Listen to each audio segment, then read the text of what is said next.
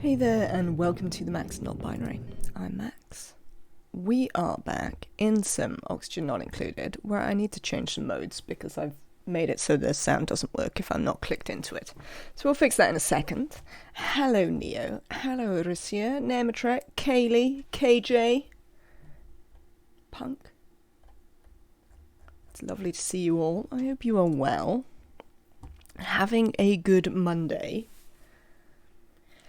Hello, Ralph friend. Today's shenanigans, I'm not entirely clear what I want to do.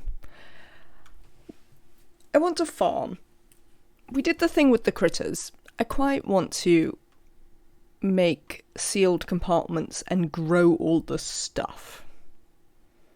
I thought we'd start on the radioactive asteroid because, well, it's at the end of the list, really. This seemed fine. There's loads of metal. There's not much going on in our first one. We are probably going to have to start with mealwood, because I don't know what else we actually grow that's going to be useful. Not a lot, I reckon. And then, we'll probably have to go and investigate other places to find other seeds. So we'll have a look. Then maybe we could try to cook all of the things as well. It's lysis, live lysis. When we get into game, I'll change the settings so that the sound doesn't turn off every time I wish to type in chat or anything.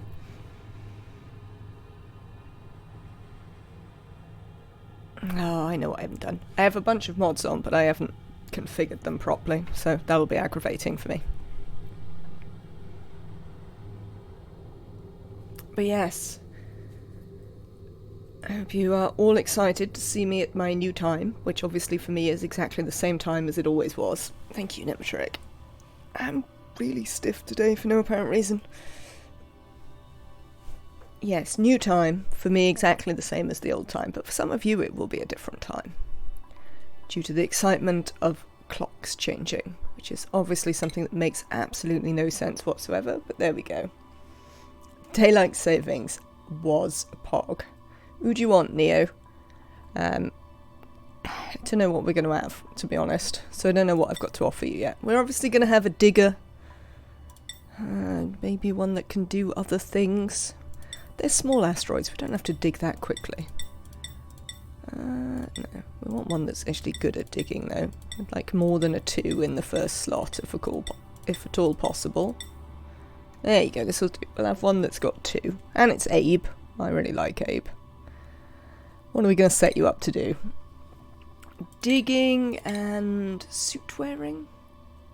I think I prefer supplying on a digger.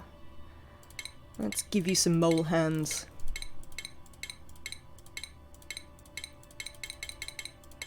I still feel the skills are cheating. I don't know why I feel the skills are cheating, but I really do. Anyone? Because parasite fur it's like trying to make a blanket longer by cutting off the top and the bottom and sewing it to the top. I think that is fair. There's mole hands. Lovely. You can't have building impaired, but you can have critter aversion. That'll be fine. Right. So we got a digger. A researching cook. Well, I have a researching cook, to be fair. We might struggle a little bit with actually getting them to do any cooking, but I don't mind the idea of a researching cook. I'd like them to not be a plant murderer, ideally. Oh yeah, you can be an unpracticed artist, that's fine.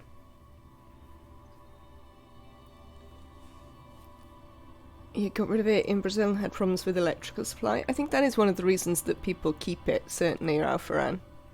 But we're going to have problems with our electrical supply this year anyway, apparently, so... Daylight savings or no.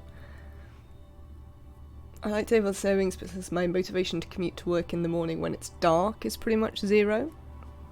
It is new save day, Manky Kitty. Welcome in. It's going to be dark in the morning anyway, Orisia. That's why I think it's completely pointless. We live too far north for it to in fact be worthwhile. Because it's essentially going to be dark from like 10 AM through to, well, the periods of light are like 9 AM to like 3 PM. And then it's not light, it's like practically dark because it's overcast and chucking it down, so it's just a waste of time. If we lived slightly further south, like if you live in mainland Europe, I can see it kind of being worthwhile. But if you live all the way up here, it's just, like, it's dark anyway. Doesn't make any odds. What am I going to do with my third dupe?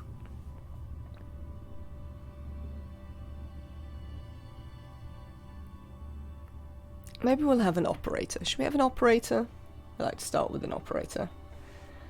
Daylight saving is a mess in Northern Europe. Who cares when the sun is only up for a few hours? It injects an extra pain to distract from the lack of light. That's sort of my point as well, KJ. Like, it just... in Britain, it doesn't seem entirely worthwhile. Because it's just not... there's just not enough light to make it worthwhile anyway.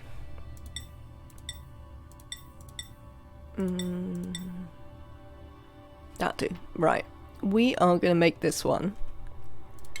Also, it's a ruby, which again, pleased with. I'm going to make this one an operating suit-wearing supplier. I will give you Grease Monkey. Actually, I think I might go back and give the researcher Quick Learner as well. There you are. Sure. Thank you so much for gifting a sub to Manky Kitty, KJ. That is very kind of you.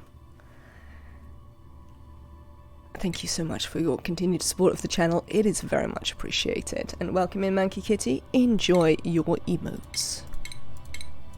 Quick Learner. There we go. Right, we need to name one of these Neo. Neo always likes a researcher, so we'll name this one Neo. There we go. We're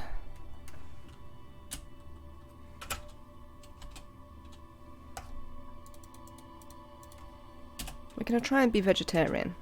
No, I can't alter this name now, apparently. There we go.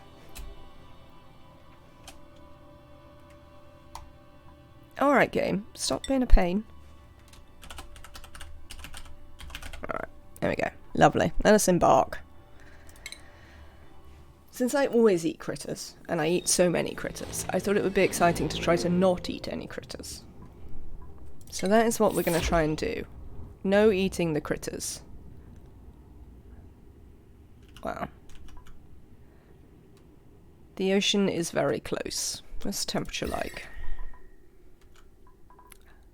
We're going to be able to keep mealwood alive for a whole 2 seconds flat. I assume we don't get bristle blossoms here, which is a problem. We could do with bristle blossoms. Thank you so much for your subscription, Titofape. Welcome in for your second month. I hope you enjoy your emotes, and thank you so much for supporting the channel. It's very much appreciated. Yeah, so this might be tricky. We'll see. We've got a tiny bit of clean water. The good thing about this asteroid is there's usually, like, its geysers are normally all water geysers. Pretty much. So there should be a saltwater one for the ocean, but also there might well be slush, or maybe just regular water, or even polluted water. So that'll make some of our life easier. There's like nowhere to build anything though, because everything's full of water, which is less ideal. Let's have a look here. What if we come up here and make your bedroom up here, say?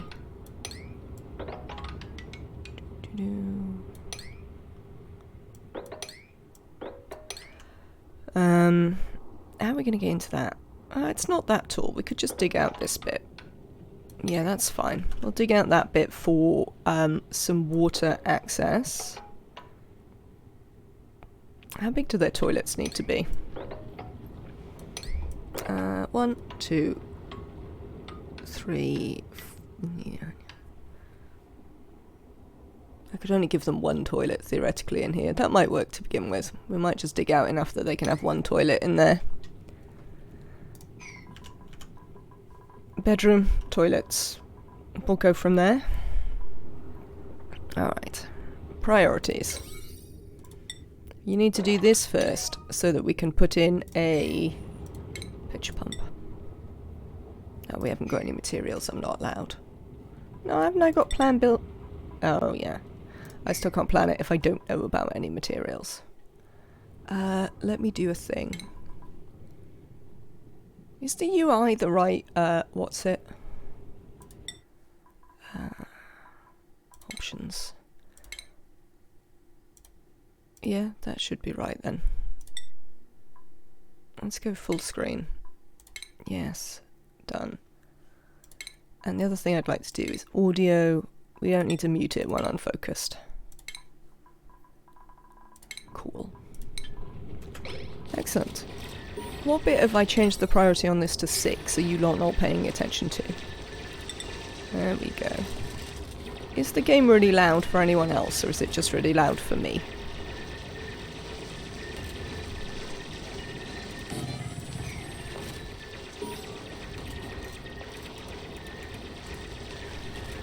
It's fine there. Alright. It's just really... It's decently loud compared to Mike. So I can turn it down a little bit for us.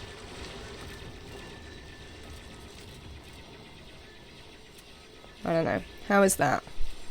It hasn't made any difference to me. I need to work out how to change the balance in my headphones, as well as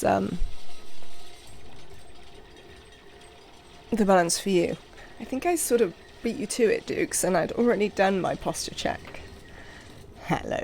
Welcome in. I hope you are having a good day. Welcome to Monday.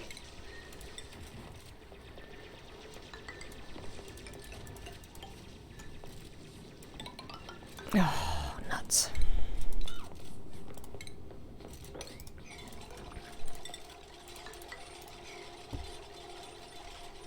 Alright, so we've got access to water, which is not a terrible start. If I don't put... Oh no, I need to put a door on their bathroom though, don't I? Otherwise it won't be a bathroom. I mean, they only get +1 morale from it. Maybe I don't need a door?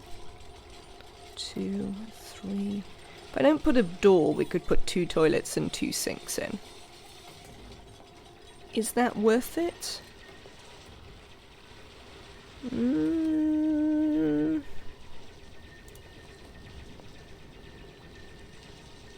No, there's only 3 of them. We'll just change their shifts. They don't need them. They'll be fine. Monday is not to be celebrated. Unholy day according to our saviour Garfield. Seems fair.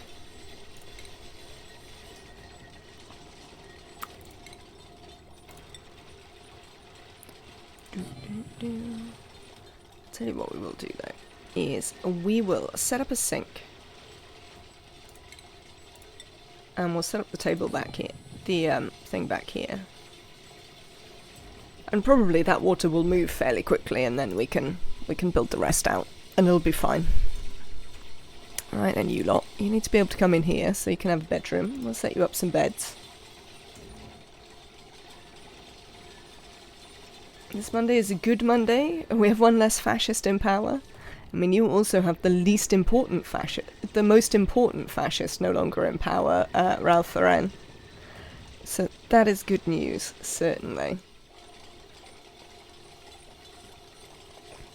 Furniture, that's what I was looking for.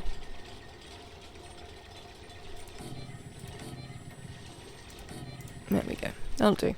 Don't bother building this out now. We can do that later. It is certainly a good thing. Right, what we got? We obviously have some pokey shells, which we can't eat. We have a geyser there. There's also one here. We might actually be able to get into that one. Teleporters here. I think our teleporters take us to... maybe the barren world? No, I think these teleporters take us to the flipped asteroid. We can probably have a look, actually. Let's go look.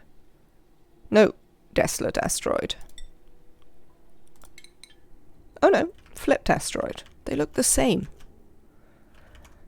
But you can tell this one's definitely flipped, because here is the magma. Alright. So that's what that leaves us to. Has it got anything good on it? No. No. Nothing good on it. I mean, some liquid sulfur, which... and a wasteland. I mean, there's some biomes on it that we could go to get, like, quite useful resources. But apart from that, no, is the answer. Not great. Geysers, certainly. I just want to zoom in there.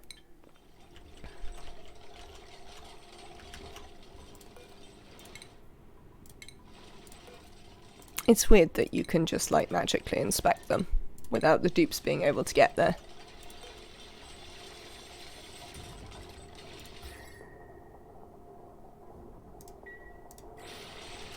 Right then, let's have a look at the temperatures. We're going to have a real problem with keeping the temperatures in any sort of range where we're actually going to be able to plant things.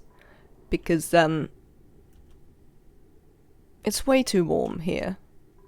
This is a saltwater geyser, noticeably. But, like, all of the surroundings are way, way too warm. This one looks like it's cold. Well, I don't know, though. It's cold down here. Why is it cold down here? Oh, because the radioactive biome is cold, isn't it? Have you put water in that already? Excellent. Where can we plant some stuff? I think probably here, just underneath.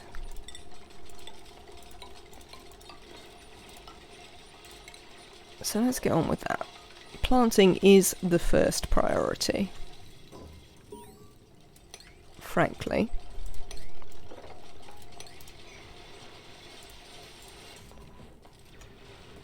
Then I want to do some schedules.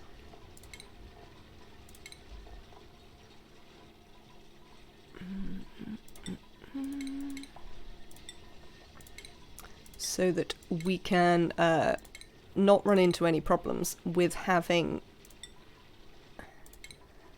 only one bathroom. Well, also because I like schedules, but you know, one of the reasons is so we don't have any trouble with the bathrooms. There you go, you three. You've all got your own schedules. Hello, GC. This is the Radioactive Ocean one. But yes, we start in a little forest biome. Oh no, I've left the alarms on. Save me. Get off. Thank you.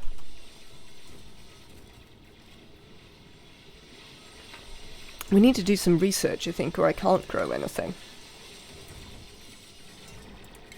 Yes, right. Let's get on with some research then, or we won't be able to. You hear it's one of the hardest. I was like, well, it has loads of water. So how difficult can it be? I mean, we'll see. We might well die, but research, that's what I was looking for.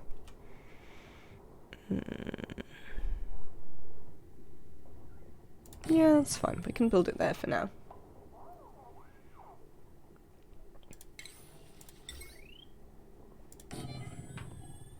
Water means food and life, so your dupes aren't really threatened by anything. Might be from an all achievements perspective. I reckon it'd be really hard to do carnivore. You haven't got any good critters to use for a carnivore start. Like, I can't even see any fish. Yeah. No, it would be really difficult for carnivore, I reckon.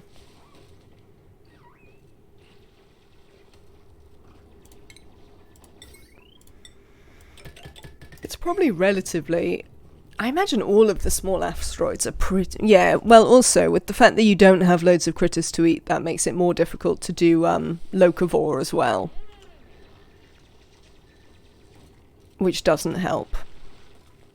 We will have to expand moderately quickly in order to make an electrolyzer, because obviously this won't do any good for oxygen for very long.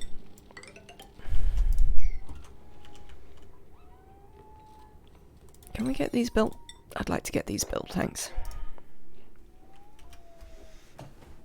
Locavore isn't that hard as long as you have mush bars. That is a fair point, GC. I think I always forget to do mush bars. Yeah, and Carnivore does it anyway. Hello, Kisukin. Welcome in. I hope you're having a good day. I think my normal solution would be to go Carnivore to achieve Locavore.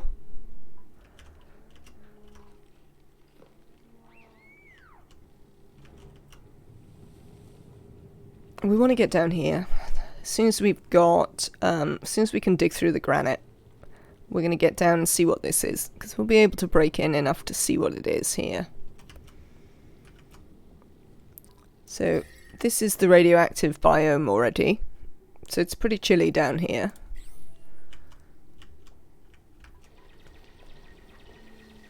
Hello, Cash Crazy. Welcome in. Hope you're doing well. I'm doing alright, thank you, Kasukin. It's been a long time. Yeah.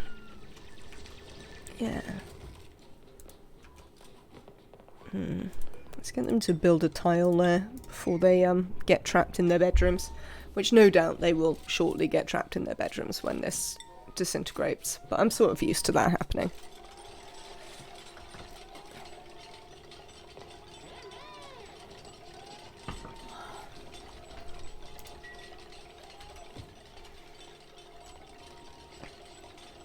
So, currently I'm just doing a pretty basic start that is largely the sort of start that I'd always do.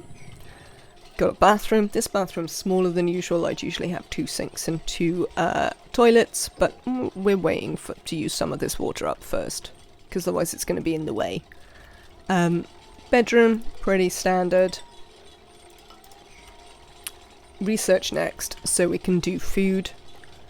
Like, often, on lots of starts you don't necessarily need to rush, like, the planters or anything, but what you do need, what is really helpful is the mess tables for the big morale boost of having a mess hall or a great hall. But, yeah, because we don't want to eat critters, we're going to need to get a faster start on the farming. Yeah, I mean, there's going to be a fair amount of Hexlant. We should be fine in the short term, without too much trouble. Let's get those going, though.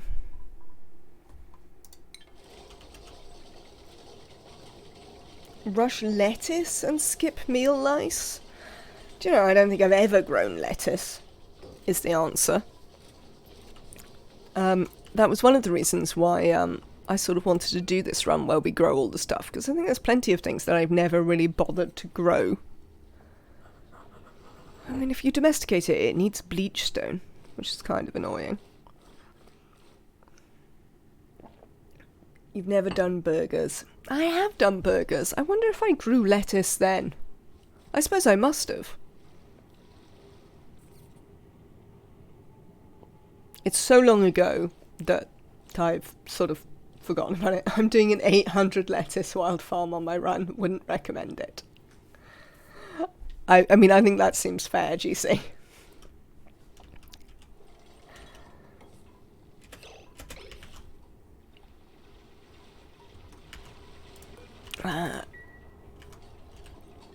Right then. I don't like domesticated lettuce though. Eating bleach stone is a pain. You're just going to wind up with chlorine everywhere. We could try and get the pips to plant it, but it's got a really, really slow life cycle. If it's wild. I mean, it has quite a slow life cycle when it's domesticated. Oh, they give quite a lot more calories than I thought.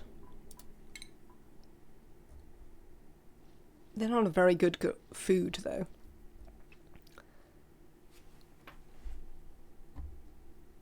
You always have chlorine in your base everywhere, no matter what you do. I mean, that is certainly a problem. Chlorine I'm slightly less likely to have in my base, no matter what I do. Hydrogen, I would say, I often have in my base, no matter what I do.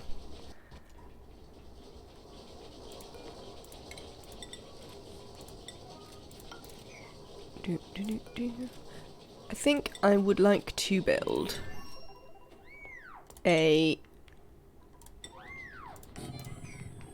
bin that we can seal away from the pips so we can put seeds in it. I suppose we don't mind if the pips plant things wild. We'll have to think about that. But yeah, it's definitely hydrogen rather than chlorine is always the one I have everywhere in my base for no reason. Did we do some learning there? We did. We can now grow some food. Let's get on that then. 1, 2, 3, 4, 5. 1, 2, 3, 4, 5. 1, 2, 3, 4, 5. Right. Once we get some farm tiles in these two, that will be enough to feed everything. To feed our 3 dupes. I don't have any mealwood seeds. How come you haven't dug out any mealwood seeds yet, dupes? I mean, there's some here.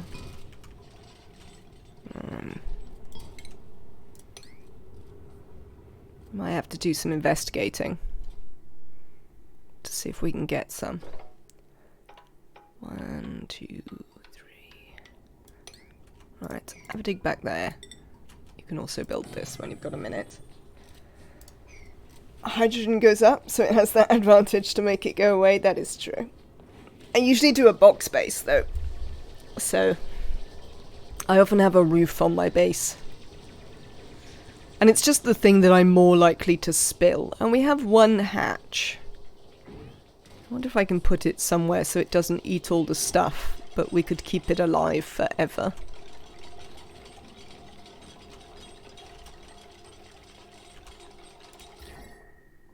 The problem is definitely temperature. Like, there's a really limited amount of space we can dig into without temperature becoming a problem.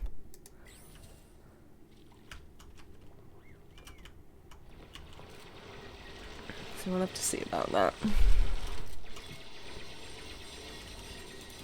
Do we know what mealwood is yet? No. Sad times. Also, why aren't we building these ones? What did they do to upset you, dupes?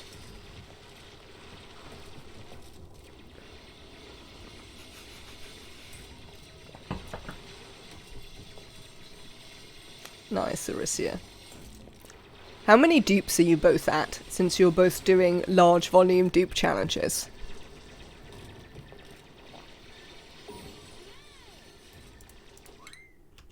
Alright, so now we can do that. What do we want to do next? We will want hydroponics at some stage, certainly, but I don't know if we desperately need them right now. I think probably we'll want to go plumbing very quickly because we're going to have very limited sources of oxygen. So we'll want to get going with that when we can. Do we know about mealwood yet? Yes, look, we've learnt about mealwood. I'll take it. It's a start. Alright, we have calories, so that's not the end of the world.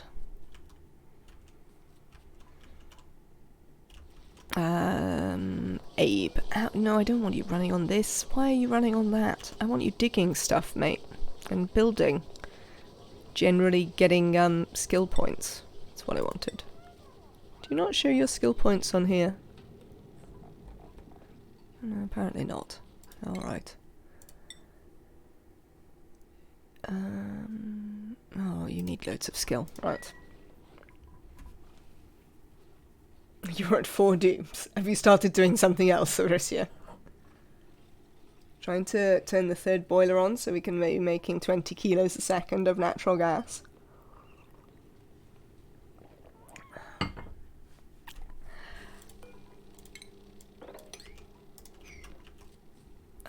Wow. It's a lot. Right.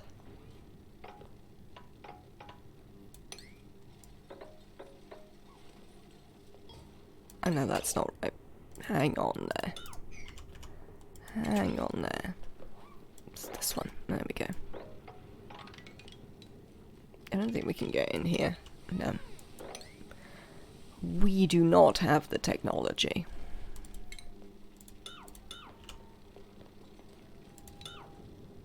There you go.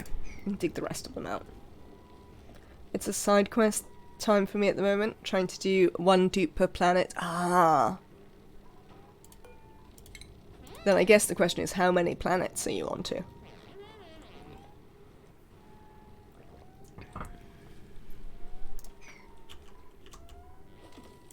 You did this, didn't you? So now we can build farm tiles in these two.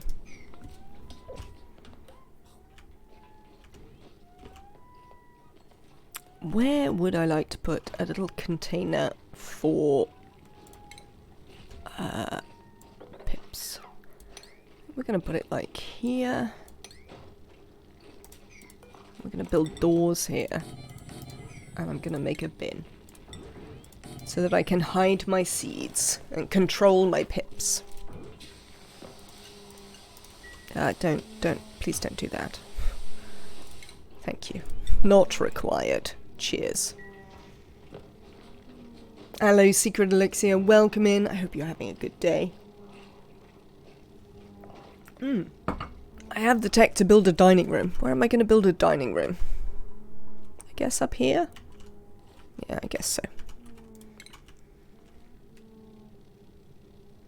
Yeah, that's not great, but it'll do. Which I think might wind up quite being the story of this playthrough. Not great, but it'll do.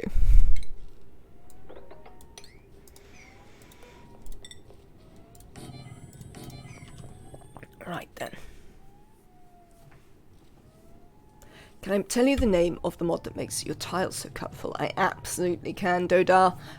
This is the True Tiles mod. That's what it's called. That makes the tiles, oh hell. Its primary thing is that it lets you see the difference between materials. So I can't really show you because we don't have any other base materials. But if I could build tiles out of other basic rocks, they would look different. What's the plan? I want to do loads of farming, Secret Elixir. Is essentially what it's to do. I want to make a giant farm with all of the crops. Because as we were just talking about, I can't remember the last time I did lettuce. It must be in vanilla, like in base game before I started streaming, possibly. I think I've only ever bothered with pinch of pepper nuts maybe once as well. Like, I just don't really do it because I eat critters all the time. So I wanted to try and do something different with not eating the critters and instead making a giant farm. Which, you know, we'll have to make a whole bunch of temperature controlled things. But we can have a go at that. You are welcome.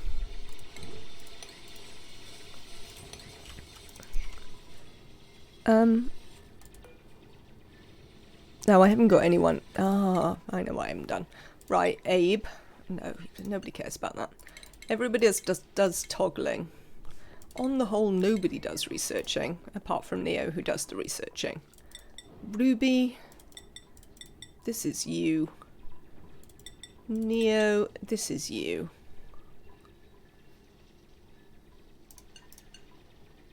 Oh, sorry, that's Abe. Neo, we'll put you down on that.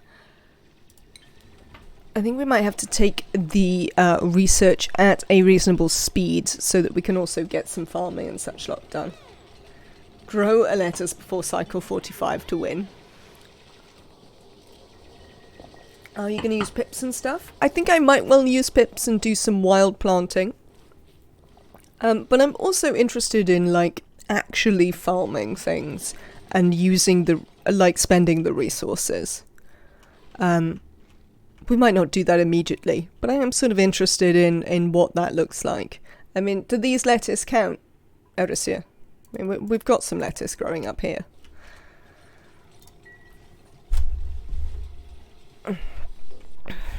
These ones won't grow before... Well, they won't drop lettuce before cycle 45. Well, they will, because they don't start at 0. But otherwise they wouldn't, because they grow so incredibly slowly. 9 seeds. Put all my seeds in there, out of the way of pips. What happened to my pip? Oh, right, it's there. It's hanging out with the hatch. Oh, it's planted the hatch a lovely mirth leaf, look. It visited the hatch and planted a mirth leaf. I mean, if your dupe doesn't want to eat meal lice, Neo, your dupe is going to have to eat muck. Those are your choices. Meal lice, muck. Wild lettuce equals anarchist government.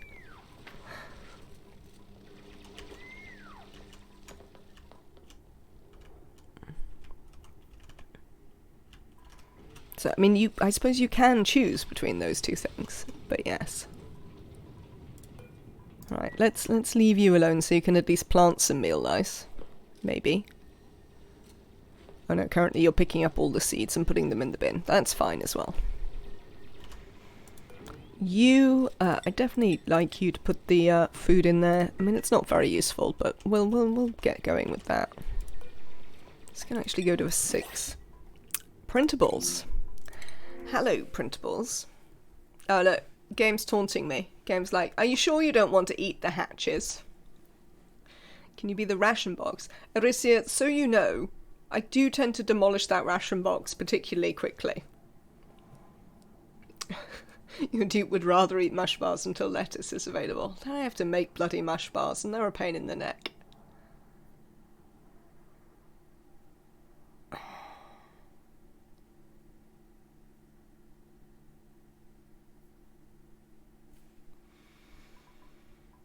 They've given me a farming cook,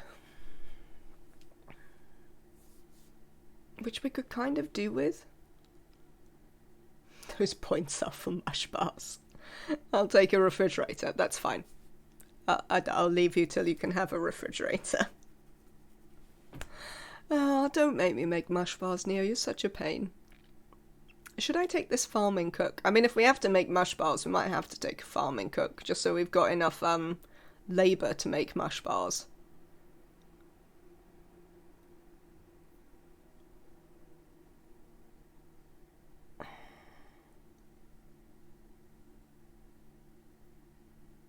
I mean, they're alright.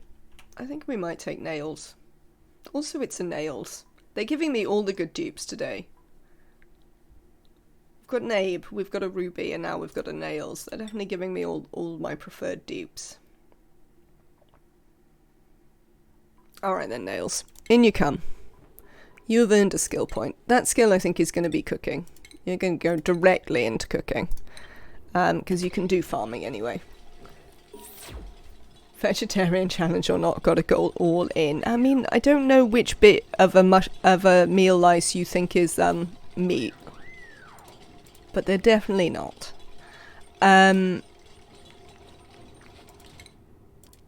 Priorities.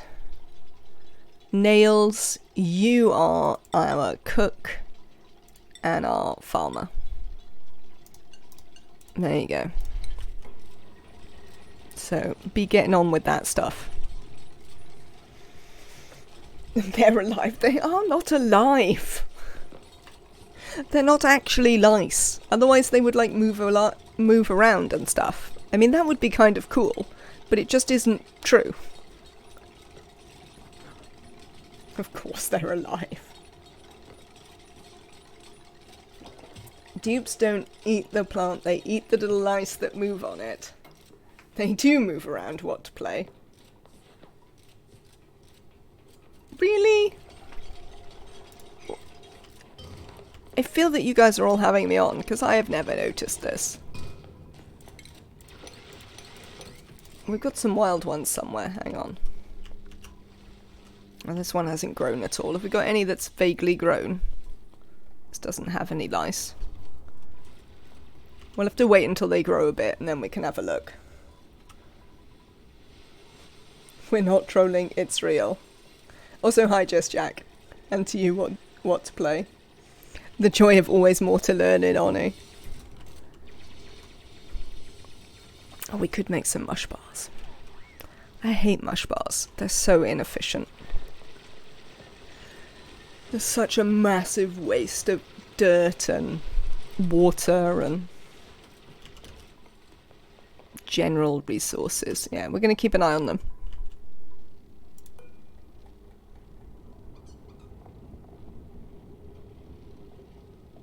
It's a grain. It is not an animal.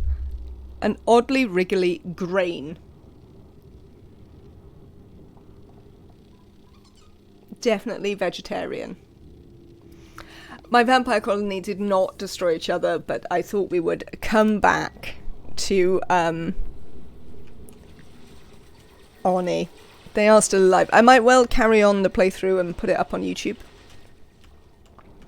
I'm sorry if it's a grain, very sus grains. I mean, that can certainly be a fairer assessment. But I'm definitely claiming them as being a non-animal, considering the game calls them a grain. Right, let's put a little kitchen up here to begin with.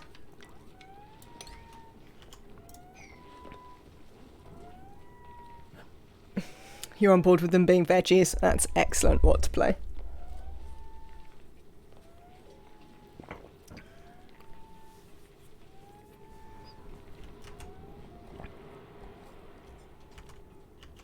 What is making that noise, though?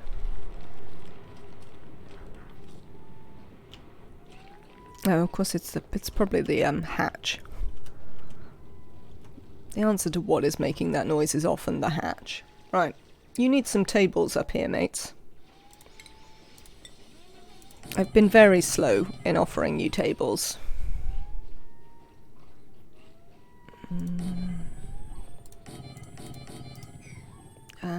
Do we have any suitable recreation buildings? No. We need to learn about one. Neo, come and learn about some recreation buildings. Thank you for the follow, Zorro. Hello, Connor. Welcome in. Why are we very sus grains? When I met my partner, she tried to convince me that squids are a type of fish because they are underwater critters and they aren't arthropods or mammals.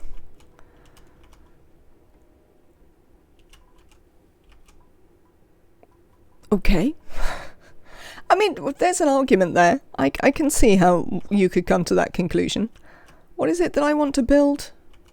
I want to build one of these. There we go. That was what I was trying to do. You saw me on YouTube and wanted to follow. Oh, lovely. I'm glad that you found the YouTube and enjoyed it. Welcome in. I hope you're having a lovely game. A lovely day. Also lovely gaming. Horns up a plugged penguin. Behold a fish. I mean... yeah. What's the word about how you name things? Is it... taxonomy? Something like that is the naming of them. Like, it's kind of questionable. It's all by convention, isn't it?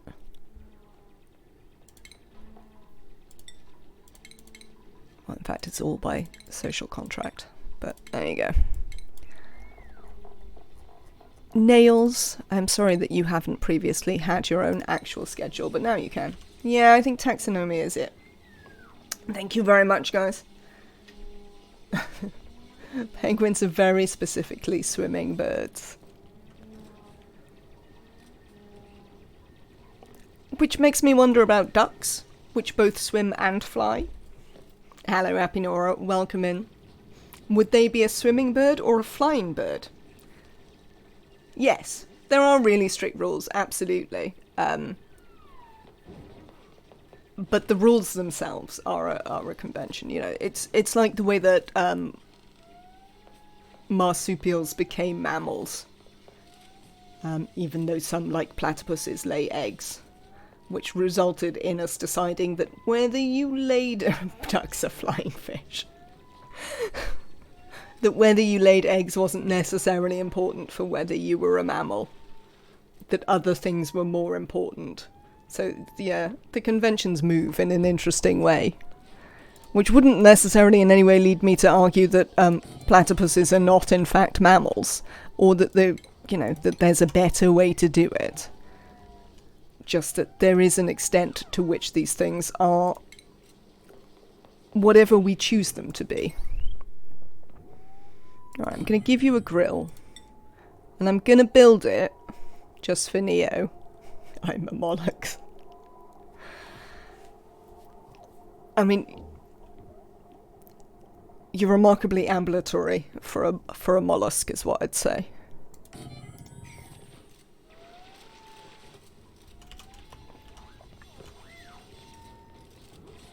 Oh, this shine bug's got trapped in a door.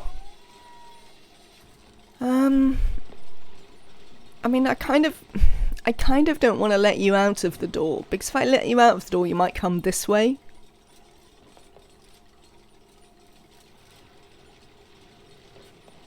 And then you'll bother Nails while Nails sleeps. I tell you what we'll do.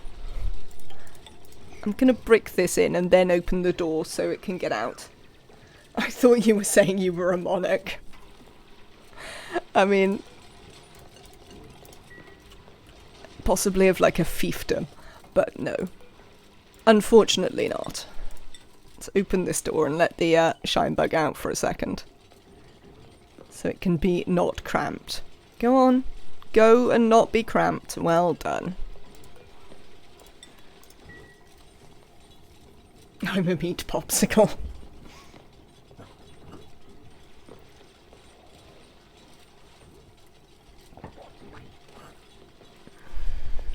Right, we can now delete these. Which will handily let these two actually out of here. They'll probably be pleased. Excellent. Right.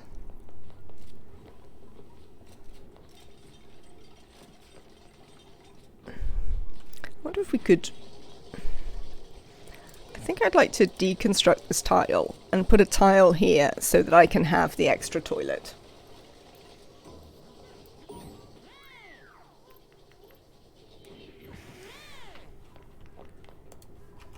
No research focus selected. Lovely. Let's plant pot. Plant pot's probably fine, yes.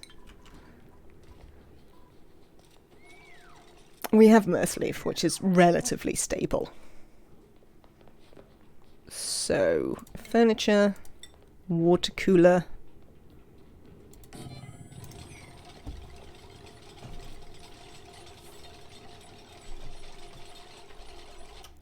Ah, lovely, right. Can you put this here?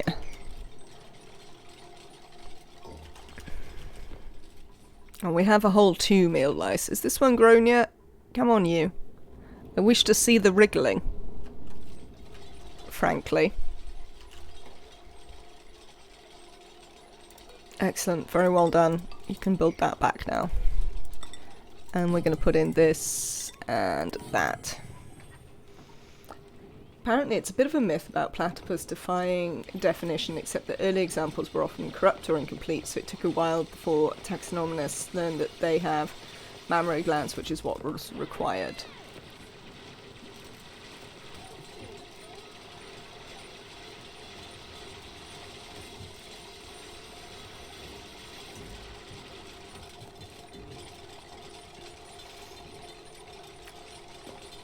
Yes. But the laying of an egg wasn't wasn't as big of a deal as people think.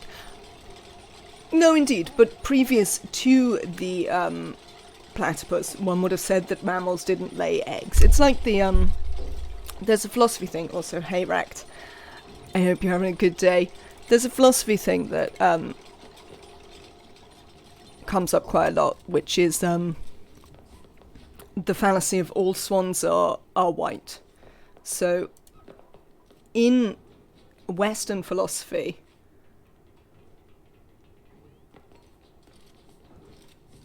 there are 5 mammals. In Western philosophy, before the discovery of Australia, it was taken as a logical truism along the lines of 2 + 2 = 4 that all swans were white. And then, of course, Australia was discovered and black swans were discovered. And it was somewhat difficult, somewhat awkward for a whole number of texts that need to be revised.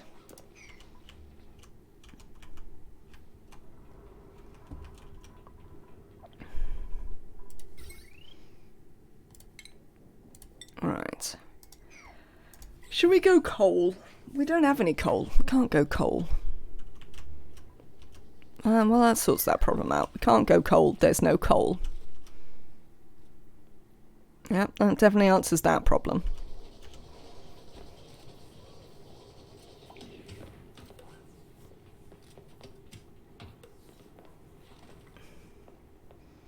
Yeah. No, it's not in any way a surprise, Ralph Lauren.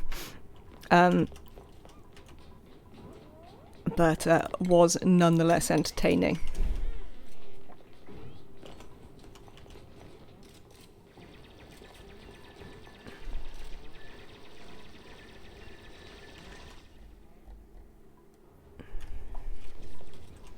Right, you lot. We're waiting on Neo to learn about flower pots. If I try and run like a fridge and stuff off these as well, that's going to be way too much power draw. Ah, thank you. Flower pots. That's what we wanted.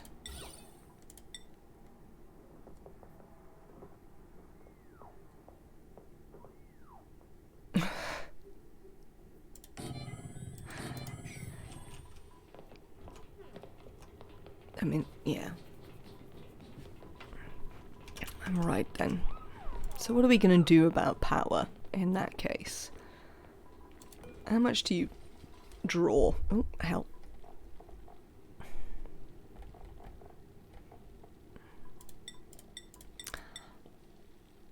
So one of my deep aggravations with the way that ONI works is that once you've built a thing,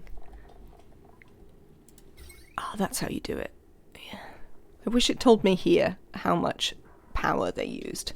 So this is 300. The fridge is going to be 120. So I think we're just going to build a separate wheel and battery up here for these things.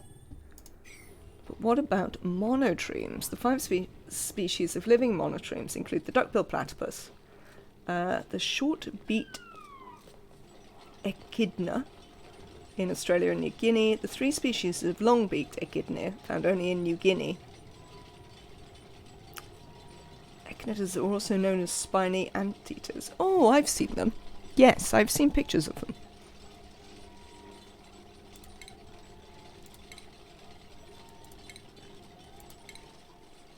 What am I looking at? Do we not know about fridges? Hello, we could do with learning about some fridges. Let's learn about fridges next. After all, Aricia would like to have a fridge named after them, so there's a reason for doing it. Build that. We might as well build that as well. Missing a research station. Oh yeah, I can't learn about fridges. Let's deconstruct this and we'll put the advanced research station over here.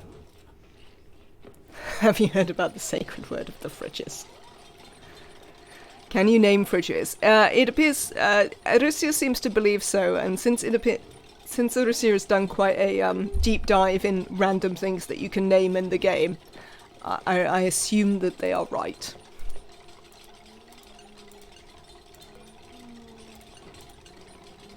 Alright, let's get some stuff planted up here. So that this can be a great haul, and we can keep our dupes happy. Can you name the pod? No, the pod doesn't have a rename. But you can name bins, we discovered. Bins can be renamed.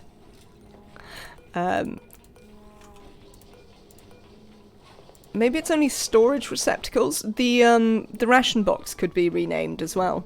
So it might just be storage receptacles.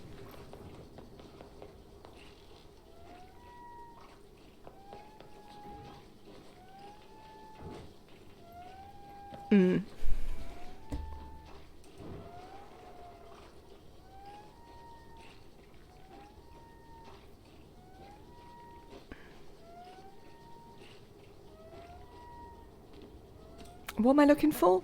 Oh, I'm looking for something that we haven't actually researched yet. That's why I can't build it. That is the whole thing. We've got Neo learning about it now.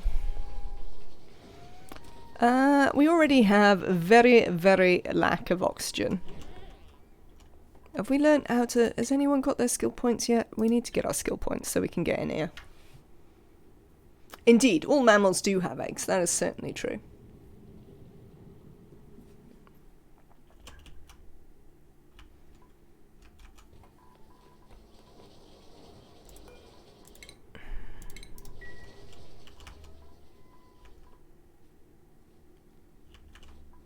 And then, how are we going to deal with that? I think we might have to do some very ghetto electrolyzing to ensure we've got any oxygen to begin with. What have you got over here? You've got... Oh no, that wasn't what I wanted to do. I wanted to look from here. You don't have any algae. Well, you'll have some algae. We'd have to set a few things up, but we could potentially get some algae there for quick oxygen. Let's have a look back on here. So we've got access to these. This is the drop-off. That might be doable, maybe.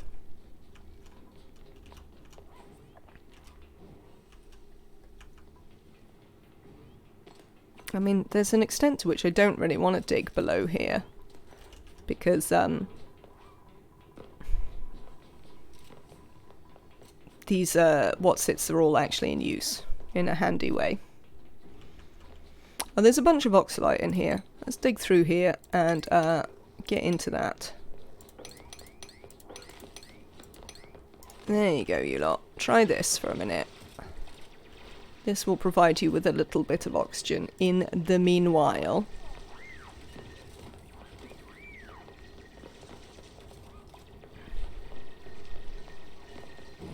I mean, not very much, but some.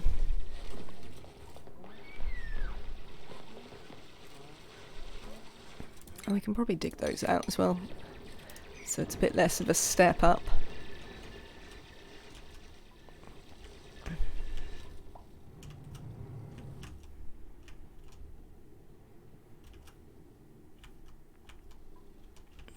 Do we have bees here? I don't know if we have the bees here. Considering it's radioactive. Right, you lot haven't got anything to do, and I would like to give you things to do, but as discussed, I'm slightly loath to dig out very far. I mean, we could just let that water out. It would off-gas for us. I mean, that's not strictly what I want to happen, but, you know. It is a thing.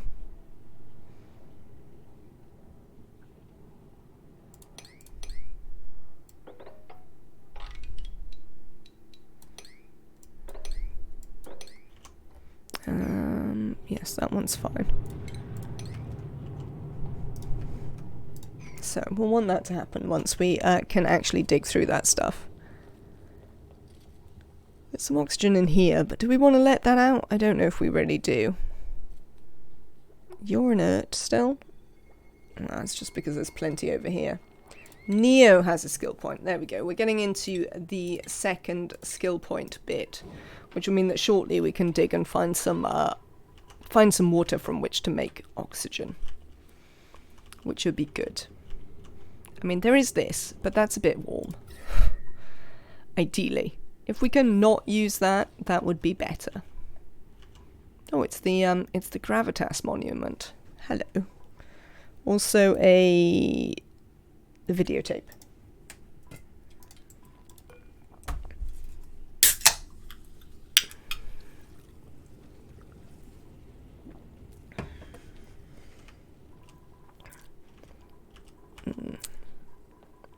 This is going to be upsetting my ability to get that bonus aggravatingly. Certainly we will make pickled meal forever. Should we make some mush bars? Do we need food? I mean, not desperately. I'm probably not against emptying this though, so we could make some mush bars while they're stood around.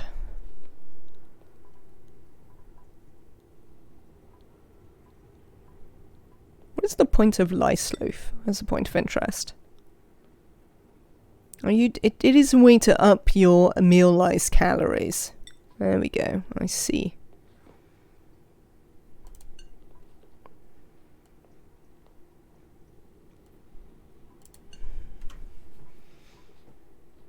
So you get 800 calories. That adds 500 calories on for 50 kilos of water. That is 75 kilos. So it's slightly more water efficient calories. But it's only very slightly more water efficient calories, to be fair.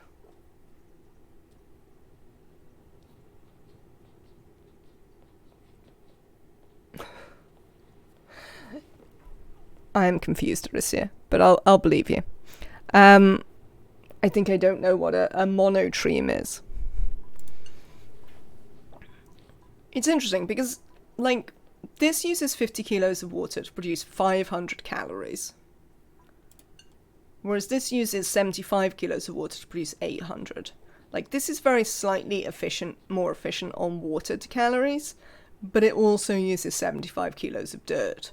Whereas the other input to lice loaf is literally just, like something you're already making.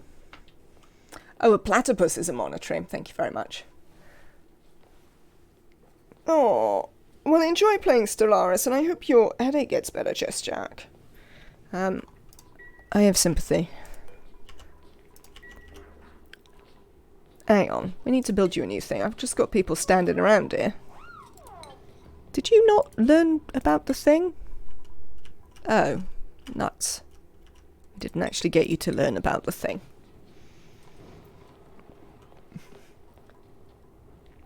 There's also luxury deep fried lice loaves, at least killing the germs. I mean, the only problem with that is that we would need our mealwood to actually finish growing ever. And we still only have 2 seeds, which also isn't ideal. Oh, you can't get in there? Oh, well, let's sort that out. We can sort some of these things out for you. Every time I play Stellaris, I tell myself I'm going to make a tiny hermit kingdom, and the next thing I know, I've expanded massively. I have that exact same problem, Jess Jack, I have to say. I'm always like, I'm going to play, like, you know, peaceful and just not, you know, fight for all of the... Just take tiny choke points and stay content. That doesn't help. The only way I can do it is actually to go pacifist. So I can't declare any wars. Monotremes are typified by structural differences in their brains, jaws, digestive tract, reproductive tract, and other body parts compared to the more common mammalian types. In addition, they lay eggs rather than bearing live young, but like all mammals, the female monotremes nurse their young with milk.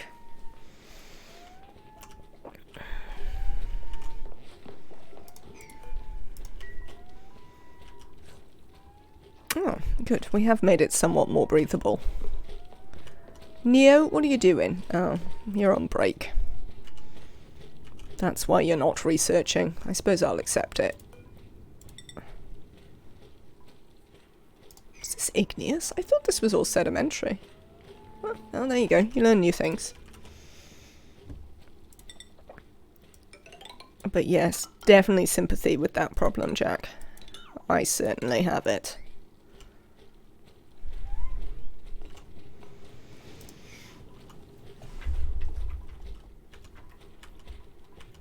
Do we have any... We do have some oxyfern seeds here. Do I have anywhere I could try and convince Pips to plant them? where they would actually grow.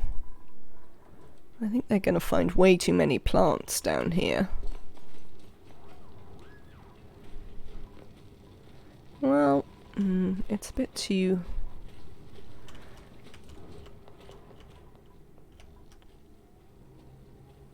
Yeah, I'm not sure we have got anywhere I could convince them to plant them where they would actually grow, at least in the short term. How tall are they? Are they too tall? Too tall. It's worth knowing. What we might be able to do at a later date is get them to plant some in here when we get down there. Next dupe you take gets name Neo with the quotation marks. Alright then, Nematrek.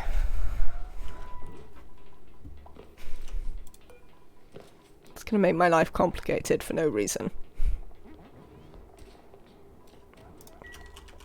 Right then, you lot.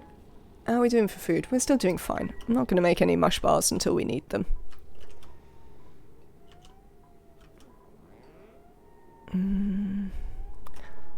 Tell you what though, look. What can we dig up? You can reach that. Let's dig in there.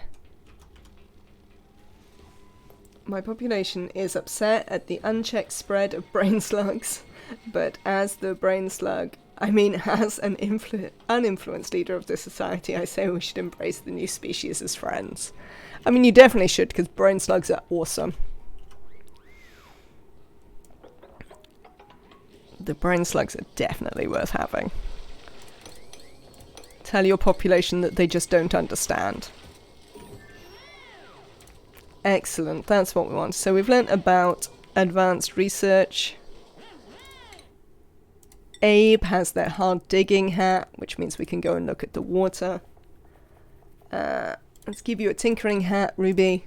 Excellent, like stuff is coming along now. Is it minus 25% pop growth? It might have changed since last time I had brain slugs. I haven't had brain slugs for quite a lot of, They do wriggle. Do you know what? I think I've only ever seen it from out there and sort of assumed it was more like waving in the breeze sort of animation. That's quite a cool animation though.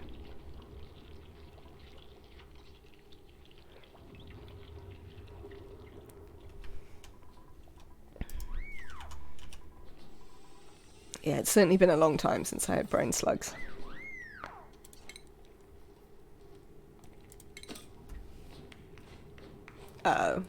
You have the pop growth. I mean, I think that's fair. I can see why you see a critter. But I can only go with the game telling me that it is in fact a grain. If that is what the game believes, I sort of have to just go with that. But we could get in there and harvest it, which I would like.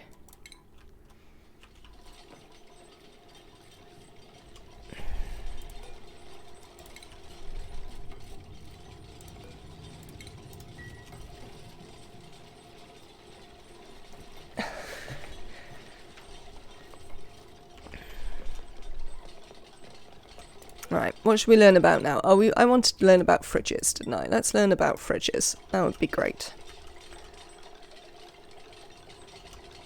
Neo, why are you building this computer? I mean, that's not the ideal way of doing it, is it? You're supposed to be using the computer, not building it.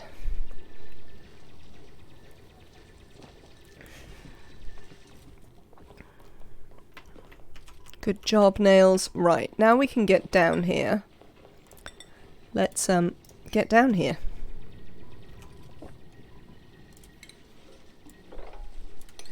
And go and look at what's in here. Neos are being really difficult today, they are. They're feeling troublesome, clearly.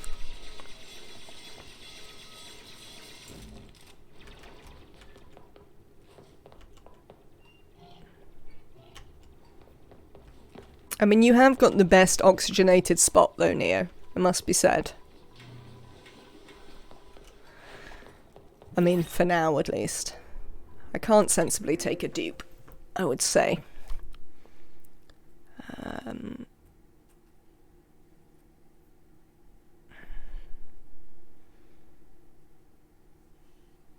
mean, some of these dupes are alright, but we can't have them breathe. You do need O2 for my brain to work. Yeah, I think that's fair. Yeah, I think even though actually both of these are alright, I think we can't afford a dupe right now. So the Neo dupe will have to hold on for a bit. Right then, why don't we look at the consumables here? Let's make it so you can't eat that. I don't know if I want to make it so you can't eat lettuce. But let's get you to make lice loaf. Forever? I mean, forever for now, I guess. Oh, you need more than one meal lice. That's sort of aggravating. But the mechatronics engineer, I know, but, you know, it's not going to help if everyone suffocates before we get there. You know? This is a distinct problem that we are facing.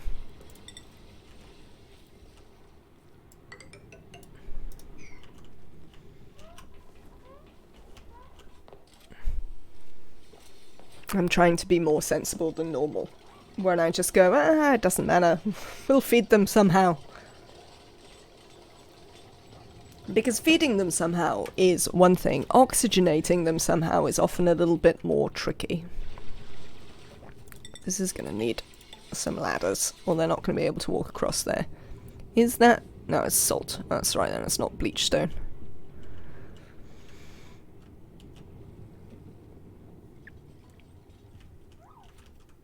What do we know about down here? We don't know much down here. Do I get bees? I mean, I'm not seeing any bees, which makes me think that maybe I don't get bees. It's a great big radioactive, like, area to not have the bees in, though. Sensible is boring. I mean, true. I mean, I shouldn't really worry about it, since everyone loves restarts anyway. So it's not exactly a big deal. Oh, actually, I don't want you to make pickled meal. Don't do that.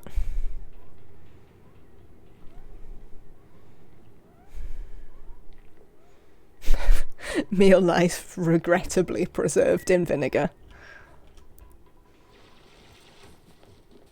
Am I doing anything for Halloween? I am not wrecked. I'm most certainly not a dressing up sort of person. So I will be ignoring Halloween as I do pretty much every year. And because we live in a like gated apartment, we don't get trick-or-treaters or anything like that. So I am free to ignore to my heart's content.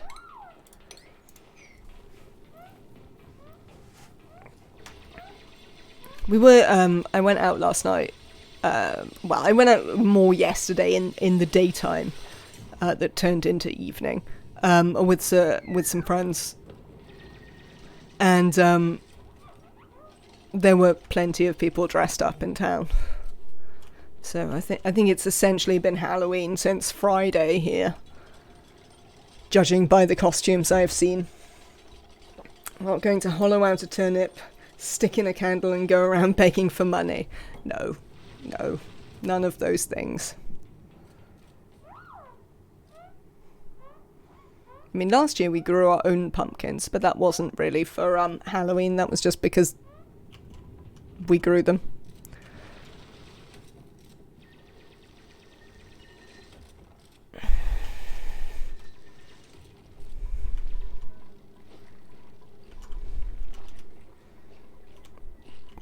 You. Actually, probably this one will want to wrangle, but I won't get a rancher. That's what we did in my day. I think... So we did do trick-or-treating sometimes when I was a kid. But Halloween was definitely not the big deal that it is now. And, also, I'm fairly certain that pumpkins were a weird exotic thing that we didn't have over here.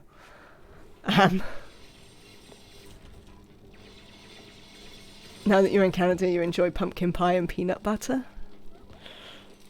Sounds all way too sweet for my tastes.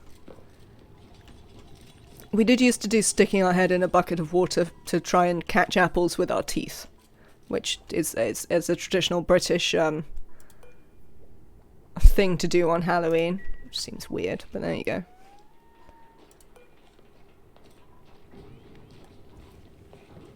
Pumpkins were not a thing at all when I was a kid. Bobbing for apples. Indeed, wrecked. I'm glad it's not just me. Like, pumpkins definitely weren't a thing here.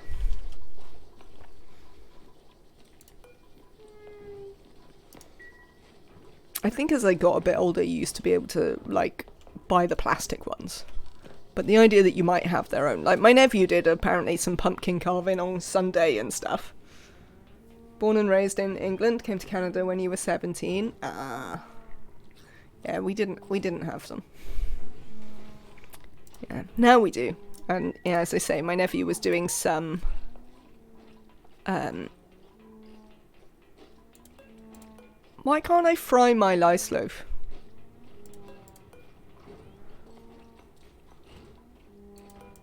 Chat, didn't you tell me that I would be able to fry lice loaf?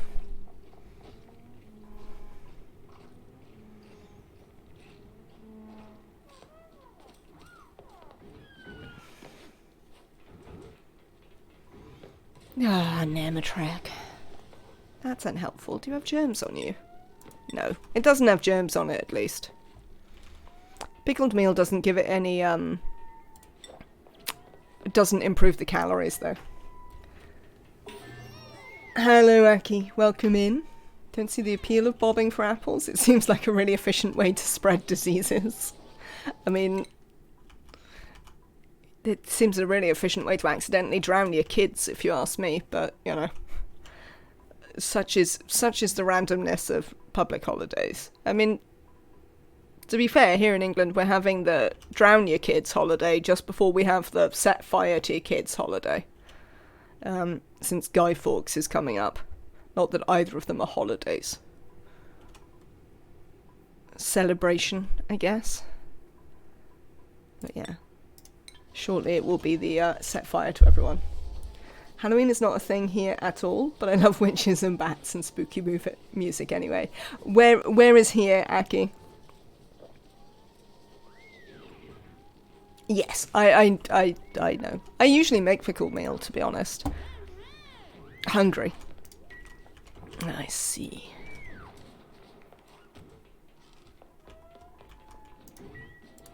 Yeah, I usually make pickled meal, but partly just so that I can separate ingredients from cooked food. That's one of the reasons I make pickled meal often. Can we build refrigerators yet? Yes, we can. Excellent. There we go. Let's cancel this. I'd like to build a granite refrigerator.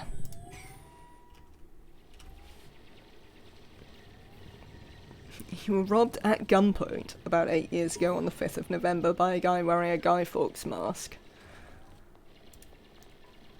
I assume that's the V for Vendetta Guy Fawkes mask. Like, it's really weird to me that, the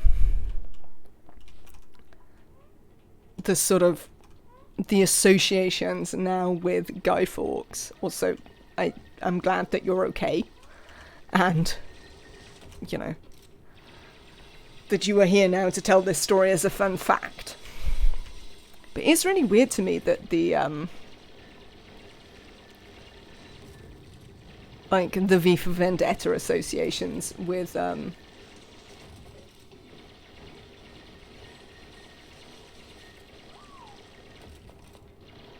those masks existed beforehand. I wonder if it's the same mask in the comment, in the, Yes, Guy Fawkes is an actual historical figure. Okay, so for those of you who don't know about Guy Fawkes and why we set fire to things on the 5th of November here in the UK, in dates someone can Google, I think the Civil War, late 1600s, maybe early 1700s, but it's a guess, don't quote me. He, after the Civil War and the restoration of the monarchy, Guy Fawkes was part of a terrorist organisation, essentially, who wished to destroy Parliament. And so he planted a whole bunch of gunpowder underneath the Palace of Westminster, the Houses of Parliament, and was going to explode them. He failed, and we hung him as a traitor. And so on the 5th of November, we commemorate this by setting fire to things and setting off explosions and burning effigies on fires, because that's entirely a reasonable way to celebrate something not being set on fire.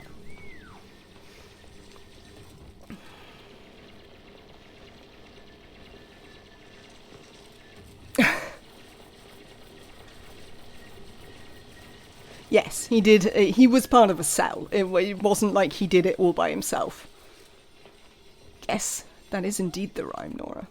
Sounds like he was a very sweet and pleasant person. I mean, he was a radical, of a militarized type. But, yeah. I mean, it's not like he didn't, like most radicals, it wasn't entirely that he didn't have some valid complaints. It's just that, you know, exploding a bunch of people and things isn't really ever the proper response to your potentially valid complaints. There's really a very limited range of times when that might be a sensible way to do it. Right, I think I'm going to want to build an electrolyzer pretty soon. What are we going to need for that? We'll almost certainly need some automation wires, so let's get that done. He was a lefty, so he was a radical who needs the monarchy anyway. I think he was a monarchist, wasn't he? Wasn't that why he was trying to blow up Parliament? Or was he trying to blow up the king when the king was in Parliament? It's possible. I forget. It's been a long time since I had to care. I think we had to learn about it in school. But, yeah, so... As I say, essentially, where I live now, from Diwali, so that's sort of middle of October, all the way through to New Year, is like permanent fireworks season here.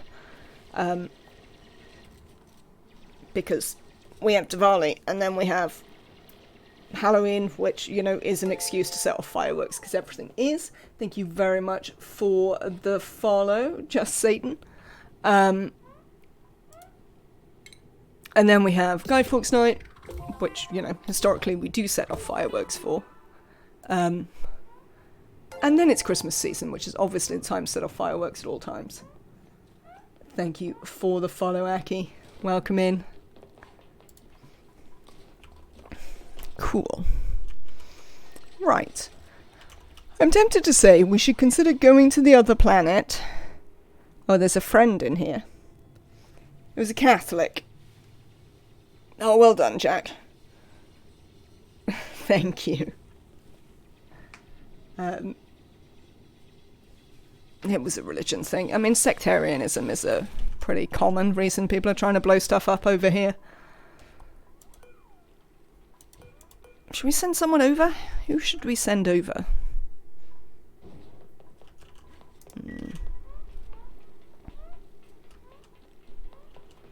I wonder if we could send Ruby over to have a look. I mean, we obviously could, but whether that's a good idea might be another matter. We're going to appear in a sandstone biome, so it's not going to be particularly dangerous. We'll be able to send them back pretty easily. And what I'd really like to do is to be able to maybe send over some algae to help us out in short-term oxygen production. Oh, there's a pip egg. Do you know what I would like to do? I don't know if I'd like to do that. 1605, failed assassination attempt against King James I by a group of provincial English Catholics who sought to restore the Catholic monarchy. Excellent.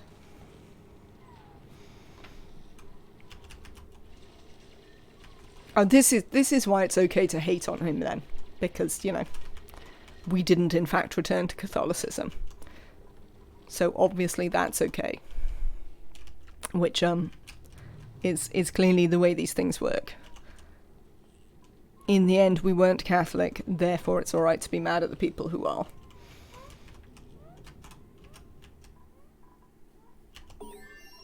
What we got?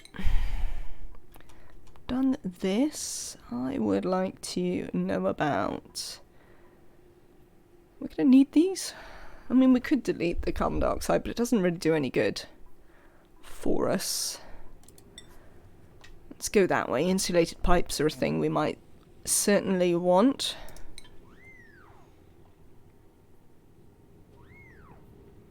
Oh no, absolutely. I'm not suggesting that it's appropriate, Jack. I'm suggesting that it's deeply inappropriate, that it's completely fine, and that we dismiss the sense of an other just because, you know, Catholicism didn't return here.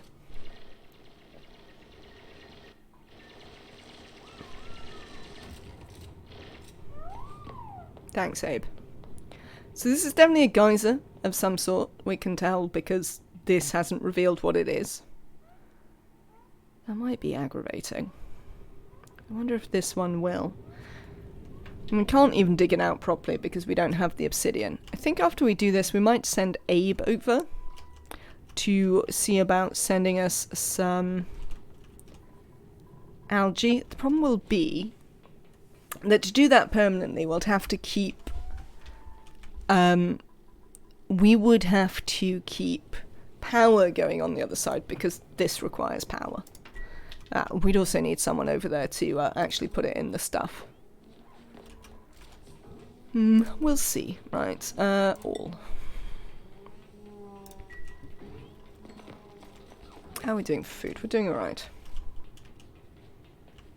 But I think, yes, once we get this done, once Abe's had their rest and comes back tomorrow, I think getting that dug out, finding out what it is, and then maybe sending Abe to the other side might be an idea. We're very close to space again. What's the temperature like up there? It's actually less hot this way than it, well, I mean, it's mostly just hot over there.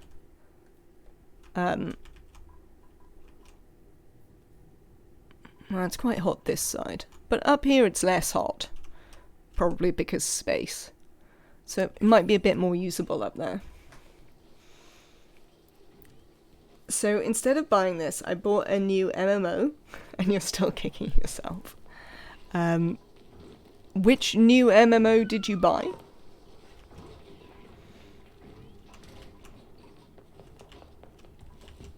As a point of interest? How are you doing, Abe? You're having a sleep. Oh, that's fine.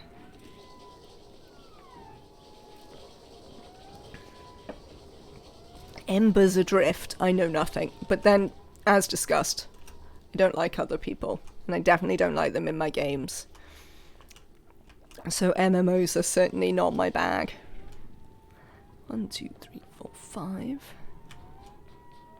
I mean, they will feed slightly more people, considering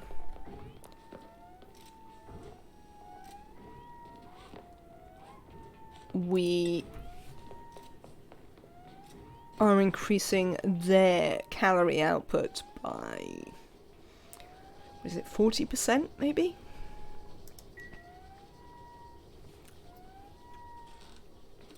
Spent a bunch of money on content in Guild Wars 2. I mean, I do say that there's so many games and so little money. I have a wish list that's like 30 games long or something. Used to be addicted to MMOs. Thankfully I got off it. Since then I also discovered the peace and niceness of single players. It's definitely about what you want though. Like, plenty of people play games not for a social experience. It's why, you know, games as service have become such a big deal. Because people really like them.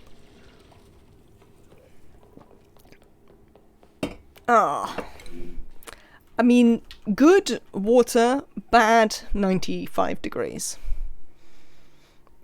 So we might want to carry on and see about... Oh, there's the bees. Hello, bees. Also carbon dioxide. That's not really a surprise. Up? Yeah, I think up. I don't... I'll tell you what, we might be able to just sort of block this in this way. So that we can come up here, pour water on the bees. Hang on, I missed something.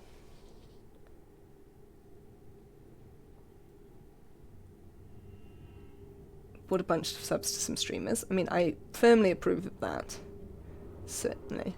The only thing that ever made me want to play an MMO was because it explored something I'm interested in. That makes sense. Final Fantasy XIV as a single-player game. Is it any good as a single-player game, Nematrek? I mean, I thought the great thing about 14 was that it was the online experience. Though then I got addicted to modding games, so there goes that. The NPCs that accompany on the dungeons are just very varied. Poor bees. We're ideally not going to pour water on our bees. I mean, that doesn't mean that we won't pour water on the bees. It just means I'm going to try not to pour too much water on the bees.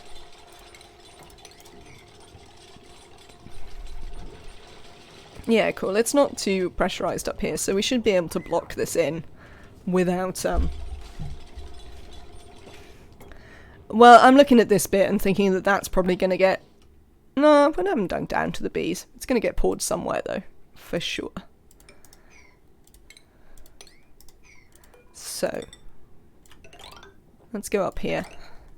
Try and get into that.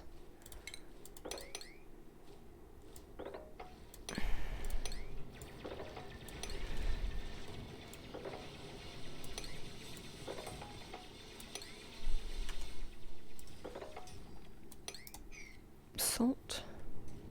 Yes, this is all salt, not a bleach stone, so don't have to worry about that. Or at least not immediately, which I'll settle for. I will settle for we don't immediately have to worry about that.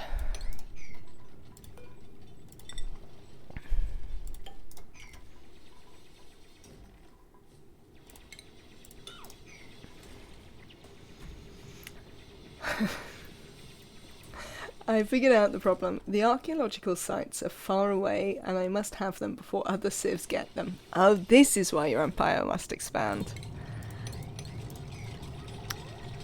I don't think it's usually the archaeological sites that make me expand. I think it's usually just, oh, look at, like, it's often planets, or this, like, excellent choke point. Possibly just because I don't look very often. So, this game gets so big and then has a tendency to crash. This one? No, it's not very crashy. I mean, you did watch me do the thing that is guaranteed to completely destroy it in the last playthrough I did. The thing that wrecks this game is having to do huge amounts of pathing simultaneously. If you cut down on critters, or only put them in very limited spaces, which there are a number of ways to do without making them feel cramped, your game will run better.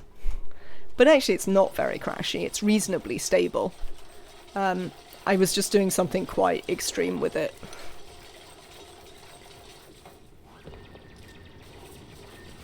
Yeah, if you go thousands of cycle in, you'll almost certainly experience some slowdown. But I mean, we've had stuff go certainly to cycle 2000 without it being too bad, as long as your critters aren't too bad.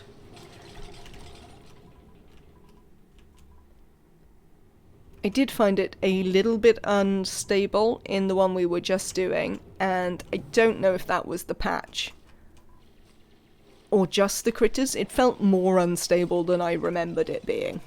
See you, Nematrek, having a good one. But you know, not by a huge amount. And as I say, we were doing something that, like, is designed to upset the game no end.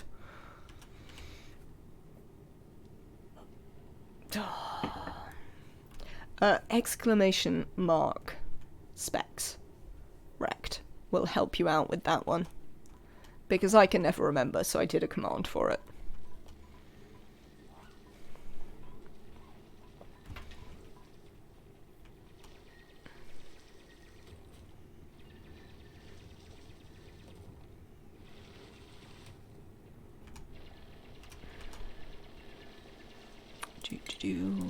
Stick those out. Come on, Abe. How are we doing for oxygen? I mean, we still have some oxygen up here.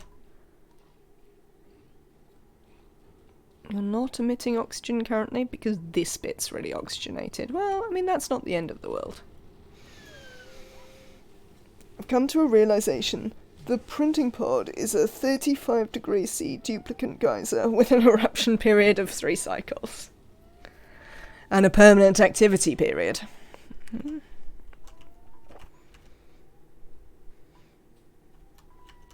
I mean, it's a bit easier to cap off than regular geysers, I would say.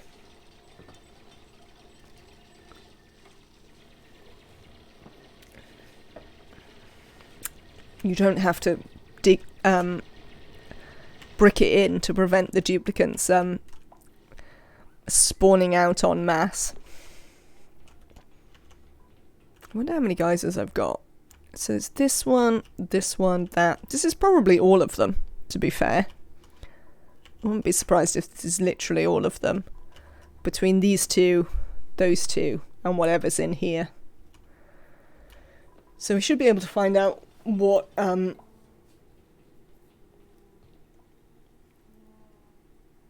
should be a mod. What options we have going on fairly soon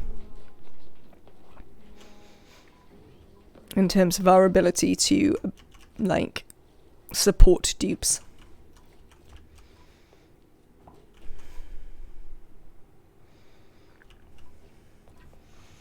Imagine if you refuse to print any dupes long enough that the pressure builds up and it just starts spewing dupes. Like, that could be a thing. Now, that could definitely be a mod. There is a mod that does not let you reject prints and forces you to choose one.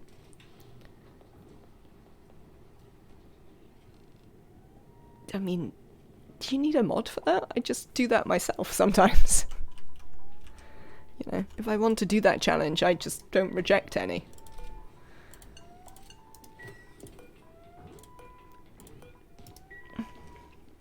Yeah, no, that was how I felt, Jack. But I do know, like, reading, like, what people write about their gaming experiences and stuff on forums and stuff like that. I know some people, oh yeah, no, I do use the pause on ready to print mod, Aki, because I do ignore it quite often. That one I definitely use. Because otherwise I'll be doing something and I won't notice that it's time for a duplicant. Or, you know, just to look at the pod generally. I've even loaded it in this one because I constantly forget to actually look at the pod. I noticed quite a lot in the last playthrough we did that, you know, I'd be doing something for a while and then come back and look at it and I had the dupe up there. There's always an option to select something other than dupe. You don't have to give that option.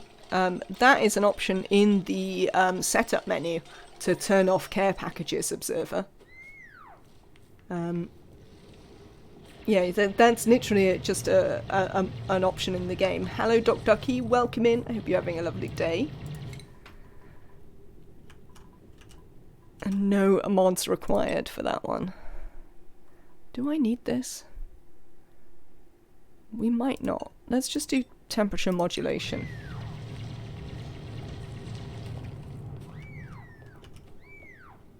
I don't think you can do it in-game. I think you have to do it before you, start. Yeah, I think you have to do it before you start, but in the start menu, when you start up a new game, you can turn off care packages. It is a world gen option, yeah.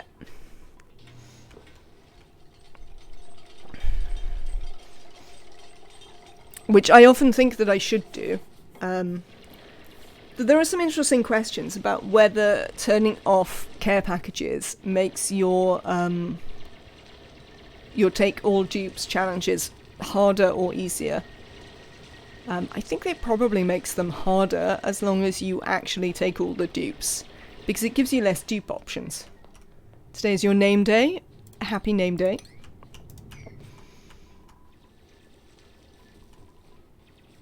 The enigmatic fortress killed your archaeologist, so that's a bit mean. What did you do to upset the enigmatic fortress?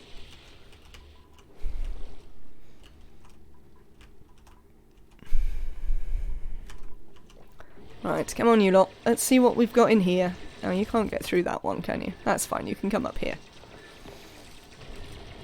I existed. Fair enough. Sometimes that can't be enough.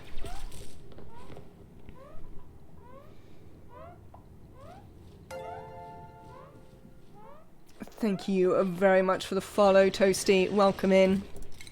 I hope you're having a lovely day.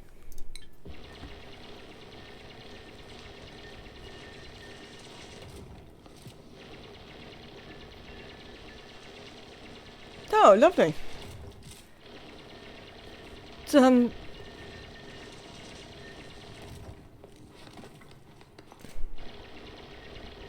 Was somebody on YouTube talking about me, or what was that? Oh, Toasty. That's reasonable. Ah, that's very nice. Doc Ducky. I'm glad to hear it. Yes, this one's cool slush. There we go. We can use this one to make oxygen without boiling the place. So that'll be nice.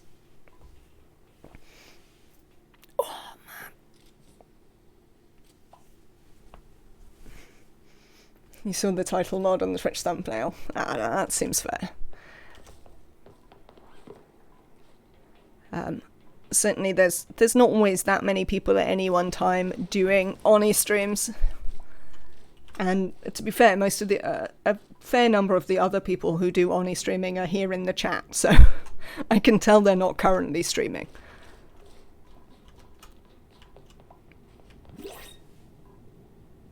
Yeah, you see, as I say, pause on ready to print, because otherwise I'll ignore it.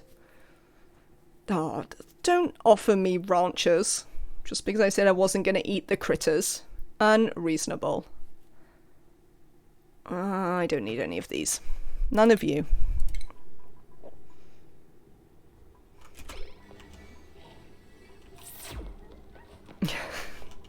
Indeed, Arisia. Their walk is funny. They do walk in a fairly amusing way. Right. So we can't get in there yet because we don't have the skills to dig it out. So I'm definitely going to send Abe over. Let's go and look at the other planet. Come on, Abe. And indeed you, Jack. I do enjoy the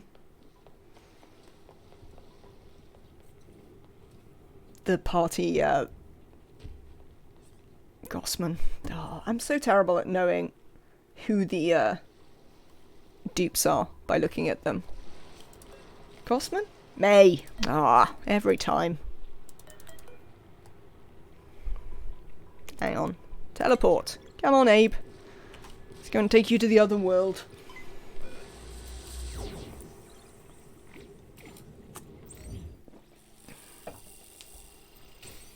Alright then.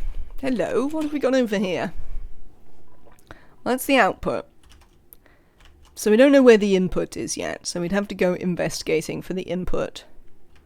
But what we can do... There doesn't seem to be that much algae over here, disappointingly.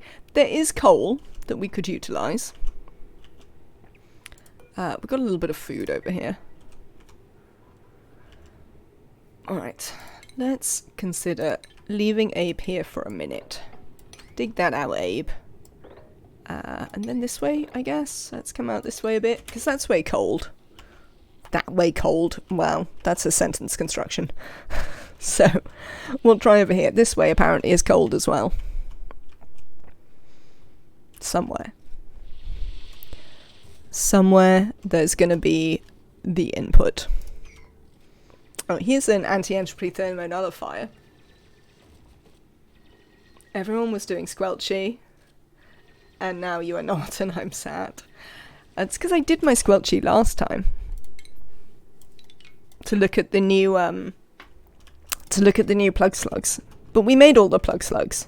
So I am happy that I've investigated the new plug slugs. It's there. Right. Yes, I am satisfied with plug slug investigation. Yeah, so now you'll be able to see actually a bit better what the tile mod does. Because you can see that this sandstone tile has quite a different pattern to these igneous rock tiles. And that's like one of the big bits of the True Tiles mod for me, is the fact that I can tell what I built my stuff out of. It makes me happy. Hello, Abe. Let's build a ladder.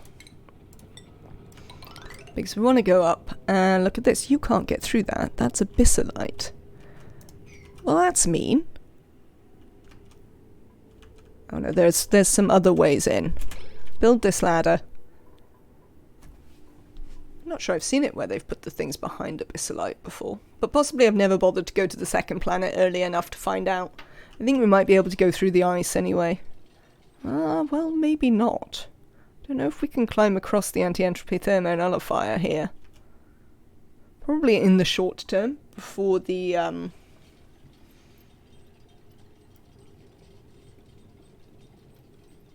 don't know. I've never played Slime Rancher, so I can't say whether I would ever play it on stream. It's not necessarily on the list of things, but I have seen a couple of other people playing it. And by seen, I mean I've seen on the list. Not necessarily, necessarily watched it. Squelchy is a fun one, and all the water is actually annoying. I agree. But plenty of oxygen generation, Jack. Reminds me of the I'm at war with Japan and Sweden now messages we used to have in chat a long time ago. Oh, Danish? Yeah. We haven't seen Danish for quite a long time, unfortunately. But considering they are still in school, I assume possibly that school is busy. And there is less time for Crusader Kings murdering.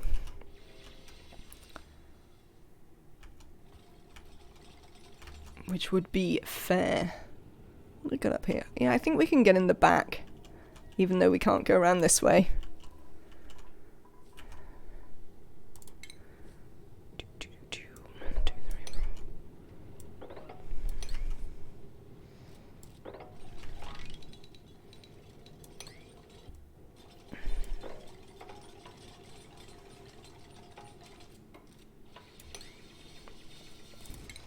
There we go. Which I think we can only do because the anti-entropy thermonullifier spawned here. Because you can see how it broke the abyssalite there. See you next time, Doc Ducky.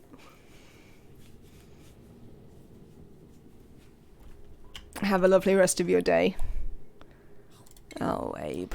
Should we make you some stuff, mate? Oh, we haven't made you a toilet. Damn it.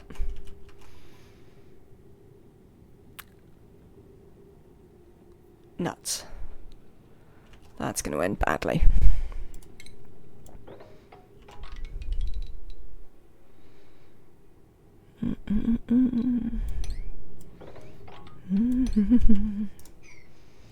Yeah, there's going to be some polluted water about the place fairly shortly.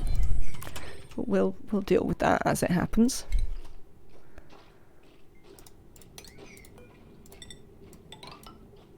Do I want to go all the way through into there?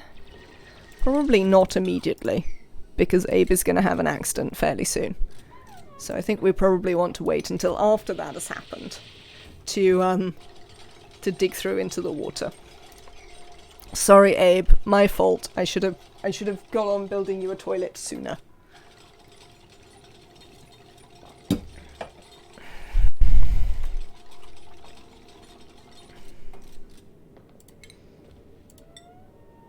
Really? You've decided to just go to sleep on the floor there. Okay. Okay then. You do that. Right, well, other things we're going to get you to do when you get up is build yourself a bed and potentially some food. Not food. Tables. The other thing. Tables.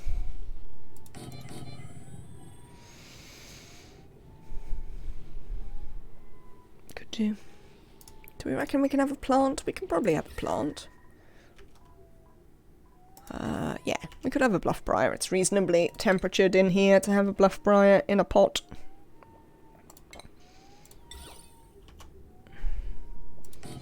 Pot. We might want the pot there, actually. Since we don't yet know how to make the, what's it? Oh, excellent. We appear to have come back just in time for you to have finished that. Can we... Where is it? Where's the party line? There. Let's do the party line. Do we need to? No, let's not bother. Let's not bother with the party line. That way. Cheers. Alright, you carry on there, Neo. You guys alright over this side? You seem to be doing fine on the whole. Seems alright. I know. I know you're sad about it, Abe. We are in the process of sorting it out for you, to be fair. We can't quite sort it out for you, but we are trying. Wash basin in there. Oh, there you go, you see. You're gonna need to mop that up, I'm afraid, Abe.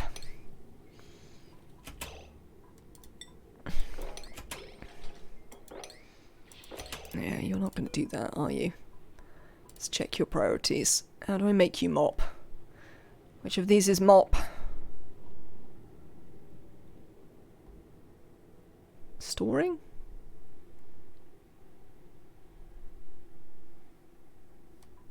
Which is mop? I had a funny bug last week. One of my party phones bugged out and had a ghost user. Other dupes would know and got the second buff. Amazing. Hello, Dr. Penguin. Welcome in. Where is mop? Tidying. Tidying. Right. Abe, tidying for you, mate. Because I need you to mop this up. Well done. Alright, now you can stop tidying. Thank you. I saw you from a video on YouTube. What is this video on YouTube? It is bringing people here today to me. But I am unclear what has prompted YouTube to actually start driving traffic. I'm happy about it, and I'm glad you're here, Dr. Penguin. But I'm certainly interested to know what it is that is bringing people here today. Shut up, Neo.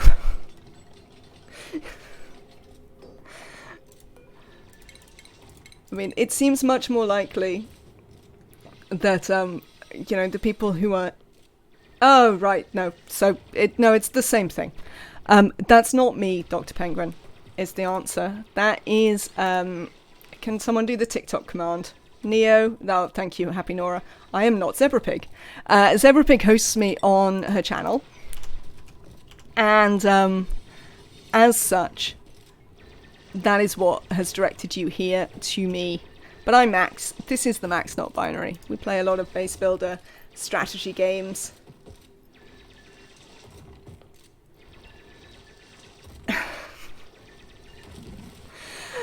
I have an awful lot of trolls in my chat, apparently, who are my regular viewers.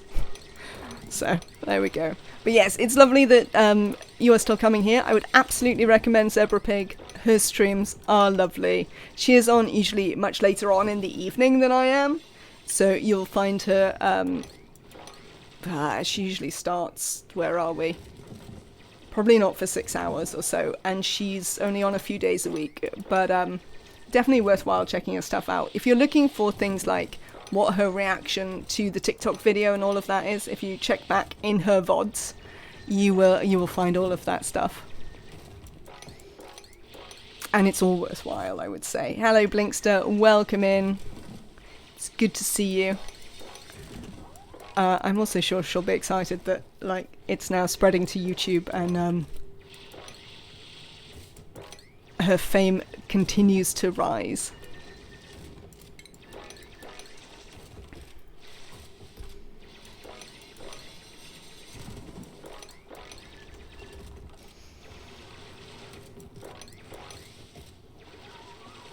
I don't know who this Mr. Beast guy is, and I didn't come here because of his video. I found you because of a live video on Twitch. I mean, that's kind of understandable, but I talked about this quite a lot when the Zebra Pig video went viral on TikTok and Reddit, which is that discovery on Twitch is actually like a nightmare unless you are looking for a specific game, but finding specific sorts of creators or anything like that is like pretty terrible, I would say. Twitch are not good at it. So anything that drives people to the channel is always welcome. I'm Mr. Beast. Arisia, if you're Mr. Beast, where is my big sack of money?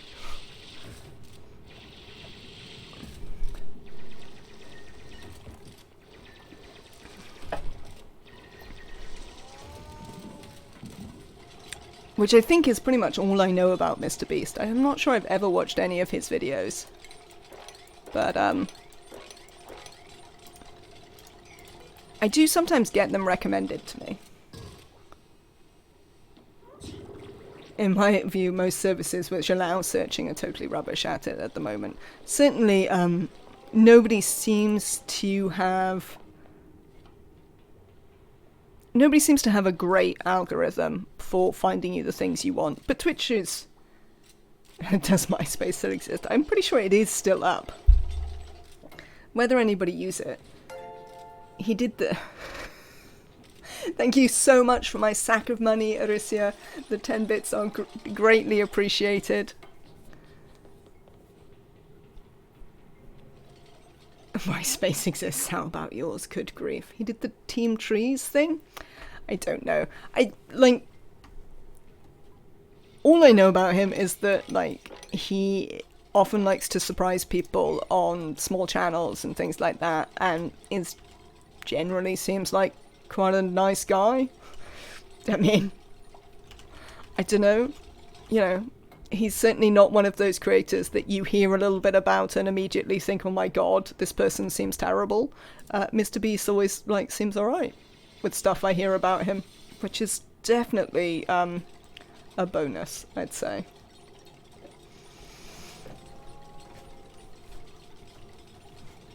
But yeah, I mean, YouTube's algorithm isn't too bad.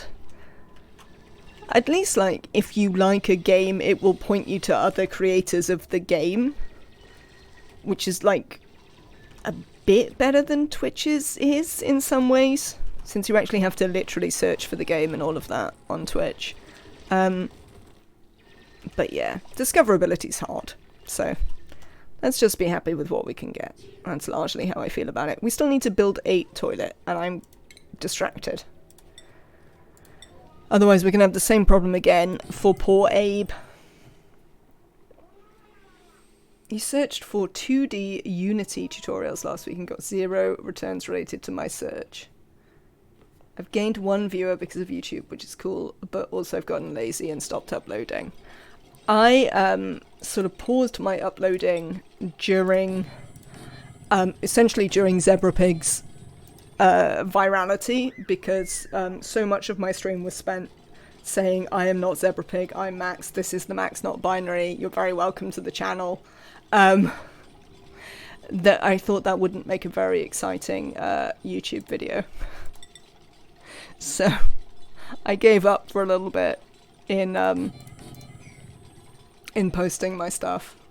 I probably will put up the Rimworld run from from last week though, because I'd also like to carry it on, and actually YouTube is a pretty good place for me to be able to do that whilst going back to streaming the thing that my audience is mostly here for.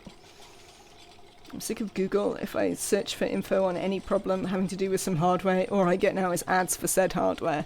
That certainly can be a problem. I click on one D&D horror story video.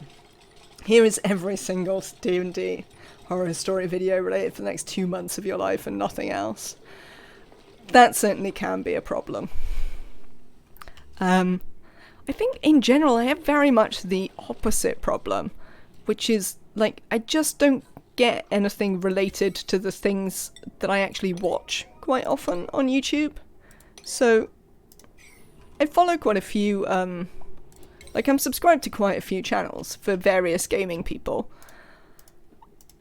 And, like, the algorithm doesn't really seem to be able to recommend me other things that are similar to my content.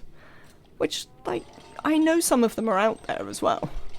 Because, I watch, like, Civ 6 and stuff like that. And it's not like I literally am subscribed to every single Civ 6 content creator.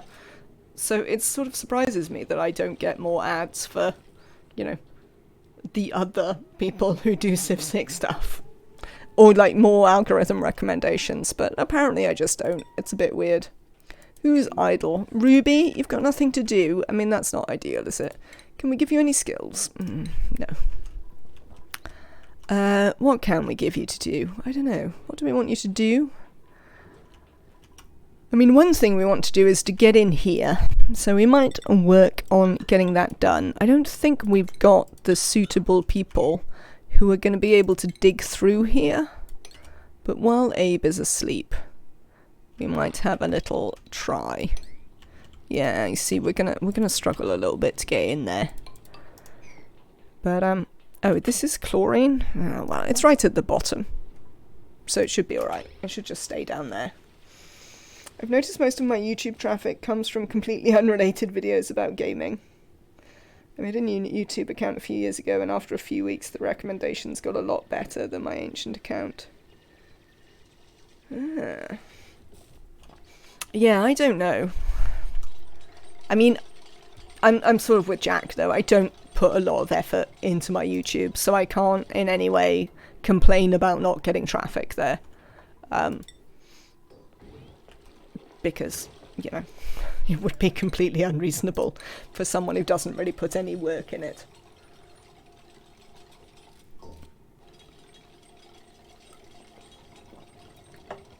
I'd probably like my recommendations to be better, but there you go.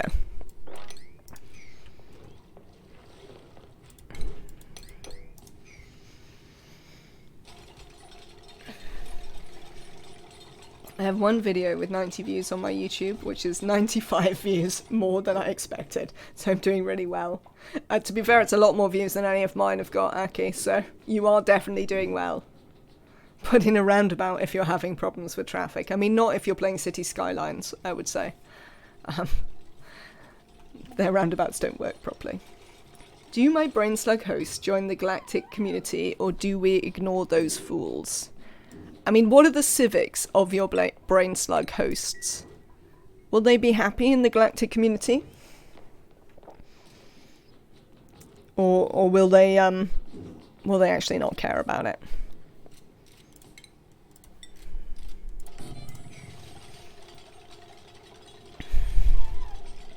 I mean, just go to the bathroom. There's one right there that you can definitely get to. Abe. Abe. Abe. Okay, you can get there. You haven't put any dirt in it. That is what has happened there. Right. Let's put the priority of that all the way up. Let's look at priorities. Is it a supply?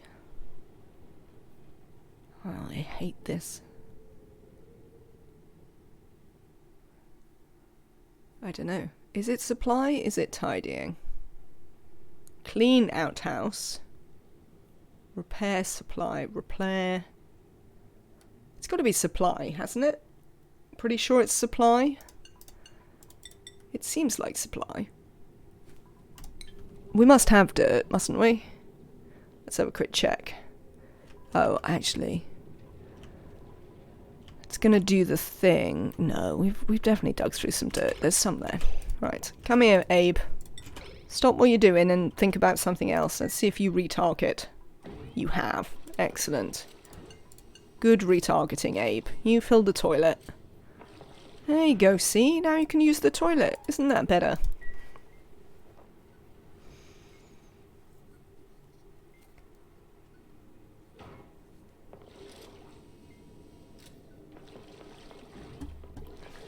We're just a bunch of environmentalist communists. You probably do want to join them, Jess Jack, so that you can try and pass all the worker power and protect the critters. He says the seat is cold on his bum. I expect it is. If you're doing YouTube reviews, your mindset is wrong. I mean, I sort of agree. Partly, I have YouTube as a different way to potentially drive traffic here more than anything else. This is definitely what I do more than that. But yes, I don't put as much effort into it as I probably should. If I could direct the devs, what would I add to the game to make it more fun? This game, apart from some UI things, I don't think I have good ideas necessarily for what that would be. I'm not necessarily someone who ever really thinks that I have good suggestions for how to make games better. Partly because I don't really know anything about how they work. Hydrate, Blinkster.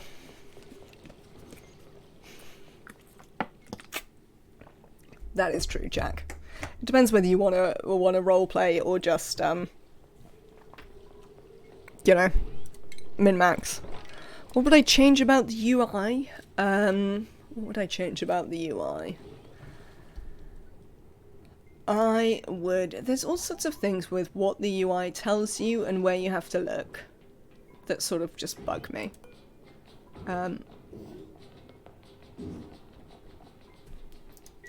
I'd have to think about it. There's some mods that declutter the UI. I don't mind that too much. I don't find it unduly cluttered. Though I play on a reasonably sized screen. Probably if I played on a smaller screen, I might find it a bit cluttered. One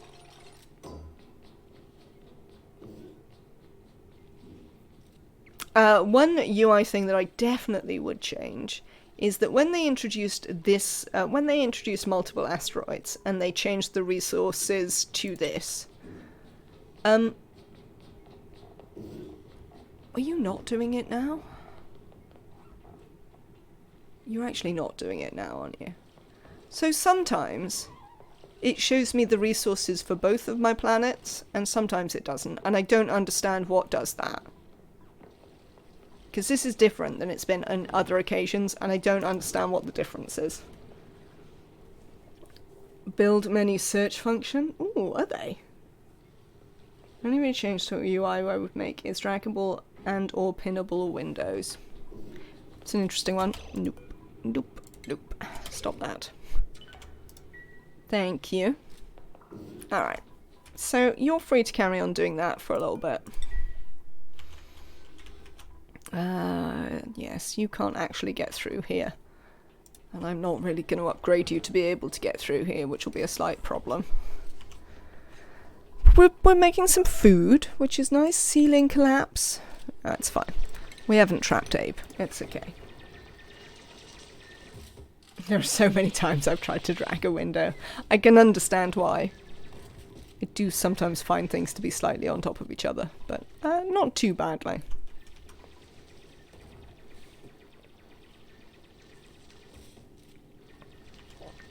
Mods are our friends, once again. I mean, modders are often our friends.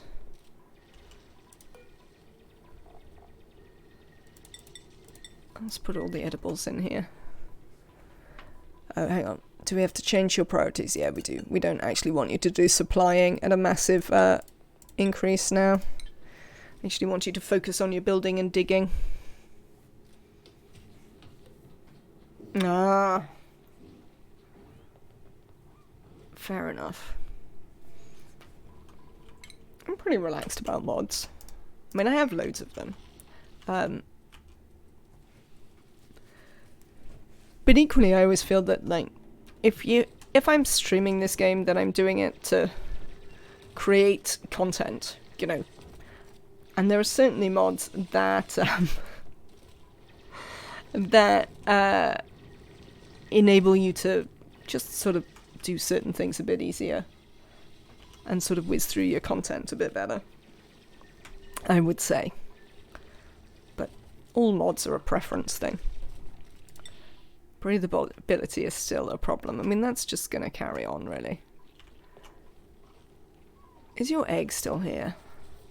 Oh, we can't wrangle it, can we? We don't need to wrangle it. We can use the egg. That's the whole thing.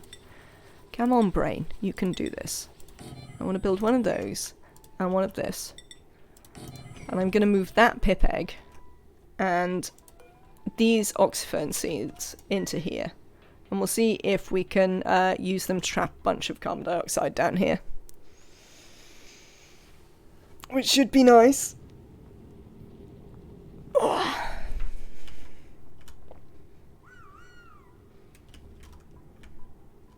Hi. You had a big woo-woo. Is everything okay here? Seems to be going fine. How about you, Abe? Wow, it's the end of your day already. Honestly, you spend way too much time sleeping. Not working. With ONI in particular, I feel that as a streamer I have a certain responsibility to keep it as vanilla as I can, because I don't like the idea of new player expecting a behaviour from watching my stream and not having it in their game.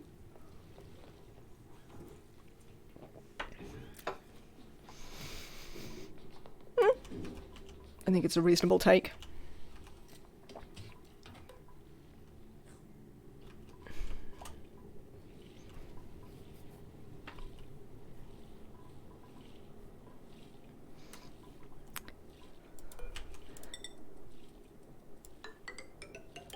Ooh, is it actually gonna... I wonder if it's really gonna let me build a ladder there. Or whether once we actually dig that out and it sees the anti-entropy nullifier, it'll be grumpy. We might be high enough, actually, that it won't be a problem. I don't know how tall the anti-entropy thermonullifier is. But it doesn't appear to be up here, so we should be alright. A lot of people watch ONI to learn.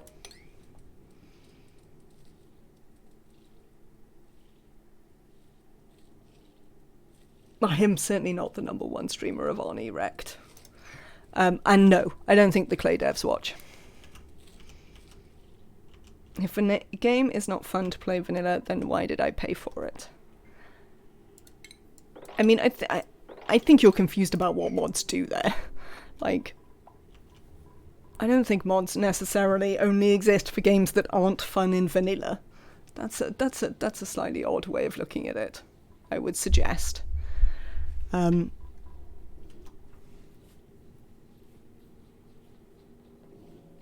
Oh, that make it more enjoyable. Oh, I see, but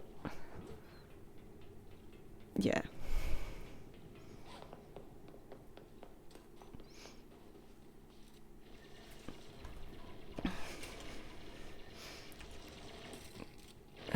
Yeah, I feel it was a slight overstatement. Because of course the game is fun. I mean, these days I would never play RimWorld without some mods. But I played RimWorld without any mods for a really long time. And enjoyed it plenty. But now I can also play with some... I mean, that's not actually the way that works, right? Like, just because I've got the most viewers right now doesn't make me the biggest ONI streamer in any way. That's just not how it works. But also the answer is no.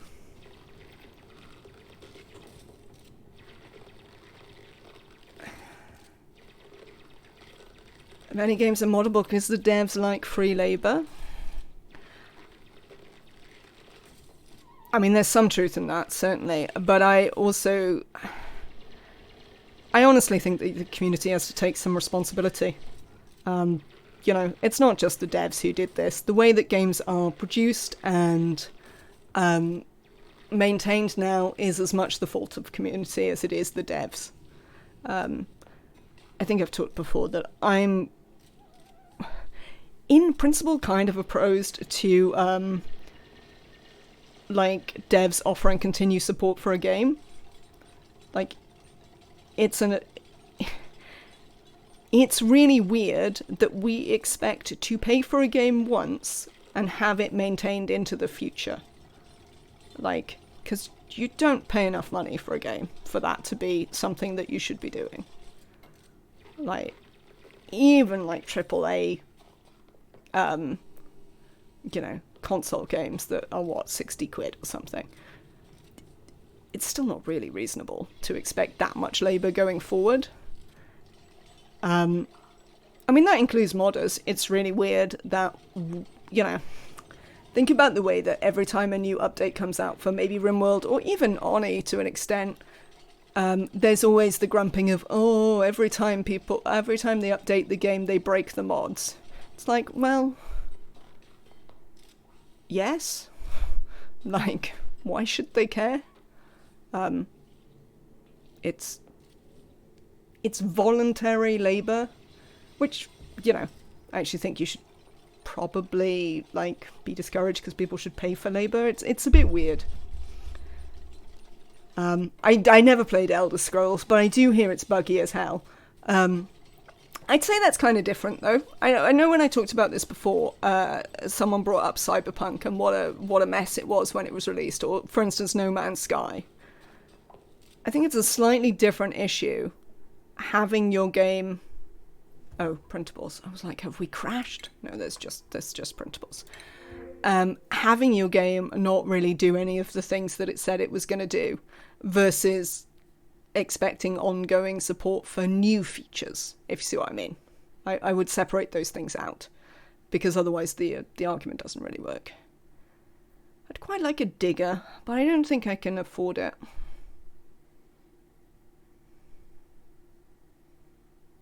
You're quite a good digger. This one's quite good as well. Digging, operating, rocketry. This Devon's pretty good. Also Lindsay. Do you think we can afford another one? Cyberpunk just released support for modding because they don't want to pay for fixing the game. I mean, I don't know, I didn't play it, but I have heard that actually it's in a pretty good state these days. You've played it quite a lot though, haven't you, Jack? Mostly complain because the devs don't communicate. Like when Sweet Dreams drop, I had to drop everything in my life middle of the week to update my mods. Even though they implied in community posts the update would come weeks later. They literally said we are done developing or working on the game after the next release, so we are releasing mod support. I mean that's a choice. Can you please get a wrecked character? Of course you can, wrecked.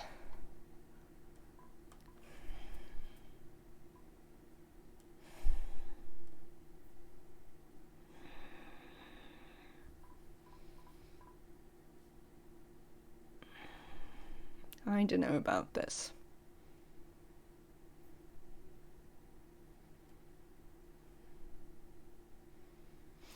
No, I don't think I can afford one. I think I have to reject them on the grounds that I can't actually afford them. Yeah, we haven't got so much oxygen that's going to work out, I think. Much as I would like that to be the way it worked, I just don't think it is. Right. Put that egg in there. And also, the other thing I want you to put in here is some oxyfern seeds. I mean, this is a long-term, very small amount of oxygen production, but we can try. Although I don't make any bug fixer mods, I have a lot of respect for modders who do those, but can never have the patience. Fair.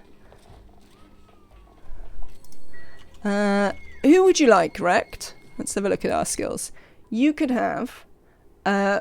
Abe the digger on another planet, Nails the cook, and Farmer, or Ruby the engineer.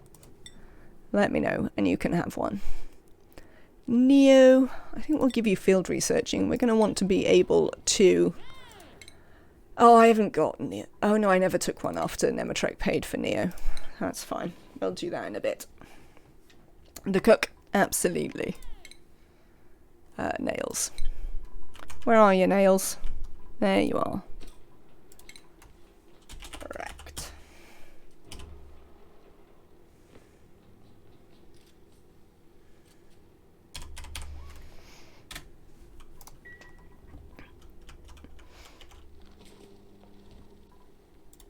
Yeah, I think on the whole, you know, you probably shouldn't release your game as a buggy mess.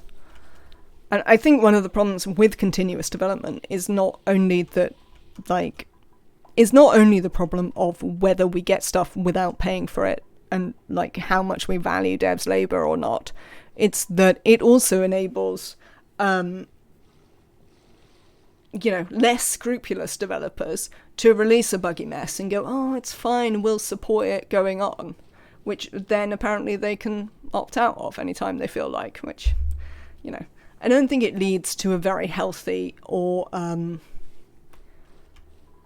sustainable games industry. And I'd quite like a healthy and sustainable games industry, because I really like games, essentially. Elder Scrolls are the worst. I do hear that, like, Bethesda are the worst. At least modders get some of that money from there, even if ONI modders get absolutely nothing. It's actually disallowed to even try and make money off of modding. I mean,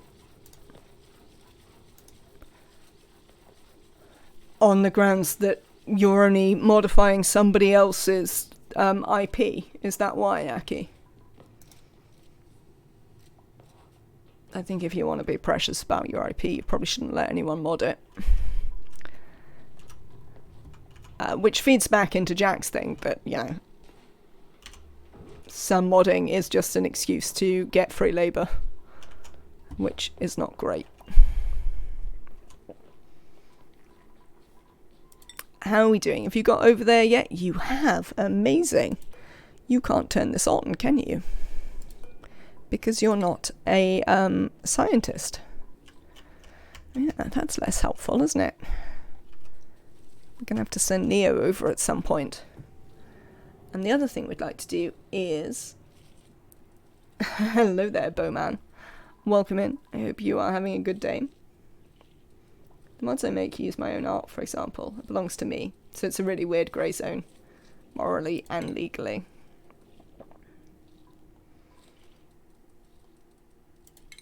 It's an interesting one because, yeah, essentially I think that the problem of free labour is a problem that we are encountering in any number of spheres. I'll come to it, Arisia. That leads to all sorts of problems exactly like that, where questionable ownership and all of that sort of stuff. It's in general a problem. Where's your favourite place in the UK to go on holiday? In the UK, hang on, I need to have a timer if you've actually requested a max talk. Because I'm pretty sure it says in the thing that I have to talk about it for 5 minutes, whether I know anything about it or not. I'm pretty sure that is what I set up. Give me 1 second while I try and remember where my timer is.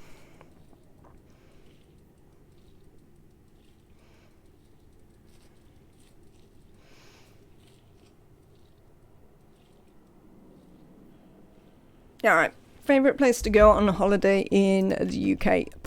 Almost certainly anywhere that has the sea. I love the sea. I like to go to the sea on holiday. Probably one of my most frequent holiday destinations is Brighton, but that's really a very short break holiday. I haven't done a long break holiday in the UK for a really long time. Partly because I like the heat, and it's nice to go somewhere warm. But yeah, definitely the seaside. We'd spent a lot of time, a partner and I spent quite a bit of time sort of just before lockdown and in the time since. We spent a lot of time exploring the faded seaside glory of the UK. So places like Southend and Great Yarmouth and Eastbourne and all of those towns that were once Victorian, genuine holiday destinations that have fallen into disrepute to an effect. I mean, it sort of started with Brighton, but Brighton doesn't entirely count anymore because it's all gentrified again now. But I think it partly started because we spent time there, and I was talking about how I remember Brighton from when I was a kid, when you didn't necessarily spend a lot of time in Brighton because it was full of drugs and gangs, largely. It was not a salubrious place to hang out, which is obviously very different from the way it is now. And from there, we sort of started going to lots of other seaside towns. So we've been to Margate and Southend, and mostly, ones we can reach from London and that I can drive to, though not anymore. Now the car's been nicked, which is a bit of a problem. But also further afield. So we went to Norfolk, and one day I will take her up to, the Yorkshire, well, more the Humberside coast. Like, I think it would be really interested for them to see Skegness and Cleethorpes and all of those sorts of places as a fairly interesting counterpoint to the ones here in the south. I mean, we've also gone to like Devon and Cornwall a fair bit, as my brother lives in Devon, which I think I've talked about. So, I mean, we've spent a bit of time in Devon, which has some of the same sorts of things, though not necessarily as faded. Like the feel of them is pretty different because they're still much more in use as tourist destinations, in a way that sort of was less true of some of the other places. It is worth noting that, like, we went to Great Yarmouth because we went to sort of Suffolk and Norfolk a bit, sort of kind of in the middle of lockdown during one of the periods when you could travel, like, between lockdowns. And what people were telling us there, and I think the numbers back it up, is that actually the COVID and then, the cost of living crisis is actually driving people back. Problems with the UK are that, like, it's pretty much as expensive to go on holiday here as it is to get on a plane and go somewhere else, which can be disappointing when then you can often not rely on the weather here. And, it's all very well it not being warm, but when it rains on you all the time, that certainly can be off-putting for your holiday. It can make, like, doing things more difficult. Though, to be fair, I seem to recall that lots of those places, that when we've been to them, we've actually had really, really glorious weather, and it's been super warm. I don't know if Great Yarmouth was the same. Actually, I think it might have rained a little bit when we were in Great Yarmouth, but certainly when we went to Margate and things like that, it was super warm.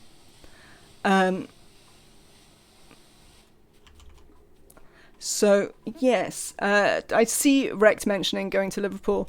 I used to live in Liverpool, so we have actually been to Liverpool, though less as a seaside town. That was more of a city break. Also COVID affected. We were supposed to go to Florence for my 40th, but we cancelled the flights because it was the February. My birthday's like at the end of February, just before lockdown, and we didn't go, and instead we spent a weekend in Liverpool, which was, not as exciting, but sometimes you got to do what you got to do. Hello, Harleyscape, welcome in.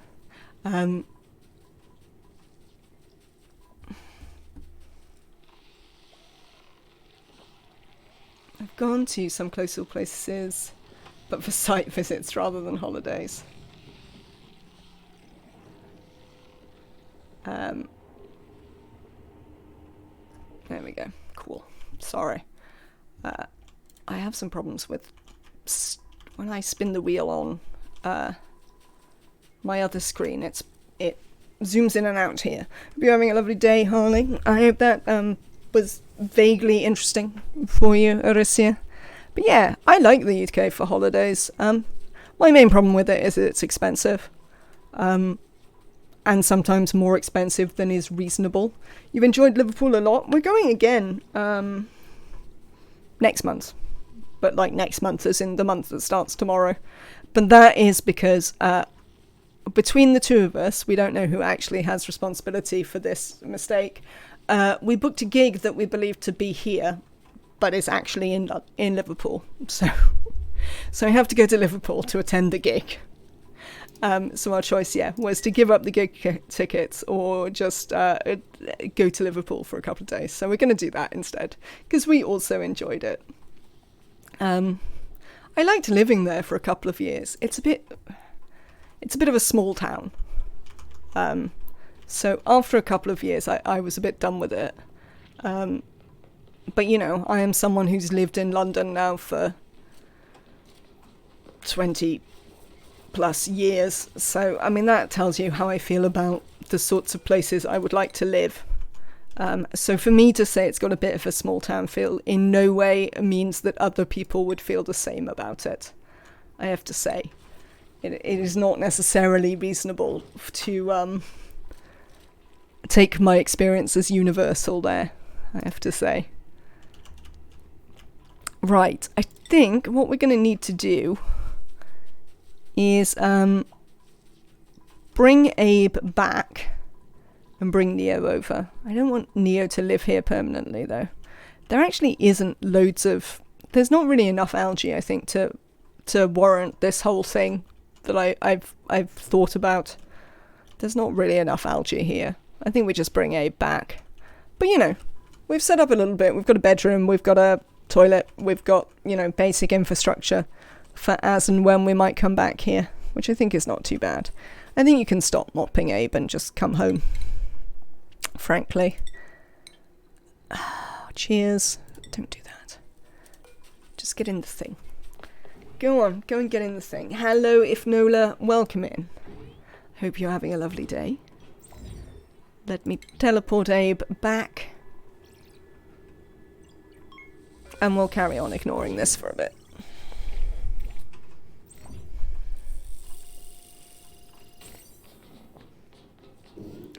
Why are you mopping, Abe? That doesn't sound fun for anyone.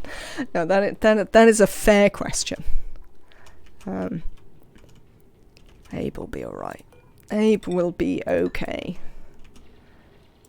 One assumes they will be happy to be back with the other duplicants. The duplicants are very communal.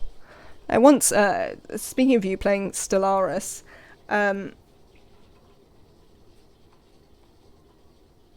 I once made a Stellaris race called the Duplicants that I tried to sort of model on how the Duplicants would behave if they went through the temporal tear and wound up in Stellaris.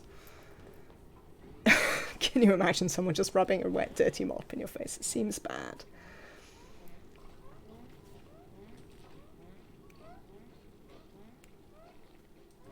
Do something LMG? I don't know why you can't send a small amounts of bits, Harley. There shouldn't be any reason why you can't. Other people have. So, I don't know. Yes, I do know Stellaris has a clone origin. They did have clone origin. Mobile can be difficult. Yeah, I did use the clone origin for them. The only problem with the clone origin is it makes them soldiers, which I didn't think was ideal. But I did like clone origin as a dupe origin in Stellaris. I think that was one of the things that sort of encouraged me to build it when the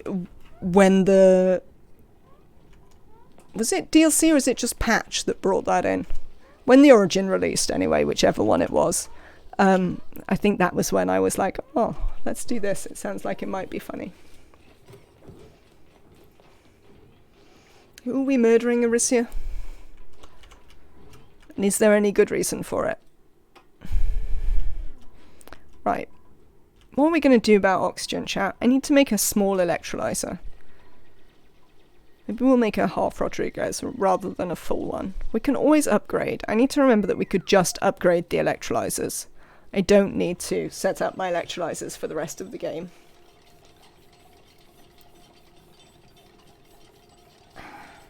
I think the answer to that is you're never getting a Jenny episode in Doctor Who, unfortunately. I mean, I don't know if this is true, but I definitely get the impression that they're not necessarily super thrilled that they introduced that as an idea, because we've never come back to it. What's the game? If Nola, this game is oxygen not included. It's a colony sim base building game where you are in charge of these little guys and you have to provide them with food and oxygen, notably, and help them to develop. Currently, we're having some struggles with oxygen. Speaking of which, chat, I need a very swift break. I'm going to pause it because we are having some struggles with oxygen. Introducing a concept, then retconning is the Doctor Who way. I mean, that is certainly true, hey, Harley. Jenny was cool, and they had her do the epic escape at the end. Jenny was pretty cool. It's quite a good episode. But who knows? They don't seem super attached to it. I will be right back, chat. I'll only be a minute.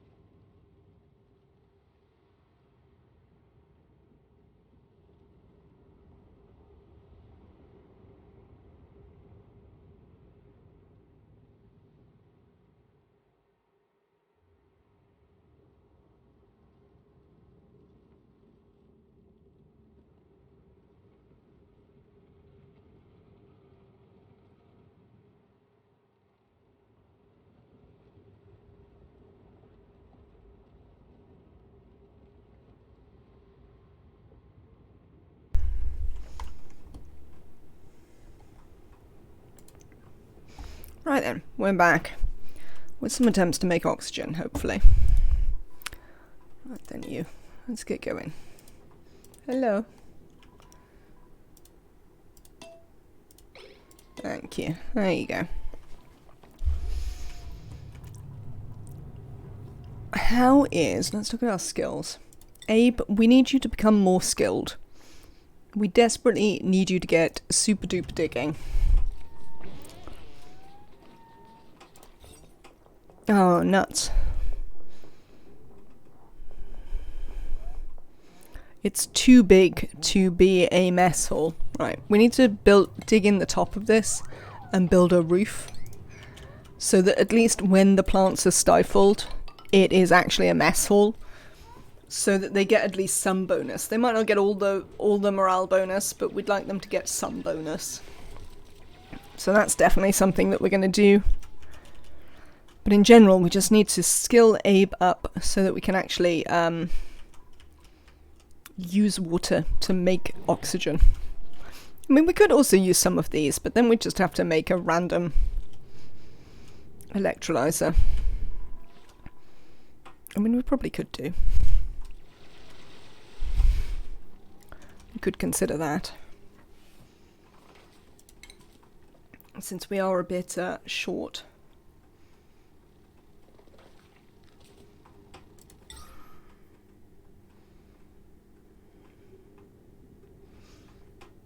It comes out a bit hot though. I mean, it probably can't actually do us too much harm. Yeah, look, all of this is gone now. All of the oxalite that was here is over. So we're definitely starting to struggle. So I think we are going to do is we're going to dig in here. And we're going to just start making tiny bits of oxygen. And we're just going to put an electrolyzer there and not worry about it. I'll tell you what we can do. Is we could do it like that. No, that's the other way round. Hang on. I mean the other way round. I mean like this way. And then we should be able to trap some of the hydrogen up here before it gets out. Do you want to do this, Abe? You could do with some more hydrogen, I reckon. The other thing we could consider doing is sending Neo across. So that at least we could make...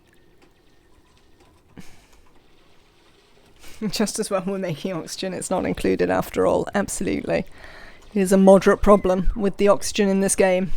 They don't include it. Seems unreasonable to me. Right, Abe has a skill point. That's good. They need some more skill points, but we'll, better some than none. I think we want to put it up higher. So that... stuff and things. I had some reasons. Just so the hydrogen starts higher. That was the reason. Because if the hydrogen starts higher up, then we should get less of it floating up to the base. I don't think it's going to be a huge problem if some of it floats up to the base, though. We can also vent it into space pretty easily if we need to.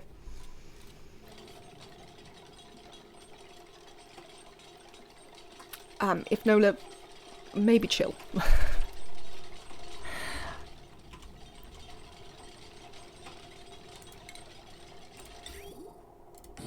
We are going to need some power to sort this out.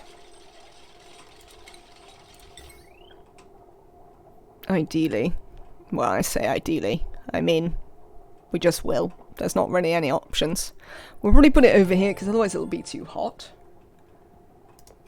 Taito Fabe, thank you so much for gifting 5 subs to the community. That is incredibly kind of you. Welcome in me, Anim, Punk, Squish Plays, Doda. Thank you so much. That is incredibly kind of you. Thank you. I doubt it. Blinkster is the answer. I expect they're a person, and therefore we're going to be nice to them. That is so kind of you, Taito Fate. Thank you so much for supporting the channel. It's very much appreciated. I hope you have a lovely day, and thank you once again so much for your support. Welcome in to everyone. Enjoy your emotes.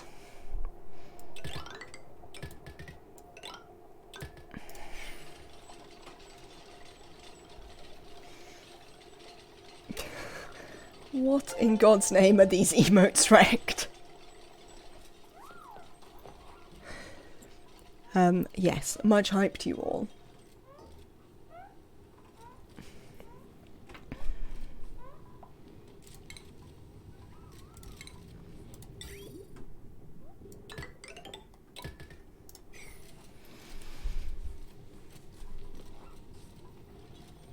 Hello, Call Me Mo, welcome in. I hope you're having a good day.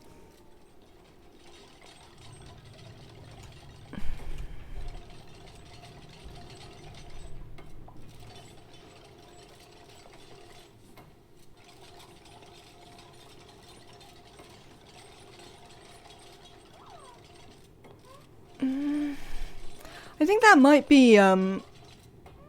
be mobile, because definitely 10, we had a donation of 10 earlier on, so that definitely worked earlier, is all I can say. But I don't ever use bits, so I can't really give you any good advice. No idea. Because it's really annoying because I can't earn free bits here. Like, I can't watch ads or anything for them. Thank you so much, Taito Fabe. Happy Halloween to you. I hope you have a lovely time. For all of you who enjoy Halloween, I realise that most people are not as deeply grumpy as I am. And, actually enjoy fun. It's just that I'm sort of anti-fun. Right, let's get you some improved carry. Come on, there we go. I played a card the other day and everyone called me a bot. Please don't ban me.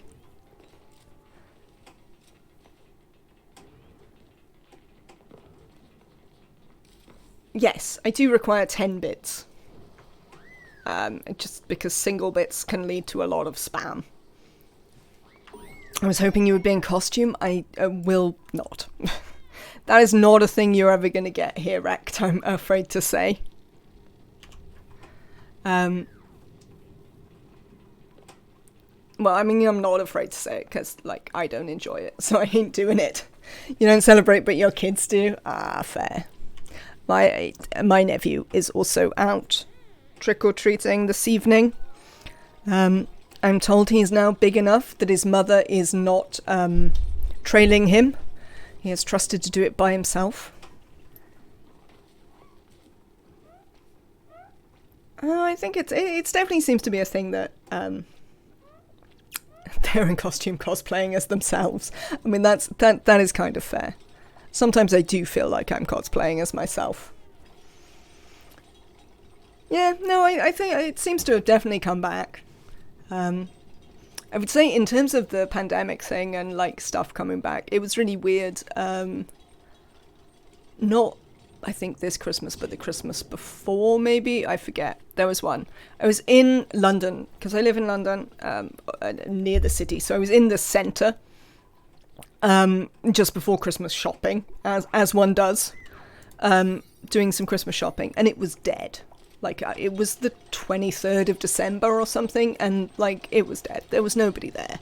I was able to do all my Christmas shopping without any, of the crowds or the rush that you would expect. And I was like, oh, wow, this is, maybe, like you were saying, maybe it's not coming back, And then probably not even a month later, maybe only about 3 weeks into the new year, we were out with some friends in the centre of London, and it was completely back. I don't know what happened, nothing regulation-wise or really anything even with the pandemic had actually happened. But apparently everyone sort of independently decided that they were done with this, and they were all going back to town. We were just like, all right. So it was really weird. It was such a sudden and remarkable change from everything being really quiet to suddenly everything being back to normal. And it was not clear to me in any way what triggered that. And it's still not really clear to me what might have triggered it. But it was certainly interesting to experience. And for someone like me who is very grumpy and prefers people to not be in my way, it was quite disappointing. I really liked London when there was nobody in it. But I think in general for, the health of, society and business and actually also people, it's better that people can go out. I liked the empty lockdown streets. Me too, Harley. It was sort of nice. But as I say, I'm a misery who doesn't like people. I mean, I also didn't really struggle with lockdown very much. It was I have to stay in my house. This seems absolutely fine. Partner was climbing up the walls. By the time we got out, and they had to go away for business before it was even really over. And even the prospect of quarantining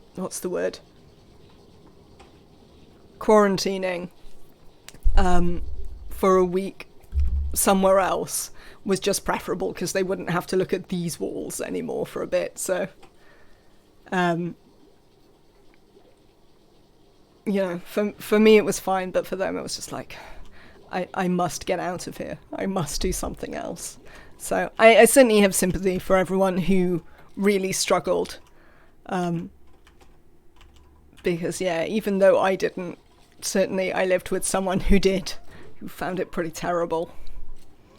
So it's one of those things, isn't it? So I think generally for the best of everyone, it's good that, you know, we're back. And I would rather that people were a little bit more concerned with, you know, general public health. But I mean, that was true beforehand as well. It's not really a solely post-pandemic thing. I would have always preferred people to be slightly more concerned with public health than they largely seem to be.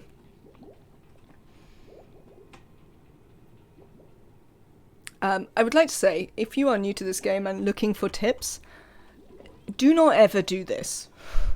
This is a terrible thing to do and a terrible way to use your electrolyzers. Because they're very hot. They put out loads of heat, which is bad for your colony. Just say no to apple bobbing. Definitely say no to apple bobbing. I'm with Jess Jack here. Definitely say no to that. They put out loads of heat. They're putting out hydrogen, which your duplicants can't breathe, and it's upsetting for them. Like, this is not good practice. We desperately need to be making some oxygen now, and I don't have all the tech I need to make proper oxygen in a controlled fashion. So we're just going to slap a thing down and make some oxygen. It's preferable to suffocation, barely. Indeed, Aki, that's pretty much where we're at. We're like, we might suffocate, so let's just slap one down and do it. The only reason I had to go outside was me being bad at planning and needing to stock up on stuff more often than optimal, but otherwise just stayed happily snugged up playing video games and catching up on shows. I hate electrolyzers. It's my new policy to avoid using them as much as possible. What are your alternatives, Jack? Or I suppose, what are your chosen alternatives? I mean, I sort of know what the alternatives are, but I'm interested in what you are choosing to use instead.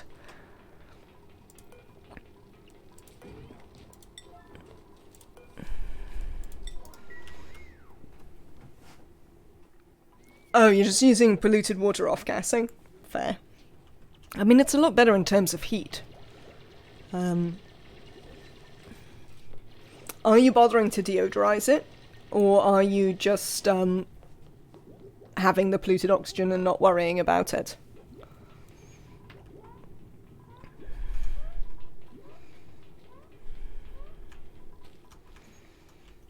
But shortly we will get in here and I will build an electrolyzer, because I am not against them. I am largely a big fan.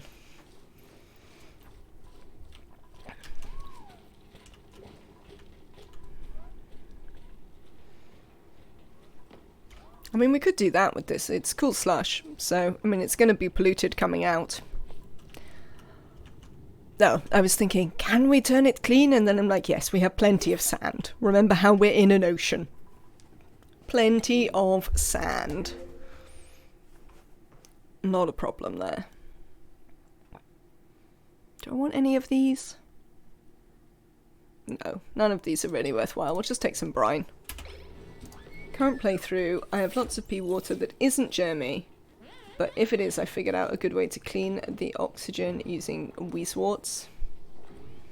Yes, I have seen it done. Especially if you use the liquid reservoirs and demolishing them and, like, deodorizing the stuff on top, because then it's quite easy to have suitably placed weezeworts to use the radiation to kill the germs. Speaking of radiation, how are we doing down here? No, all of this is fine.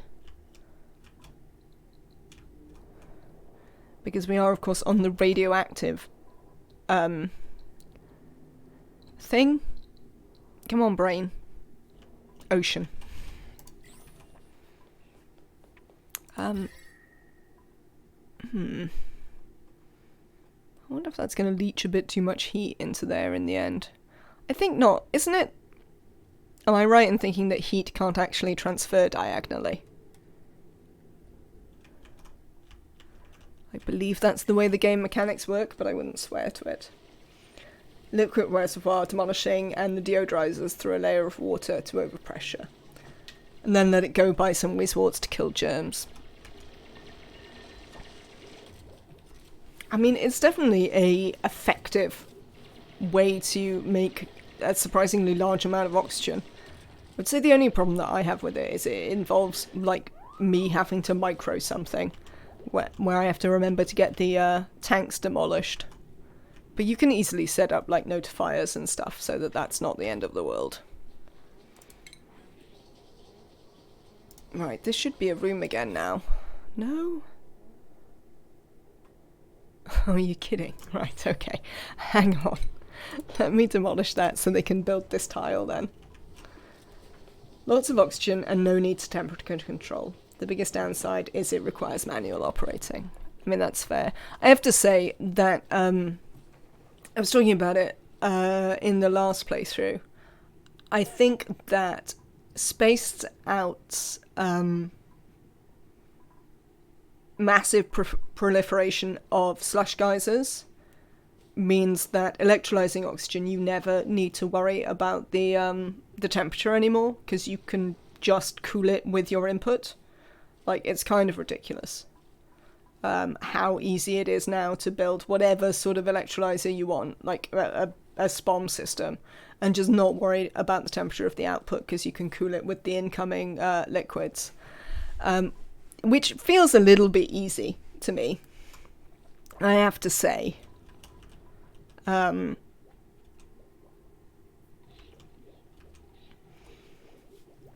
made a new coral that makes oxygen.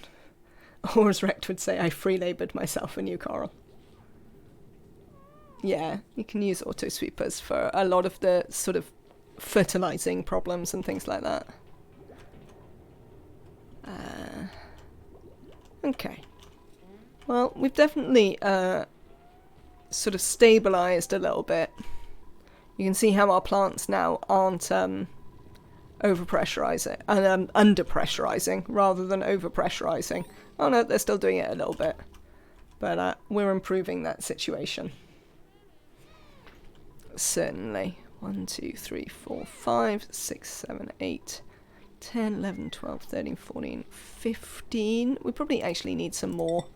It looks like we don't have the mealwood to actually plant yet, but I'm going to put some more planters down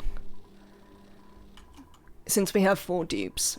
We will be slightly overproducing calories at that point because of making the lice loaf. But I think I'm relaxed about that, to be honest. Fairly relaxed about that problem.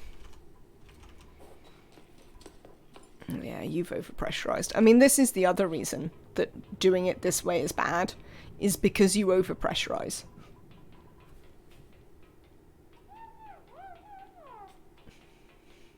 No worries, Harley. Have a fantastic time. And hopefully see you again sometime.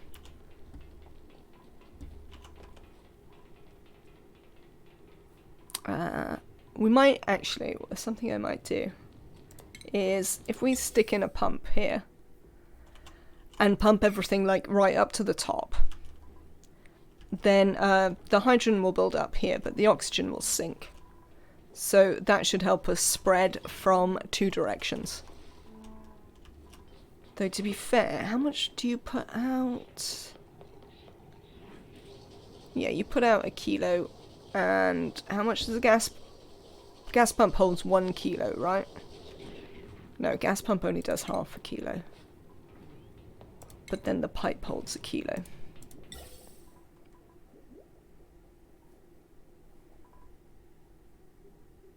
Does it not say? Interesting. You would have thought it would say. Maybe that's just me. Maybe just I would have thought it would tell me on the instructions. But why would it bother? How hot is it here? It might get hot. We might want them to use an insulated pipe for now. It's probably not a problem to use an insulated pipe to go up here, because we're probably going to want to replace this with an insulated pipe anyway, going the other way once we build an electrolyzer. So, which I guess we'll build in this gap. Ideally. Yeah, probably here. But it should help spread out our air a bit. Right, you lot. Do you want to speed up a tiny bit? You've been doing very well in general. I'm very pleased with you. I love this hatchling that is just stuck in this tiny tile by themselves.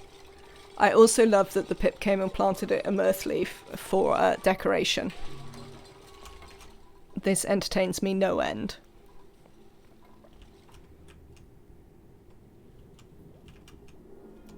Okay, one day we're actually going to be able to get in here.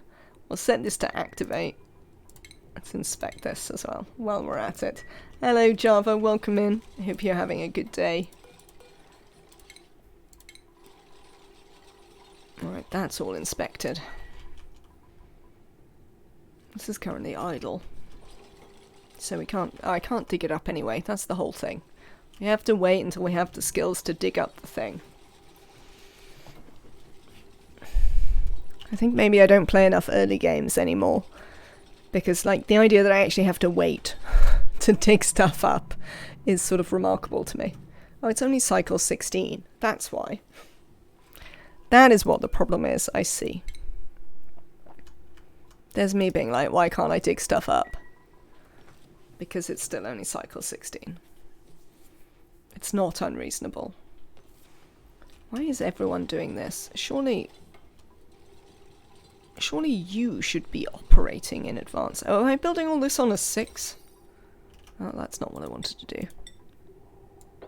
Don't want to build this on a 6. I want to build this on a 5. So you can definitely do other tasks as well. It's not that important. There we go, look. Now we go back to running on wheels and doing research and the other things that we might actually want to do. It's good to see.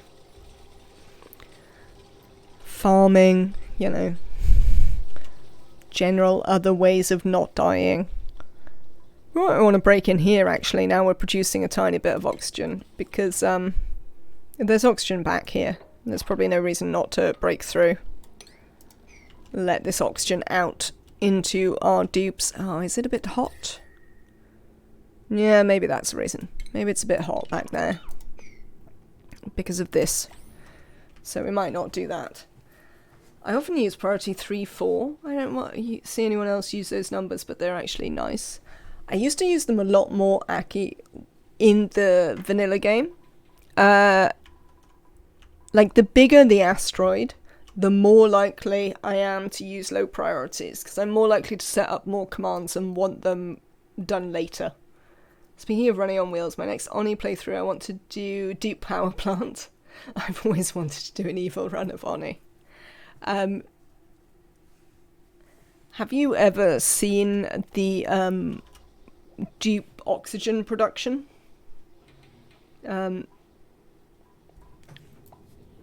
Which is essentially, you know, dupe captivity, and you keep them practically suffocating. And the water they produce is sufficient to oxygenate some extra dupes.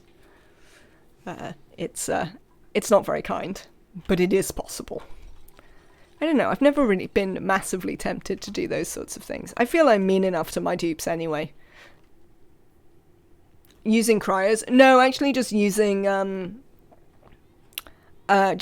regular dupes. You have to have enough of them. I think when Francis John did the 100 dupe challenge on vanilla, there is a bit where he goes into the mechanics of how he could use dupes to create oxygen.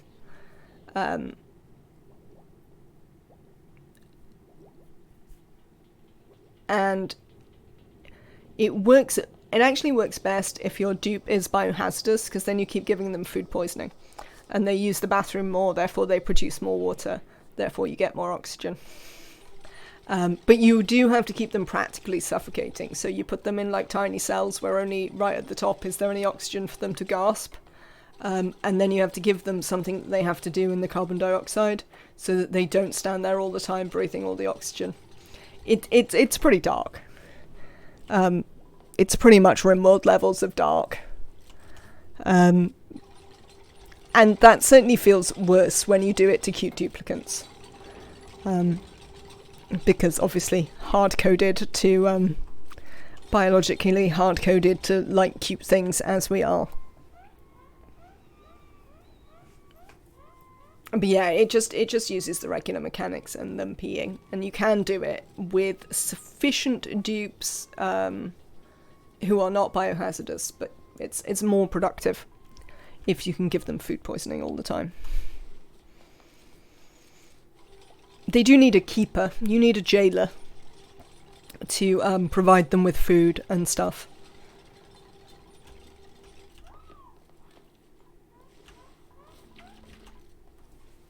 But, yeah, not super nice. But yeah, everyone always complains that I'm mean enough to my duplicants. Like, I make them eat rubbish food and that I don't look after them and I make them work all the time, so perhaps I shouldn't consider doing anything more unpleasant to them. I don't think I'm that mean to them. I think I'm perfectly reasonable to them. Well, that's just lovely. Yeah, no, it's not really lovely. It was interesting that he sort of did the episode about how we could do it, and suggested that he might do it, but then he never went back to it. I think eventually he decided that it just, it was just too unpleasant to do. I was just imagining having a bunch of dupes locked in an area with beds and some sort of food delivery, and they get the joy of making pea water and running on hamster wheels. That is literally what it is, Jess Jack. I didn't do it, Aricia. It wasn't me. Don't know why I'm being held responsible for things that Francis John did. And in fact didn't do. Well, he did them on a test map, so you could see how the mechanics worked. But, But yeah, then that Jess Jack is almost literally how it works. You're always nice to your dupes. Damien. Yeah.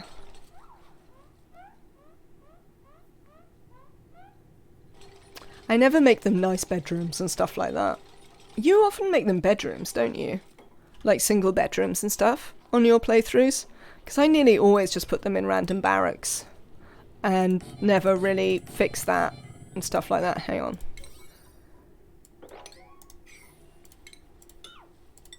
Let me turn this down. There we go. Then we won't constantly make everything on a 6. Yeah, I think that's one of the reasons people think I'm mean to them, because I don't ever give them proper bedrooms. I mean, ever is a bit strong, but it might be reasonable to say that you wouldn't find that very often in my playthroughs. Would never spawn a dupe just for the purpose of renaming them to a previously deceased dupe and then killing them just so I can relocate a tombstone. Why do I feel this is something you have done, Jack? I've never deliberately killed my dupes. Indeed, it is well known that my opinion is that any dupe death should result in a restart. My opinion is completely that your job is to keep these dupes alive, and if they die, you have failed at the task, which is why I restart. It's obviously not true to the way the game works, because there are little tombstones and things like that, and like there's whole mechanics around what happens if a duplicant dies. So it's obviously not the intended gameplay, but it is the way I do it. You make little deep apartments. Yeah, no, I'm even in vanilla, when I used to get sort of later into the game, some of that was about not being streaming. Because late game you get a lot more long projects and it's less interesting to watch in lots of ways. The results can be quite fun, but there's an awful lot of hanging around and waiting for stuff to happen. So even before I was streaming and I used to do like long-term colonies, like what my dupes would get at the end of that would probably be a barracks just like completely surrounded with pretty statues. I mean, if they were really lucky, they might get plastic beds in their barracks, but probably not, because they take up too much space. And I usually have too many dupes. Neo? Oh, you're exhausted. I see. I mean, we're working on that. We're doing our best to produce you some more oxygen. Abe, how close are you? Oh, still quite a long way away.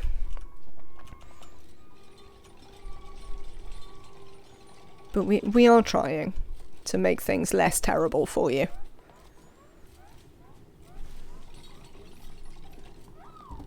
But yeah, I certainly can't be trusted to give my dupes a lovely... Of course, Fozzie, go ahead. Also welcome in. I can't be trusted to give my dupes nice standards of living. I started playing back in beta when colony deaths were too common, so I got used to keeping on going. A slime lung killed a dupe almost certainly, and there was no space access. Dirt wasn't renewable. Yeah, I didn't start playing until after they nerfed slime lung, Aki. So I think that probably influences my experience with the game. Because definitely all the diseases were already nerfed before I started. I don't know, I don't think I started playing until the game was released. I'm fairly certain the game was out of early access before I started playing it. Dupe rights now. I mean, they have rights. They get to sleep and, you know, I'm trying to help them breathe. What more do you want? Diseases went from game over in 10 cycles to who cares real quick. I've started using the conveyor loader, but no matter the priority I put it on, or the storage bins, my dupe will skip it most of the time and bring the materials manually to the storage bin. It did enable a now manual use and sweep only. I started using the conveyor loader, but no matter the priority I put it on, all the storage bins, my dupe... What are you using the conveyor loader for? If your dupes have loads of free time, and there are sweep errands near a conveyor loader, they near the not the conveyor loader, but I haven't got it, near the actual sweeper, the dupes will target the stuff that the sweeper could pick up and like override it. So I don't know if that's what you mean, but yeah, if you've got free dupes that are standing around idle, they will get in the way. You don't get to sleep on a stone floor. Look, they've got beds. What more do you want? They have a right to do what I tell them, or else I turn off the production of oxygen. I mean, that seems harsh. I don't think I've ever done that. I have accidentally had the oxygen turn off, but that's a different matter. We're definitely taking the snazzy suit here.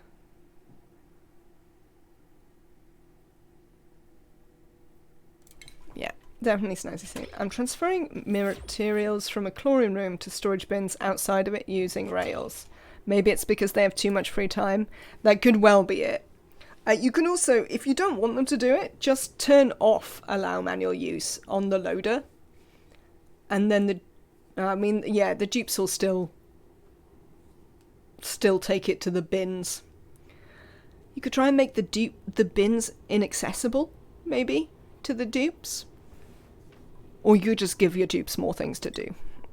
Let's put Neo in a snazzy suit. But yeah, I've definitely had that frustration of like looking at my sweeper and being like, why aren't you doing something? There's clearly something to sweep there. And then 2 seconds later a dupe comes in and picks it up. And it's always because you're... either your dupes have too much free time, or your dupes have like the sweeping set too high on their priorities.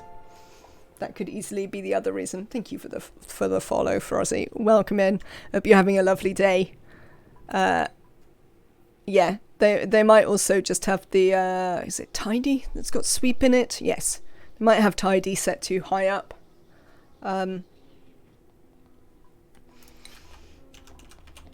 Try and block access to the bins. Yeah, if you block access to where they want to put it, then they won't target it. If they don't have somewhere to put it, they definitely won't target it.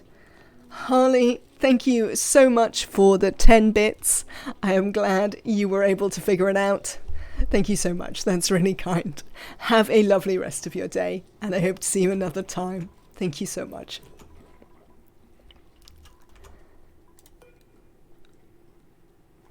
Oh, we must have seen them on the other planet. I was like, we don't have those things. Why is it offering them to me? So yeah, you can see what's happening up here is, oh no, you can't see it on that overlay. Let's use a sensible overlay that'll actually show you gas. So we are chucking out hydrogen down here. How is it? And some of it is starting to get up here, but it will slowly build up here. And the oxygen will fall down. So, I mean, it's not perfect, but it'll be all right.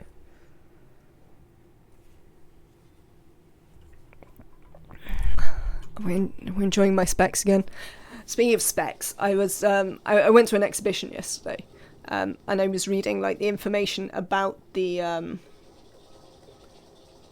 exhibition, and I was like, oh god, I need glasses. And then in the gift shop, they actually had the you know those reading glasses that just come in like small prescriptions. And I was sort of trying them on and looking at something, and I'm like, no, apparently I don't need glasses because these all make this worse. So I don't know why I can't read the stuff, but no. Do I have a larger than 27-inch monitor? I can't remember. I think I have a 28-inch monitor. It's not 4K. Didn't get a 4K monitor. Because it wasn't worth the money, I would say. But I don't have a massive monitor, partly because I don't have a massive desk to put it on. I mean, my desk's reasonably sized, but it's also got the tower on the desk, because my house is so dusty that, like, it gets full of dust anyway, and if I put it on the floor, it would just be absolutely smothered in dust in 2 seconds flat. I've been back and forth with do I need glasses or not for a long time. Before it finally turned out I have astigmatism. I need glasses, but a different kind. When I was younger, a lot younger, I haven't had my eyes tested for a really long time, I was short-sighted, but like 0.5 or something, so nearly nothing. I mean, I got glasses at the time because, you know, my parents could afford it, but I never wore them. Literally, I've owned them for 25 years, and I owned them up until the point when someone stole my car, because I've constantly had them in the car on the grounds that maybe one day I'll get really tired and I'll need to be able to see better in the car, but literally I haven't worn them in 25 years. So, I mean, I have no idea. I do notice that I'm getting old and long-sighted. This is a thing that I find myself doing quite a lot when I read my phone and then have to move it back. So I am starting to get old person long-sightedness. That is definitely a thing that is happening. It doesn't help that partner is incredibly short-sighted and like has always been incredibly short-sighted, like their whole life. Shall we do this? Oh, we might do smelting. Let's go for smelting. What can we smelt? We might have to smelt actually in this and then use it later. Hello, Ruby Sapphire. Happy Halloween to you. Yeah, those were the sorts of ones I was trying on, Rect. Were the cheap ones where you could, you know, they come in really small things. And got 0.5 glasses as a teen too, but it was the wrong prescription. That seems fair. Yeah, it does happen to everyone in there as they get older, that they start to get long-sighted. But yeah, partner's really, really short-sighted.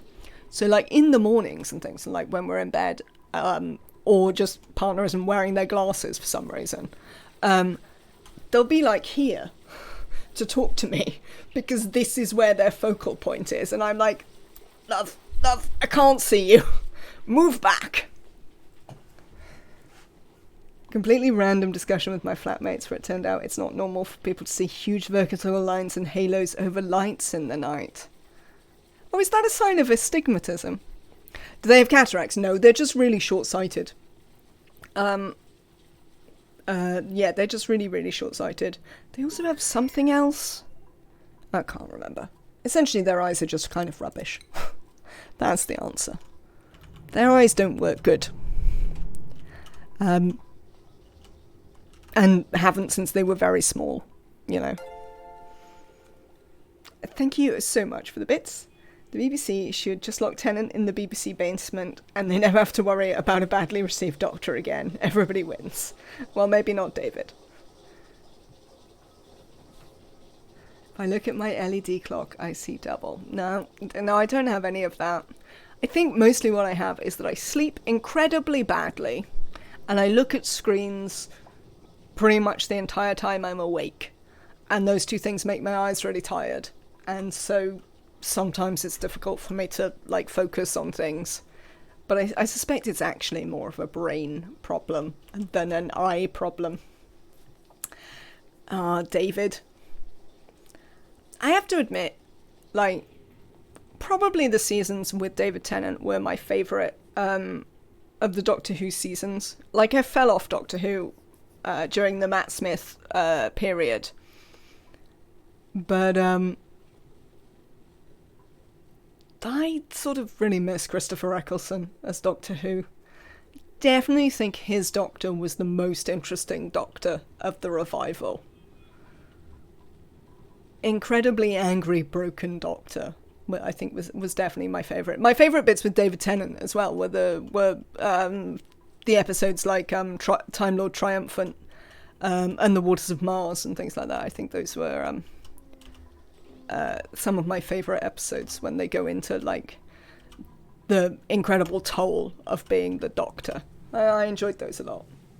Eccleston was your favourite. I really liked him. I just thought it was a really interesting portrayal.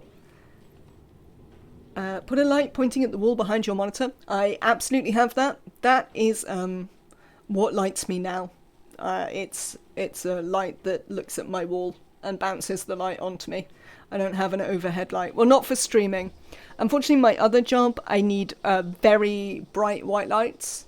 So when I'm doing my other job, I'm sat here with that turned round and it looks over me and it has settings. So right now it's on really yellow light and it's pointed at the wall and it's on the low light.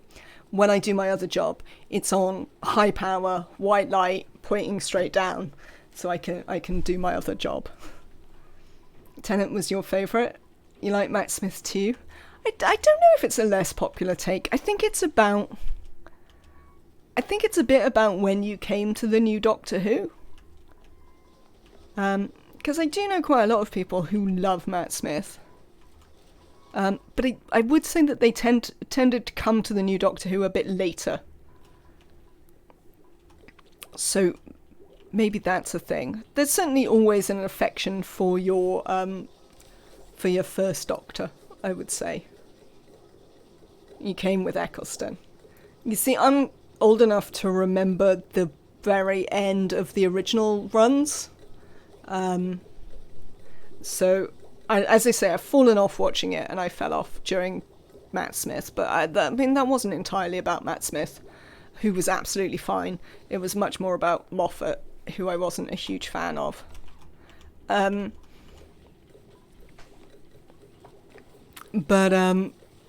Yeah, I'm sort of old enough to remember the end of the run of the original series. I think I'm actually old enough to remember 2 Doctors from the end of that run. I think I remember Peter Davison and Sylvester McCoy, but the only ones I have any strong memories of is Sylvester McCoy. Well, I do like Moffat very much for the episode you're talking about there, Wrecked, is a Stephen Moffat episode, and I actually like him very much for one-off episodes. I thought he was sort of great as a writer, and I was quite excited for the Moffat era because I really enjoyed him as a writer, but I did not enjoy him as a showrunner, and I didn't feel that he was able to sustain a story over that period very well. Like, his one-offs are very good, but longer than that, I think it's a problem. Tom Baker is your favourite, but he was before my time. Just was hard to see the current Doctor Who in the States back in the day. That's fair. I grew up with John Pertwee and Tom Baker. Ah. No. Hang on. Was the 7th Doctor... No, the 6th Doctor was Peter Davidson, right? I am correct about that. I'm going to have to Google now. The one who wore cricket whites. No, not the 7th Doctor. The 6th. Apparently the 6th was Sylvester McCoy. The 7th was Sylvester McCoy. Oh no, this isn't who I thought it was. This is Tom Baker, isn't it? No, Colin Baker. Really? No, I don't really remember him. So probably only the 7th then. Now I'm looking at the order. Davidson was 5th. Tom Baker was 4th. Ah. Is Tom Baker the one they brought back to be the curator? It is, isn't it? He's the one who was in the 50th anniversary special and everything. With John Hurt. I enjoyed that one, actually. I thought that was pretty good. I liked it as a story. I haven't watched Jodie Whittaker's Doctor yet. I've heard a lot of bad things, but I want to judge it for myself. Yep, also the Sarah Jane Smith and K9 era. Yeah, no, it's slightly before my time, those ones. Oh, or else I just don't remember them. But I don't really remember it being a massive thing.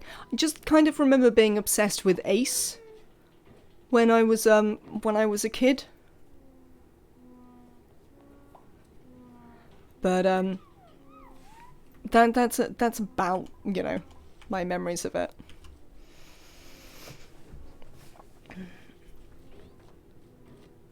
And they gave Sarah Jane her own show. They did.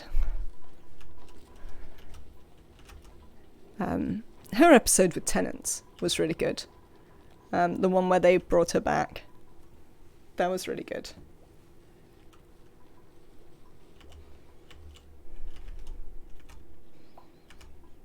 Well, no, it wasn't a really good episode. I'm thinking about the episode now. The episode wasn't great. She was great. Like, the interactions between her and the Doctor in that were great. Oh, hang on. Really? Right, let's deconstruct you and move you down a bit. Tom Baker was literally before I was born, but you only had reruns there in the 80s. Ah, I see. That makes sense. Welcome in, Java. I hope you are having a lovely day. Right, you lot, you need to dig out some of here, I'm afraid. It's going to involve a little bit of dipping yourselves in the water, which you're going to be mad about, but such is life, I'm afraid. I think I'd also like you to, if you can, fill this in so we can push all this water into that thing. This is why I watch your stream, all the nostalgia. Yeah. Well, I think we worked out quite a long time ago that it's possible that my viewership skews a little bit older maybe than Twitch averages, but it's not really surprising. You know, especially considering how incredibly terrible I am with modern references. Do I only have one set of Bs? It looks like I only have one set of Bs, which seems a bit sad. So most of my Doctor Who experience before Revival was Tom Baker area, and also the really old Doctor Who. Yeah, no, it was definitely still live in the UK. Not live, but like an ongoing series in the UK when I was a kid. ONI player base is generally older too, it seems. Yeah, it could be, actually. Well, certainly the crossover bit of people who play ONI and are active on Twitch, in largely any way, either as streamers or viewers, probably skew a bit older. Do I want any of you? No. Let's have another snazzy suit. But I don't know if that would be true for the whole of the player base, or whether that's just just true of the Twitch one? I mean, it seems like it would be true of the whole player base if it's true of the Twitch demographic. Lots of Gen X like watching people play games. I mean, a lot of engineers as fans. I mean, I'm not sure that's unfortunate, but it's certainly true.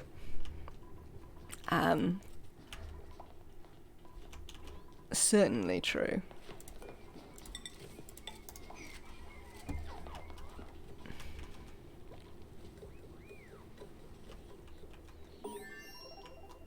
How are we doing? Research is coming along.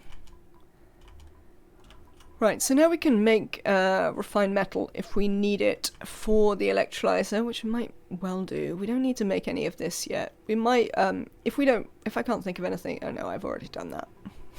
Scrap that whole thing I was going to say, because it's a nonsense. Oh, we will need, no, I don't need natural gas generators. I need hydrogen generators. Oh, there they are. Alright, okay, that's fine. Oh, I will need batteries, though. Let's do batteries. In my 20s, everyone I know who plays ONI for a longer time is older than me. Fair. I can forgive them for being engineers, but it's hard sometimes. I mean, they can't help it. They were born that way. I'm with Neo.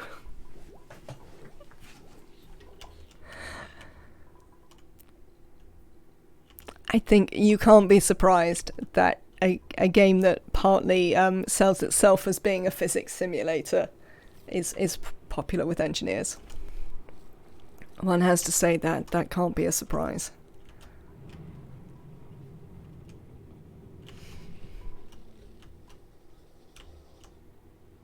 What are we going to do? So I want to make this, but we need to get a little bit more digging in our skills. Abe is getting there. What else are we going to do? We're making food. We should probably set this up to be a toilet loop. Actually, once we finish using all the water from in here, we will dig this out and put some proper bathrooms in, I think. I still remember when computer clubs were a thing. My father ran a computer club in the very early days of the computer club. I even allowed one of them to be a mod. Oh, man.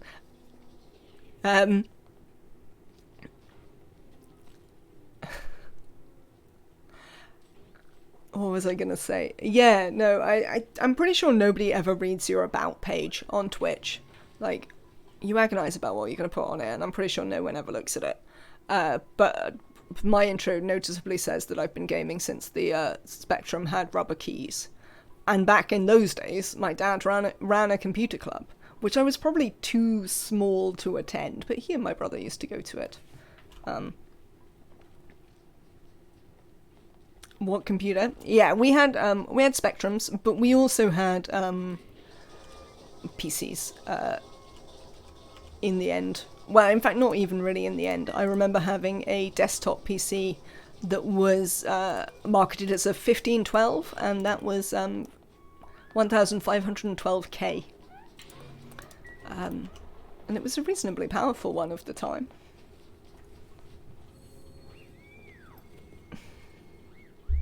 I do read about pages sometimes when I want to know who the scrub streaming is. Fair.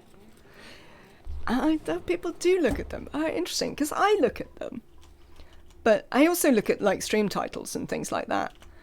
But, like, the number of viewers you see, like, not necessarily on my channel, but on all channels, who don't seem to have access to the really basic information. I think part of it is mobile. Because the mobile app is kind of rubbish, and it makes it much harder to access all of those things. I think because I watch on desktop, and most of my interactions with Twitch are on desktop, a lot of the information about streams and streamers is a lot more available than it is on mobile. It's from a character generator, Aki. It is CK3's character generator. Because I have zero art skill.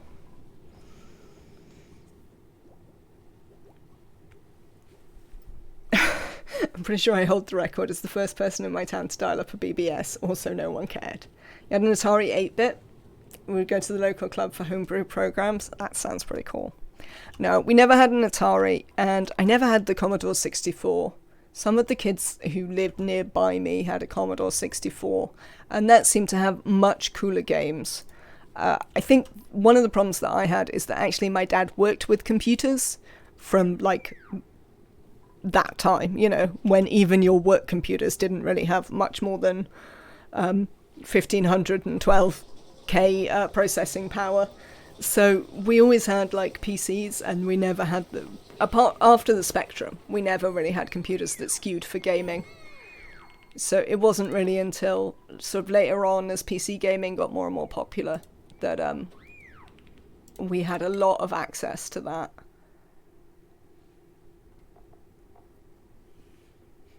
I mean, I kind of don't want to go to applied sciences. I mean, we could do it. We could get Weezewarts from the other ones pretty easily. I think I'm going to give you some improved carrying here. I had a Commodore 128, but had to sell it a few years ago. Some collector wanted it with my many games bundles. Hindsight, I sold it way too cheap. Oh, that is disappointing. I think I still have it. I have I got my first PC in 1993. Now, we definitely had them from the 80s. I don't really remember our house without a computer. And I definitely remember back well into the 80s. So, yeah, we always had them. But as I say, Dad worked with them. And also my mother started to work with them quite soon.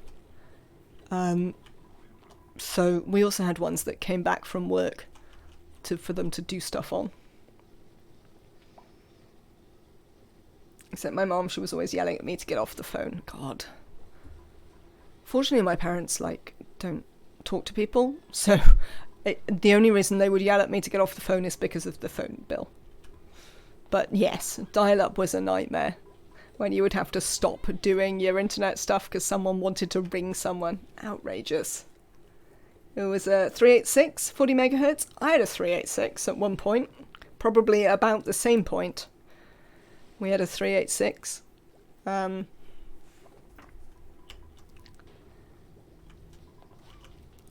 was definitely one of the ones we had.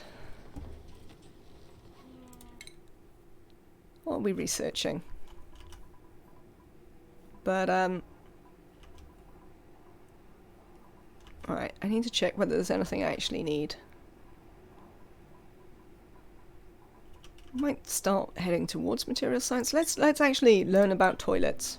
We could set them up some proper toilets. Yeah. Having to get off the phone so that you could go on the internet was, like... It really gives you a sense of how incredibly far the technology has come. The other thing that always reminds me how far the technology has come is, like, the power of, app watches. You know, like the Apple Watch and other brands of similar watch are available when they have way more processing power than PCs I probably still had in college. I think I might have taken a 486 to college. You know.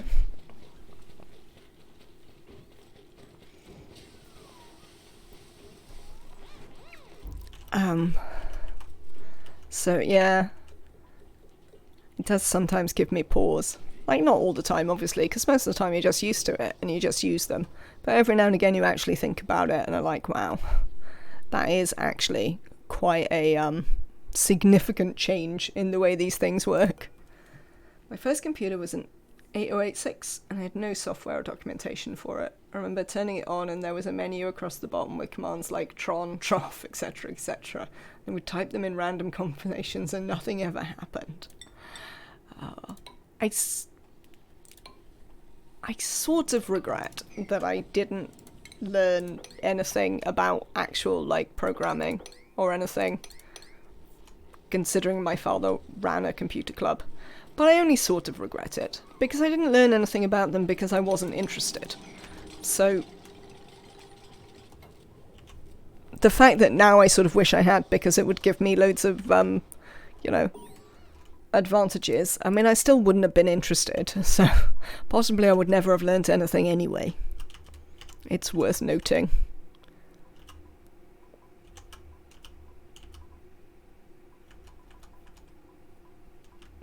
Ooh, Atmo sensors. That's the thing we need. Where's the Atmo sensor? Oh, there. Apparently I've already learnt about the Atmo sensor. Let's do these then. Yeah, because, you know, you can be like, oh, I should have done this. It would have been so worthwhile. But yeah, the answer is that I didn't want to. And I am not convinced that any amount of, oh, I should have done this is actually worthwhile. Why is that door that way round? Well, that's aggravating. So, this is a useful tip, though it's possible that most of you who are here play plenty of ONI and know, but for newer players, this is one thing that catches them out all the time. You see it like on the Reddit and on the forums and stuff a lot. People asking why they can't activate these doors. Like they say, oh, I submitted it for bioscan, but like nobody is doing it. The reason nobody is doing it is because they're actually only accessible from one side. It is, I believe, always the left, but you can tell which way round it is because the pad, where your duplicant puts their hands, is on the side from which they can be accessed. So, yeah. I mean, I definitely remember at some point being confused about why I couldn't make those work. So I always try and mention that one as sort of one of those weird things about the game that you might not realise. Quite like to break in here, but I don't necessarily want to free this pip. Have you cramped yourself? Oh, it doesn't really matter that you've cramped yourself, because there's an egg there, so that's fine. We don't have to worry about you being cramped if you've already laid your egg. Right, let's mop this up then. And then we can start considering proper toilets down here. We'll just steal some of this water, probably. I mean, how is the oxygen pressure doing? I mean, we are getting a lot of hydrogen. We might be tempted to cut this off for a little bit. Can I just disable you for a bit? Also, how is the temperature? Temperature's largely fine. Not really a problem. Gas pressure? Still largely terrible, to be honest. But, we'll see about that. I just demolish them, or dig over the top, and then bitch about the dark spaces that don't even reveal themselves. Yeah, no, I can't cope with the dark spaces being there. So, I will definitely do it in the proper way to ensure that I don't have to have bits that I can't see. Like, it is ridiculous. Oh, a cool steam vent. Alright then. It is ridiculous to me that, like, opening this up doesn't make this visible. Like, it just doesn't make any sense. In a game where obviously you can dig through stuff, it's weird that you should have to open a door to make stuff visible. But nonetheless, I most certainly want it to be visible, so we'll work it out like that. Right, get this mopped, you lot.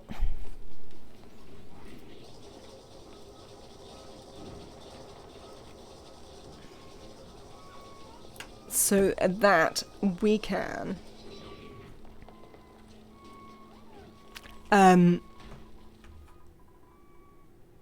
dig this out. I haven't changed the time on my cooker. So when I had a quick break, I went in the kitchen and like I saw the time and I was like, all right, that's the time. This is how much longer I'm going to be going.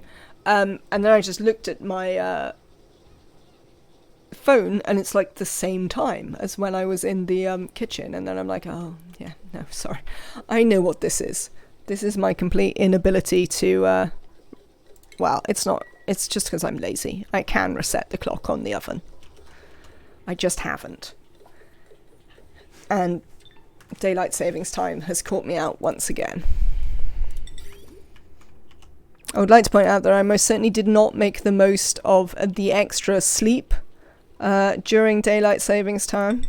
Well, during the changeover, because instead I stayed up to 5 a.m. new time playing games instead of like getting any advantage of an extra hour's sleep, because of course I did.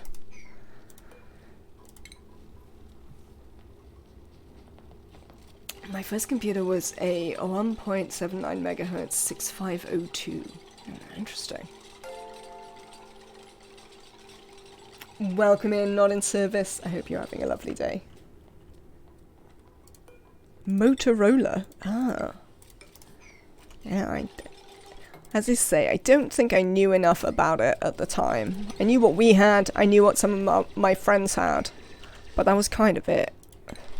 I possibly should have been more interested, as discussed. If I was more interested, it probably would have taken me less time to work out how to use 2 screens on my on my streaming setup. But that sounds like a great use of the extra hour. I mean, I had a nice time. Yeah, we get an extra. We change a week before you, Just Jack. That is, I think that's pretty much true every year.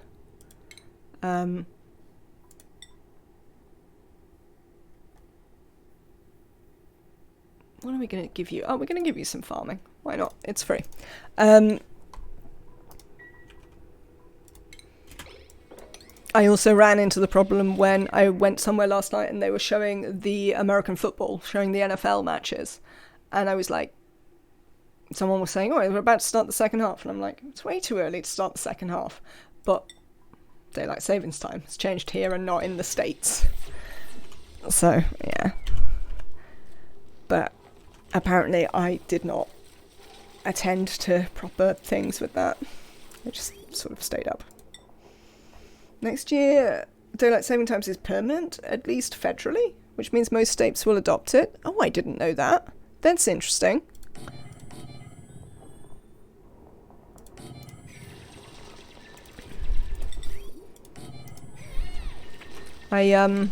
Yes, I'd really like for them to make our summertime. I'd really like for them to make British summertime a permanent thing. Because unlike Eurasia, I don't care whether it's dark in the morning. I like the long evenings. And, I mean, in the winter it won't be long evenings anyway. It'll just mean that it's not getting dark by the time I start streaming at 3, you know. Tried getting my son into computers from an early age in the hopes he would have a good, a paying job in the future. He became a chef. I mean, it can be quite a well-paying job. Also, it's a life skill. It's never not going to be useful.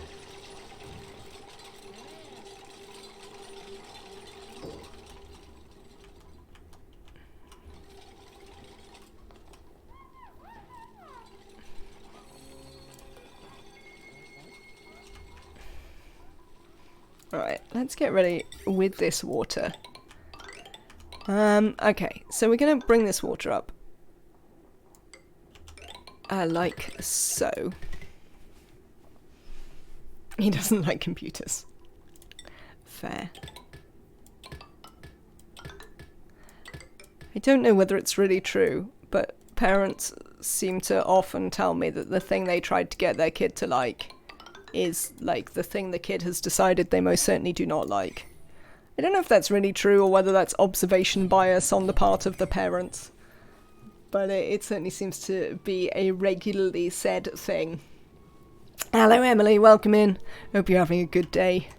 Enjoying your Monday. I'm trying really hard not to suffocate my dupes. It's not necessarily going that well. But they haven't suffocated yet, so that's something. Oh, the bill is still in the house. I mean, I think it's a really good idea though, Just Jack. I think they should go for it. And I'd really like it done here.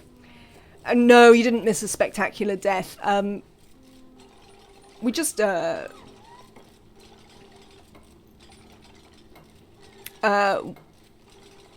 people were just less interested in the RimWorld. In the terms of the run of ONI we were doing before we went to RimWorld, yeah, Death of Performance was just sufficient that I can't go back to that run. Like, it was unbelievably buggy and glitchy. And we got everything except for the Space Cow. Well, we either got everything or we were in a position where the other things would get, were in process of being born. Being developed, let's say. I don't really want to dig those two up, ideally. So yeah, in terms of last ONI run, that is why we've started a new run. Because, yeah, many critters. Doesn't work out. What is this Echo Ridges 50-50 challenge? Abe. You see what you're doing. But do not get yourself trapped up there. Well, the arguments against is mostly around if it would cause traffic accidents and have an effect on human health. Oh! Yes, you can post a link. I did see someone do that.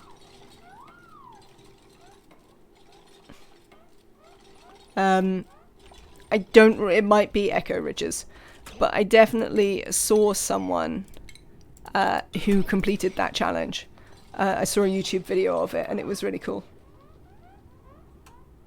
I don't know who I saw. Probably not Grind This Game, so probably either Echo or Luma, because it wasn't someone I'd seen before. It was somebody new. But yeah, it was a pretty cool challenge. I did enjoy watching it. Essentially the challenge is you spawn in 50 dupes to begin the game, and then you have to keep them alive for 50 cycles. It was pretty fun. What am I looking for? Oh, water sieves. That's what I want to do. So, if we're going to have toilets, we're going to need to be able to deal with the overflow water. In order to do that, we're going to do this. Do we have anything we can grow in polluted water? Arbor trees. We could grow some arbor trees. We'd have to give them dirt as well, though. What else can we grow in polluted water? I don't think we have the appropriate seeds for anything we can grow in polluted water. Polluted water liquid. Consumed by. Yeah, we don't have bog buckets. We don't have thimbleweed. Oh, apparently it's consumed by Saturn critter traps, but I don't think we need to produce yet more hydrogen. And I didn't see any underneath. Maybe we use it for oxygen, actually.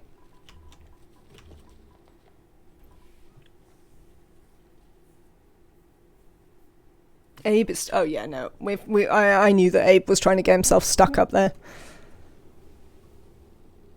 It's a lot of oxygen needed, absolutely, Frosty. Is very chaotic.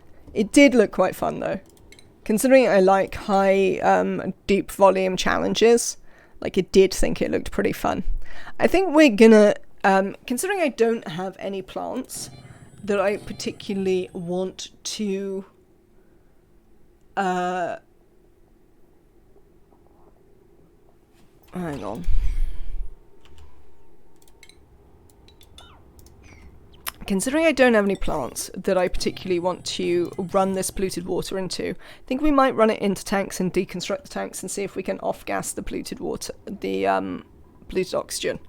There are some tricks to it that I don't think I know yet, so that'll be interesting to learn about. Because I know there's stuff with... Oh, what am I trying to say? I know that there's stuff to make sure that it doesn't overpressurize and stuff like that, so I'll have to have a look at how those things work. because I'm not sure I know all of it. I think probably you can just put some airflow tiles with a tiny drip of liquid on top of them. And that'll work, but I'm not entirely sure.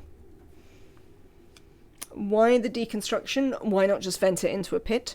Because then it will sit in bottles and you can essentially keep an infinite amount on one tile.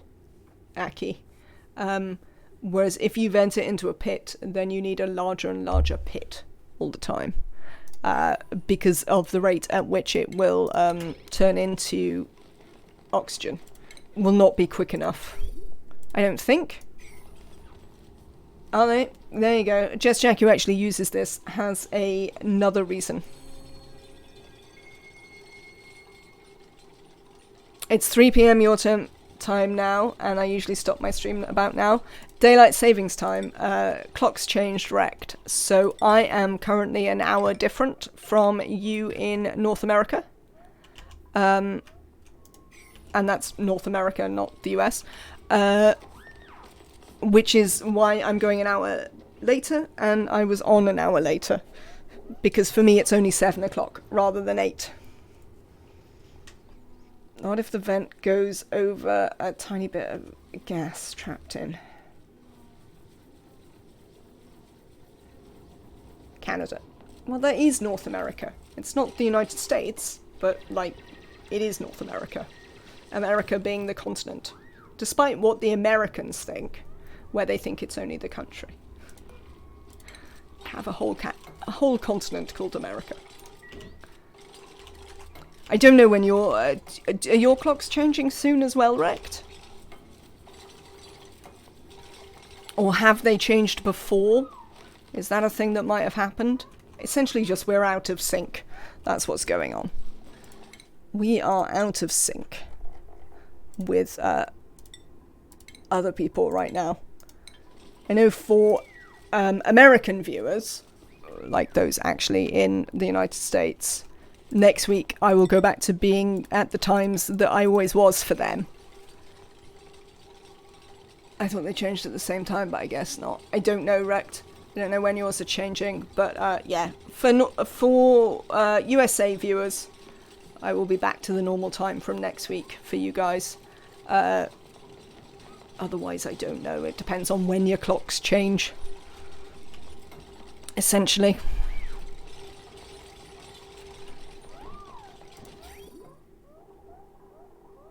Excellent. Right.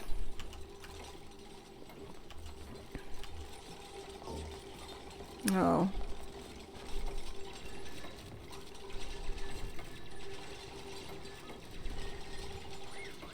I think I've built them somewhere I didn't really want to.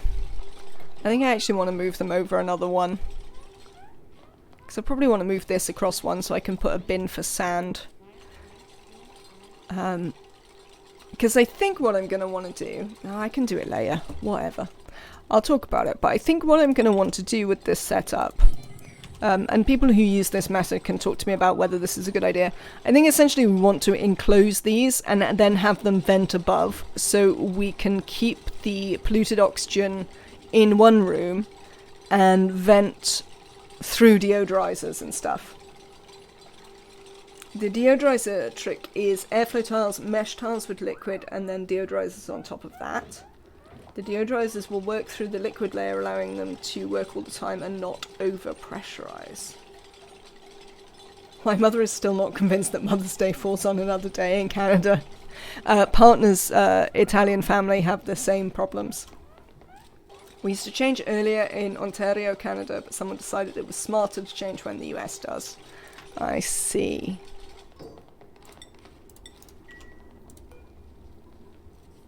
Yeah, the questions of when and why are always a bit complicated. As I say, I would rather we didn't have it at all, because I reckon it's too dark to justify. We don't gain enough light for the hassle, frankly.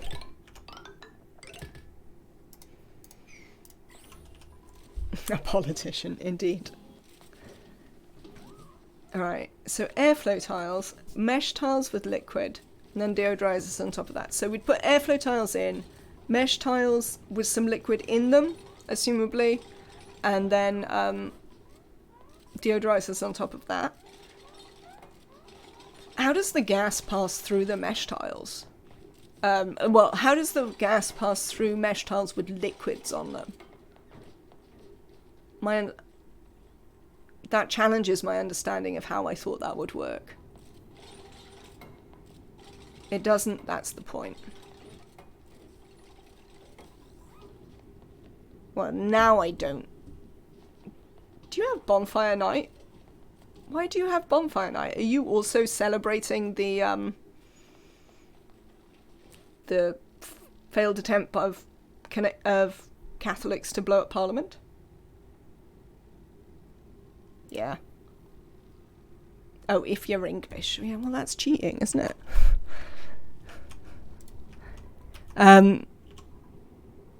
Yeah, I think I don't understand. So we'll learn. I will learn about it as we go along, which should be cool. I like to learn things. Alright, this one's nearly full anyway, so let's deconstruct it. I'd also like to deconstruct this. And we're going to put some sinks in. And I'm going to learn about how we... It pulls the polluted oxygen from below the liquid layer and releases it to the top. And we see it's one of those things where it breaks the rules of ONI and works that for that reason. Ah, that's absolutely fine then. I see. That is entirely reasonable. By which I mean it's not reasonable at all, but ONI. The airflow tiles need to be down there, because otherwise the liquid will fall through the mesh tiles. Yes. No, I now I understand what is happening. I understand why it works.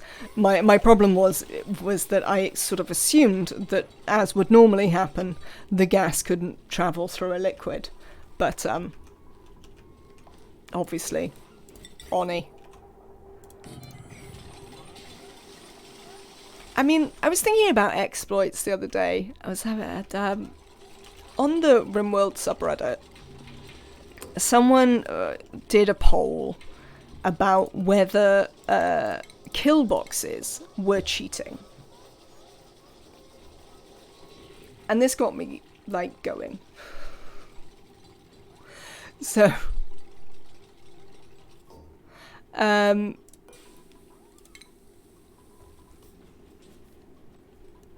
because I fundamentally believe that if... Well, right, there's a whole bunch of things here. Essentially, I want to make a lovely flowchart with whether something is cheating. I mean, one of the things is going to be it is impossible to cheat at a single-player game unless you are submitting the results of your single-player game to some competition of people. Like, as long as people aren't involved, you can't possibly cheat at the game. Because it's a closed system. Which does interestingly mean that I think that mods are always cheating, in principle, but it doesn't matter, because it's a single-player game, so nobody cares. You know? Because, like, you can't cheat the single-player game. So I also was thinking about this and thinking, actually that means that I don't believe in exploits. There is no exploit. If your closed system allows a thing to happen, then you can't cheat at it. That's just the way it is. Yeah. I assume that is often why they don't fix things that is called, things that we consider exploits. Because they're actually just too difficult to fix without breaking something else. Maybe they just don't care. There's a site called Cheat Happens that makes cheats for most games. I mean, the truth of it is, though, that most people... like, the largest communities of, you know, games, the games with the largest numbers of players, are multiplayer games. Which you can most certainly cheat at. Because you can... you can cheat people. I mean, my point there, Aki, is that you can't cheat a closed system. If you mod something, you are breaking the closed system. You are introducing something from outside the system into the system. So I would consider that, by definitionally, even a simple UI mod is cheating. Even, and I thought of an example to sort of bring this point completely to the fore. There's a mod for RimWorld called Better Vanilla Masking. It essentially changes a couple of the tool benches to have different colours for some of the stuff that's on them. And the description of the mod is like, this masking was in the game, but for some reason it's not implemented. So all the mod does is it implements some code that's already in the game. Definitionally, I would say it's still cheating. But my other point is that, like, you can't cheat a single player game. There's nobody to cheat. And no, you can't cheat yourself. That's a nonsense. That's said by people who are super invested in the idea of git good. You can't cheat yourself. That's not how it works. So, you know.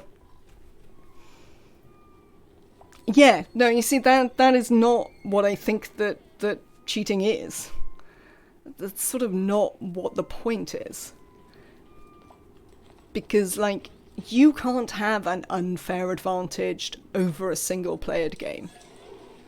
Because the game doesn't care. The game isn't interested. Like, the game is just a system. It's going to do its systematic things regardless. So you can't cheat it. Can you do things that are, like, maybe not intended by the developers? Yes, but I also don't think you can cheat the developers. Like, if you want to cheat the developers, you cheat the developers by means of, like, not paying them for their work. That's how you cheat developers.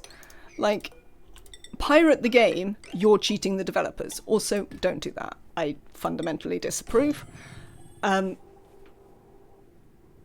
Like, using an exploit or using a mod against a single player game that you are not reporting to some, like, forum or community that is made of people, like, you just can't do it. It doesn't matter. Because the game doesn't care.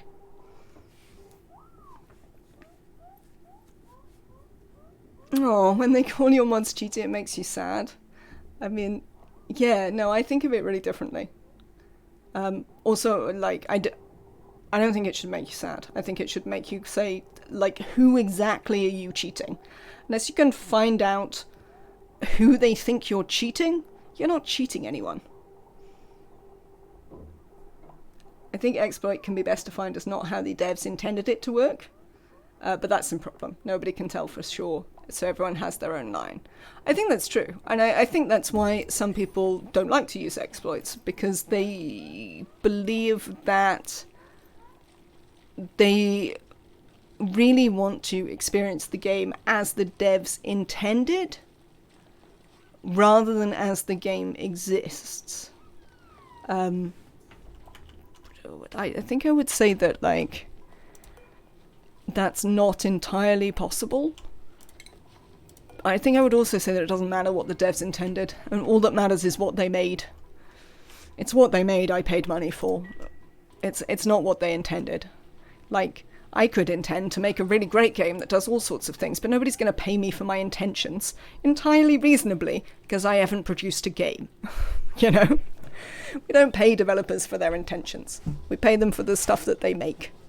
And as I say, I definitely think you should pay them for the stuff that they make, which is why also I feel sort of bad about, like, the whole economy of modders, and why I don't like the way that game development currently is, because there's an awful lot of things in the gaming community that involve taking people's labor for free. I mean, this is also true in, like, pretty much every aspect of our culture now. You look at, like, YouTube, you look at everything.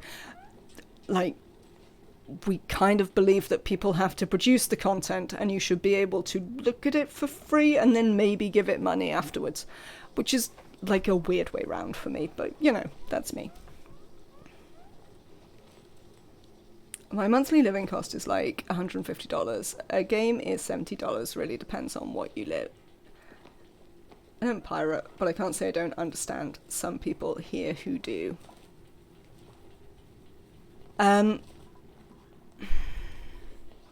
Yeah, I mean, I have to accept that there's a level of privilege here where even on a low wage here, your wage to game ratio would be very different from what you're describing there, Aki. I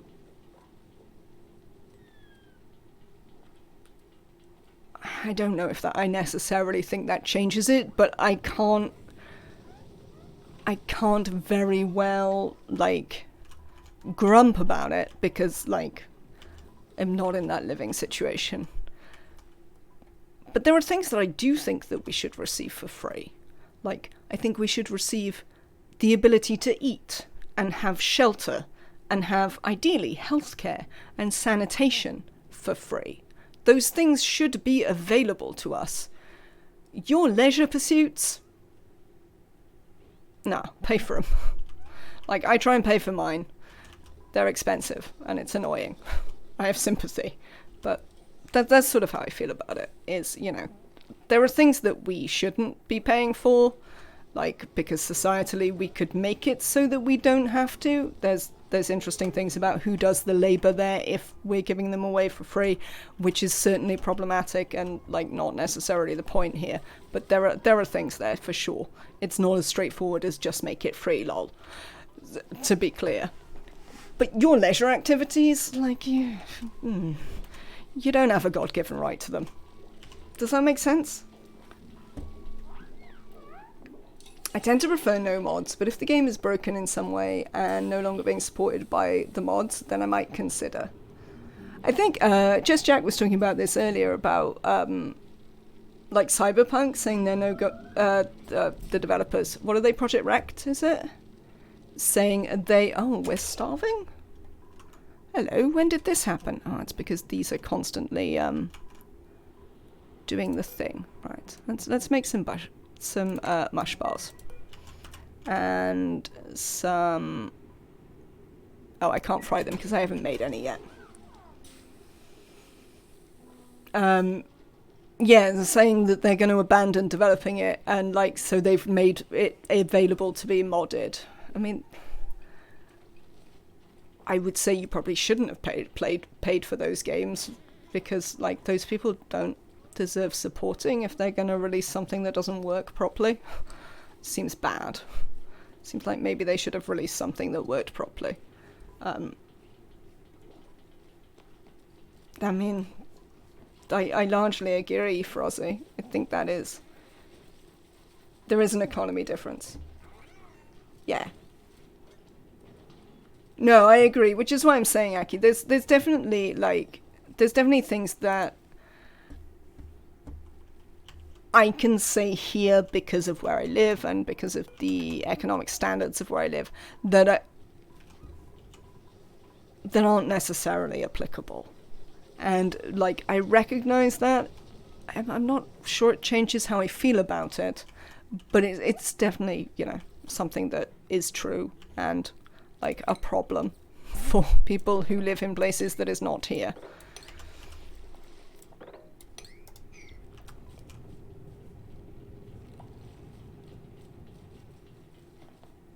Well, that's an interesting idea, Frozzy. The idea that you would actually just, like, go back home and wait until it's your turn. Now, I'm going to need to build a pool here for this. There's the slight problem of there being loads of salt water in the way. I wonder, I can probably get it to all pour into here and have a bit more space. If we do a little bit of work here. Let's have a look. But yeah, there are plenty of things that should be free. No, there are essentials that actually should be free, you know, so people can live. And it's weird that we don't do that. The reason why governments like Canada don't do it is because they're ashamed to admit that the oceans... Do you think that's why? I mean, they don't do it in Britain because they're fundamentally mismanaged, which is a completely different problem. I sort of wish that our government was more embarrassed about, like, the mess that it's made of our public sector, but unfortunately they appear to be without shame. Disappointingly. How are we doing? Are we getting some oxygen? We accidentally filled up the base with hydrogen. As I was saying, terrible way to do electrolyzing. Not to be copied, if you can possibly not. It's a terrible plan.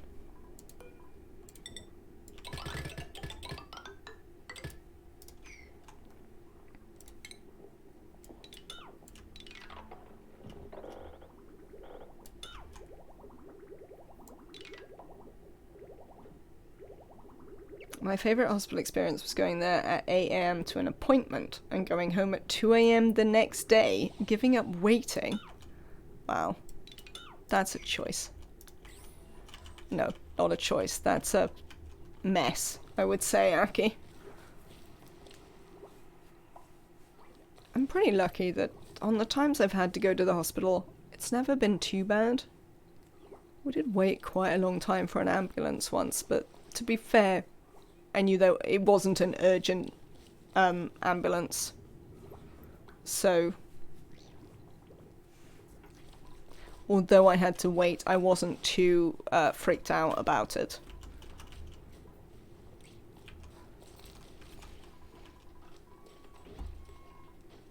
Also, we didn't have to wait that long.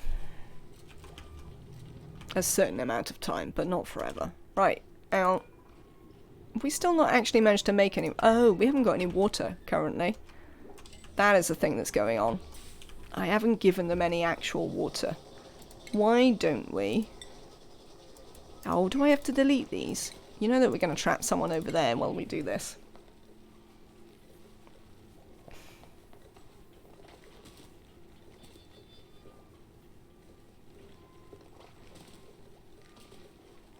I went in with a broken shoulder at 3 PM and was having an operation early the next morning.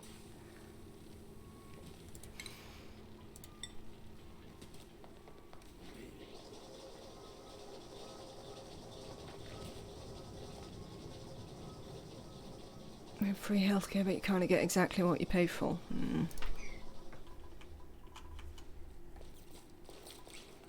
Hello, what is everyone doing? And why aren't they digging? Oh, because Abe's sleeping. That's why we're not digging. I love my Canadian healthcare. I mean, in principle, I love my British healthcare. I don't think it's unreasonable to point out when it's rubbish, though. Because I don't think pointing out that single instances are rubbish is the same as saying that you don't approve of the concept of state-funded healthcare.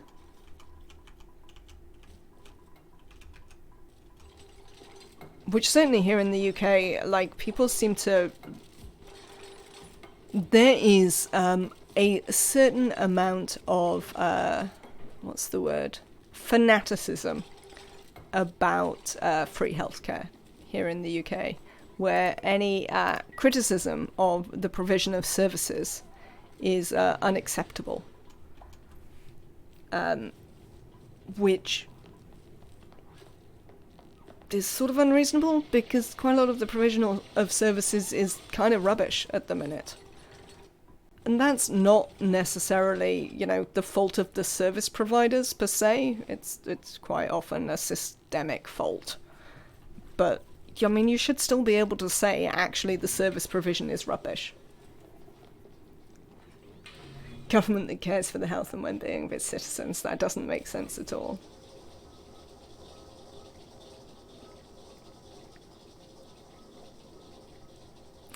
I don't know if it's strictly about selfishness. I do think that there's a problem. Well, I think actually what I find that selfish people like, but this is possibly because I live somewhere where we do have free healthcare, is that selfish people love the idea of free healthcare up until the point where they have to pay for it in their taxes. Because everyone wants lower taxes, but also to have public services. Kind of that's not how it works.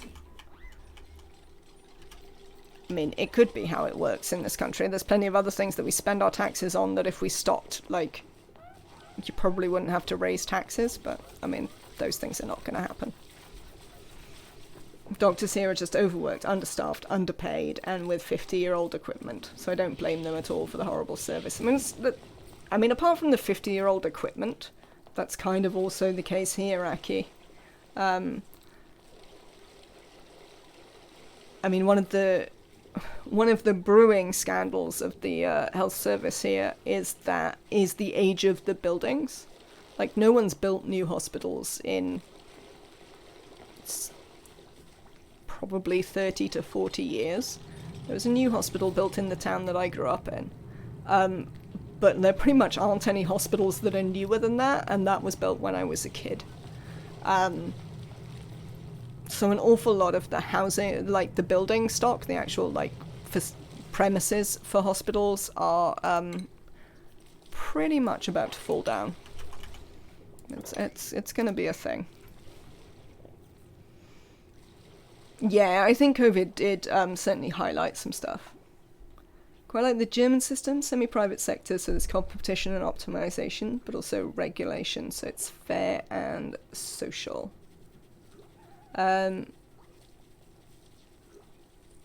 There's so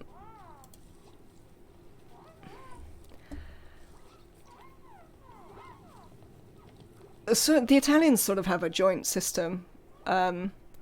One of the interesting things is also that if you have a straight up private healthcare system, a private public one that isn't run on insurance, because ours is here, private healthcare here is run on an insurance basis like they run it in the States. And that seems to be massively more expensive than just paying your doctors. Because everywhere I know in Europe that has the option of private healthcare, like visiting a doctor is much cheaper than private healthcare is here. So I can only assume that's about the way we do it based on insurance, rather than like pay for service. But I mean, that's a bit of an assumption. I don't necessarily think that I have a great answer, but I also think that it's not an anathema to a free healthcare system to have an added paid-for healthcare system, as long as you're funneling enough money into the free system. I mean, the problem that's always raised here with it is that... Sorry, Rect, I just read your message. The problem we have here is that, you know, there is an ideological freak out about the idea of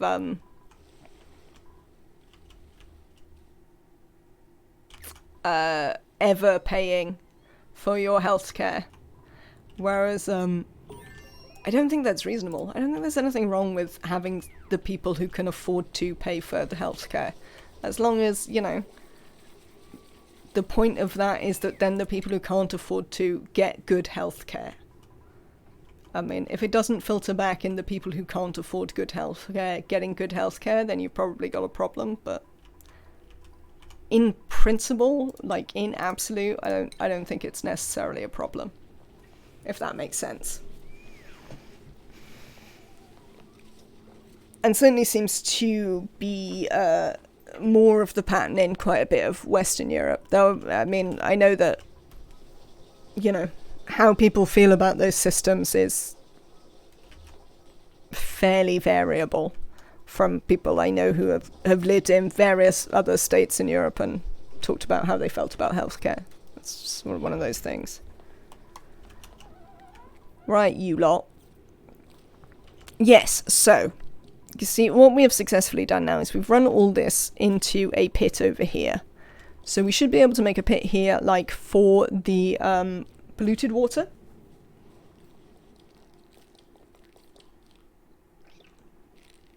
I mean,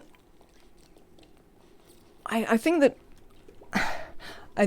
what I would do is not make I wouldn't make it so that anyone had to pay for their healthcare. I would make it so that you could pay for your healthcare. And I would say 90% certain that some people would choose to pay for their healthcare under those circumstances. I mean, some people choose to pay for their healthcare here now, and like, it's insanely expensive, and I'm not sure you should. So I definitely think that people probably would pay for their healthcare.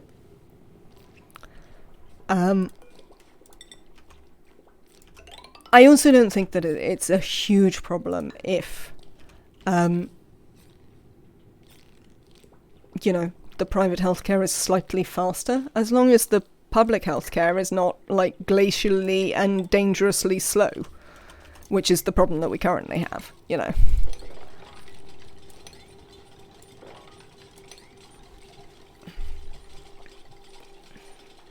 I guess US somehow managed to get people to pay extra in catering just by social pressure.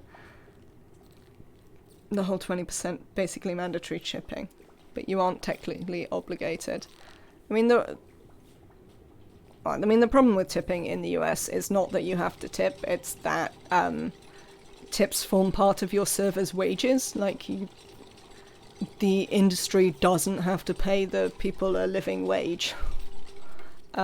Like, doesn't even have to pay them, like, anything, largely.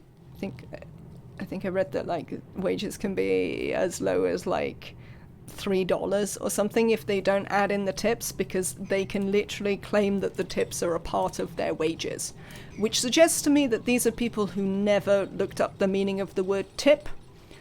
But, yeah. I mean, I think that when in the States I feel sort of morally obligated to do it, because it is unacceptable that people are paid at those sorts of rates for their labour. But yes, I believe the solution to that is systemic and not individual. Yes, absolutely. Guilt-tripping people into paying your employees. Perhaps you should pay your employees. But while they don't, I'm gonna carry on tipping when I'm there. You know.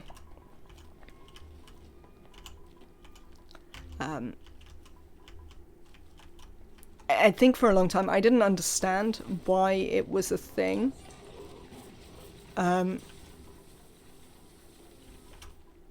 In the States, and then I, like, read a bunch of stuff on why actually, you know,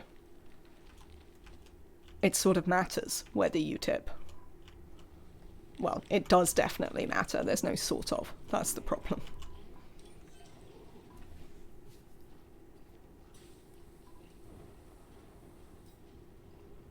I don't believe that doing harm to the most vulnerable people in the system is ever the correct way to fix the system.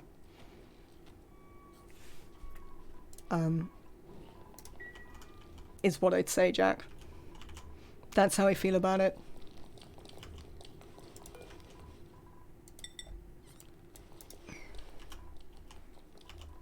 You know, if the reason the system is wrong is because it does harm to the most vulnerable people in the system, then, like, you can't say that you're fixing it by doing harm to those people.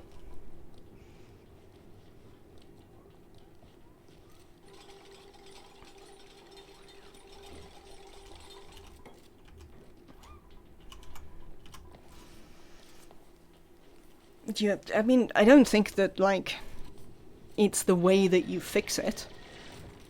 Like, you have to advocate and do politics and do all the other stuff to get it fixed. But, like, the crappy thing about many of the systems in which we live that are fundamentally terrible is that nonetheless we live in them, and we have to, you know, live. It's like the thing you always see, like, used as a complaint about like anti-capitalists and stuff like that. They're like, but you buy things. And it's like, well, you know, I don't really have any choices there. You know, I can't opt out of the system in which I live. We had a new pizzeria open nearby, and they actually called us out when we didn't tip after they delivered a burnt black chocolate crunch pizza 40 minutes late. Even though here it's only expected to tip. A really good service. It was weird. I do think that tipping culture from the States, which obviously happens for specific reasons, as discussed, has bled over a lot into like other systems where actually people are paid. Which makes mandatory tipping a bit more complicated. Like, I live in London, so we have loads and loads of mandatory tipping. Or largely mandatory tipping. Pseudo-mandatory tipping, you know, where strictly you could opt out, but that would be a pain.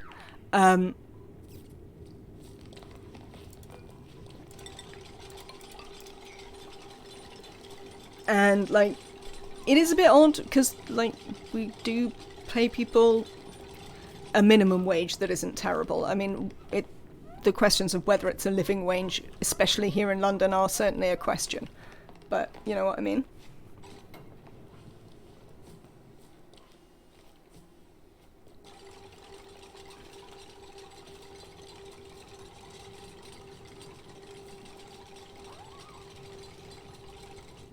If people stop giving tips, it won't force the corporations to pay people.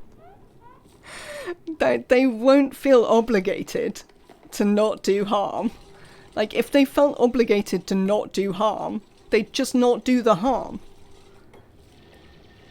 I don't believe that they're being like, oh, it's alright, we don't pay these people because, you know, they get paid through tips. They just think it's alright to not pay people. And I think they'd carry on thinking it was alright to not pay people. And yes, you're completely right that the service industry has massive power. But that is why you actually have to have a political fix, because the problems are political. The problems are about the political system and the power of lobbying.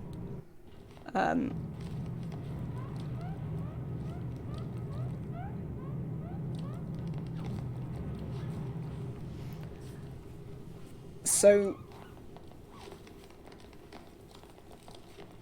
yeah, I just don't think you fix any of those problems by not tipping. I think you have to fix them systemically. And I don't think everyone just refusing to pay the tips would do anything, because the point of tips is that they go into the servers' wallets. So, like, the businesses will just be, haha, we don't have to put things into the servers' wallets anymore. We can keep them for our own. I mean, maybe I'm wrong. I'm always happy to be wrong about stuff. But it's sort of the way it feels to me. Can someone run on this wheel? Also, can we make mush fry forever? I'd really rather they didn't eat the mush bars. Let's look at the food. No mush bars for you. Thank you. Let's try not to give you food poisoning, eh, guys?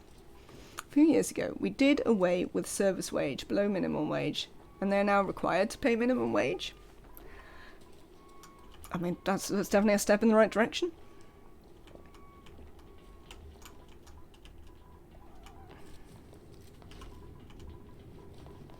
I would say. How did you get back in here? When we built this wall, you were on the other side. Am I wrong about that? Could have sworn that when we built this wall, they were both over there.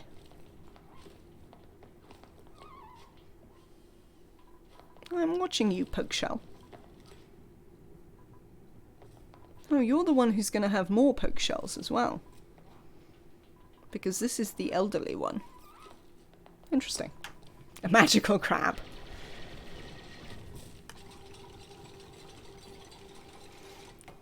I mean, I think it's, suggesting that it's really, really hard to change the political process, I don't think it is overly jaded. I think it's definitely true. But,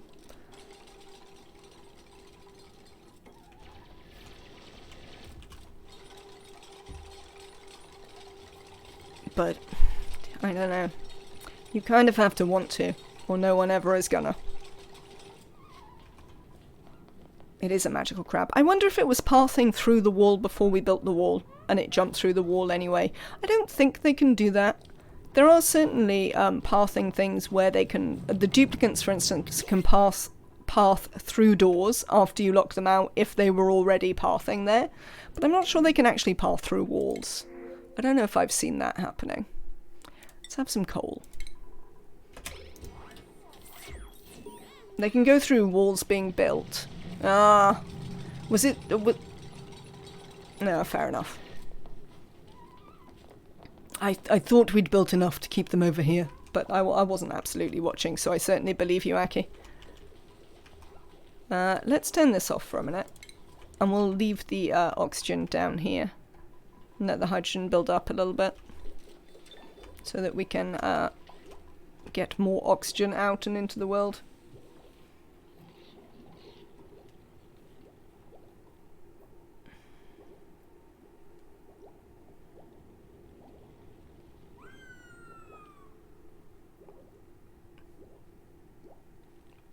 I mean, I don't understand why that's an argument to not give them, money.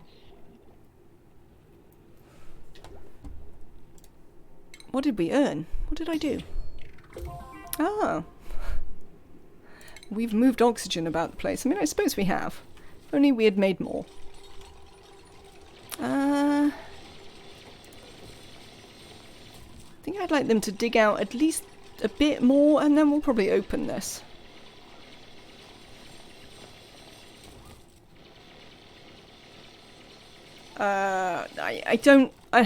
I'm pretty sure it's not the servers who are not fighting to change their working conditions. Look at you. Well, now you're going to get stuck up there forever, aren't you? We're going to have a poke shell that lives literally on those two tiles forever.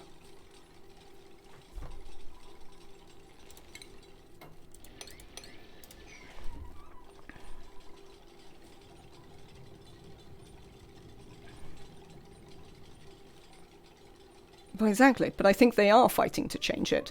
Also, I think that societally we should become... oh no, I don't want to do that. I've just realised why I don't want to do that, because I haven't finished digging out the floor. That's going to end badly. That is going to end badly. Not for the first time. I think we should be more invested in fighting for things that don't affect us personally.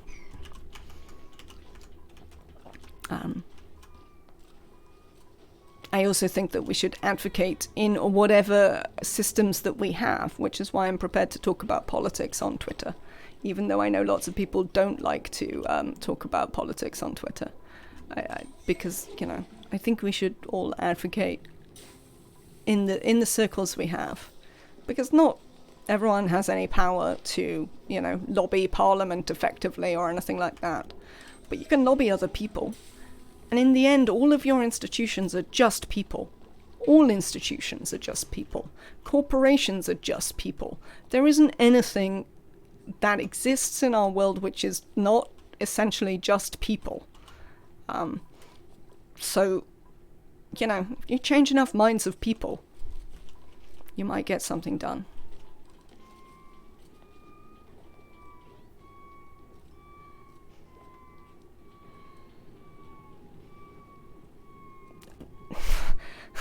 Hello, Chthonic One. Welcome in. Oh, the lizard aliens. I mean, I love conspiracy theories on the grounds that, have you seen the world?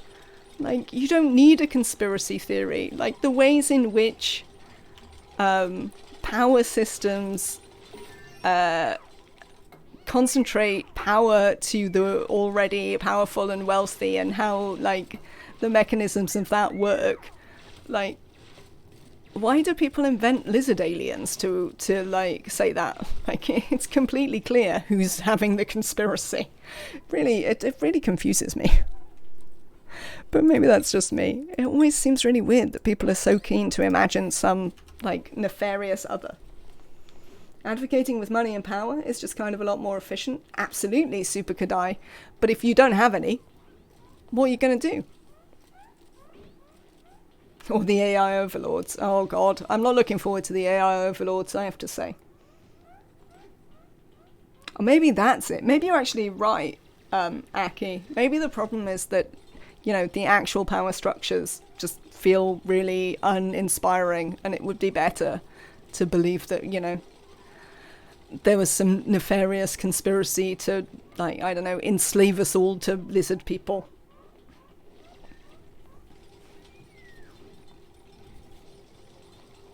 Yeah, apparently AI overlords are quite a long way off. More tech people I know seem to suggest that actually we're not as close as people like to be making out.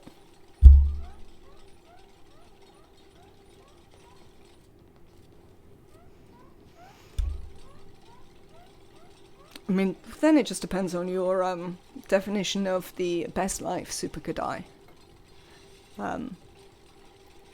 My best life involves like having an outlet for the things that make me really angry, and like a good outlet that I found for that is trying to advocate with other people to think about things and not necessarily change, but at least to like notice the problems.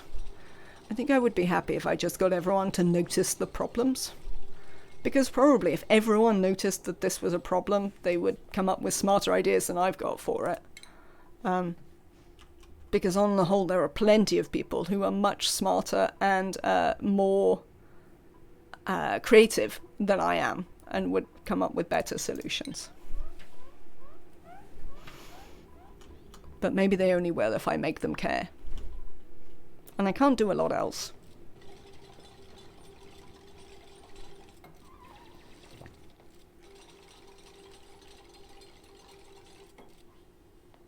You shouldn't think that it's for everyone. I mean,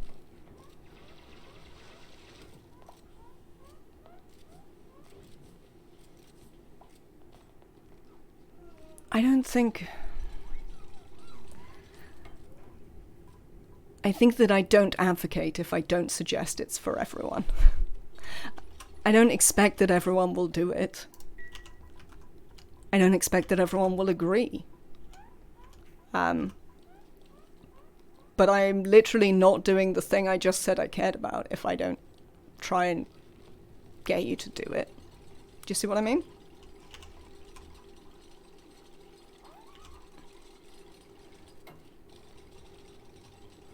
Universal basic income? I think it's quite a good idea, Jack. I mean, I haven't, like, I can't say that I've seen enough, you know, stuff about it to actually know whether it genuinely does work. But it sort of feels a good idea to me. It's certainly in keeping with sort of the way I think things should work, you know, where we started with the idea that some things should actually be free. And I mean, they don't have to be free, they can just be paid for by universal basic instinct. Income, it's a different way. Really?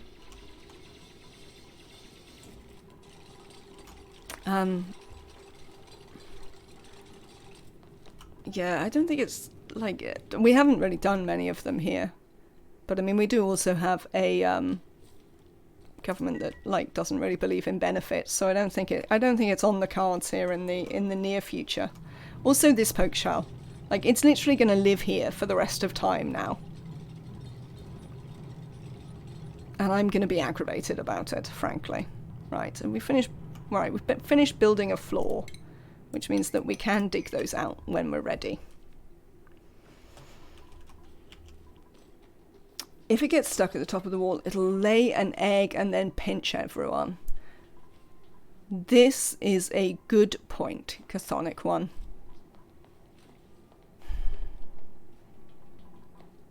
certainly true and also aggravating. I also don't really have any ranchers because I'm not meaning to eat the critters. Maybe we should get a rancher anyway, just so we can do locating of critters. I mean, we'll probably want to do some wild planting with pips for our farms, so we probably need to get a rancher at some stage. We could also just steal its egg away and put it somewhere else. Yeah.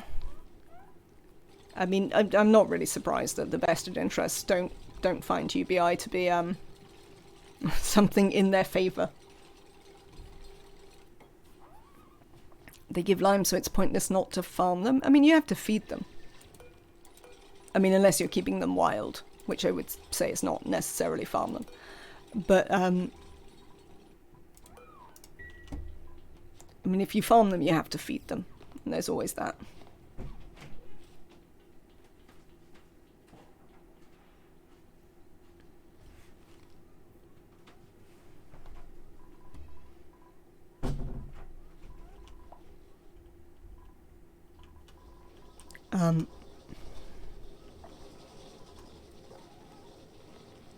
Yeah.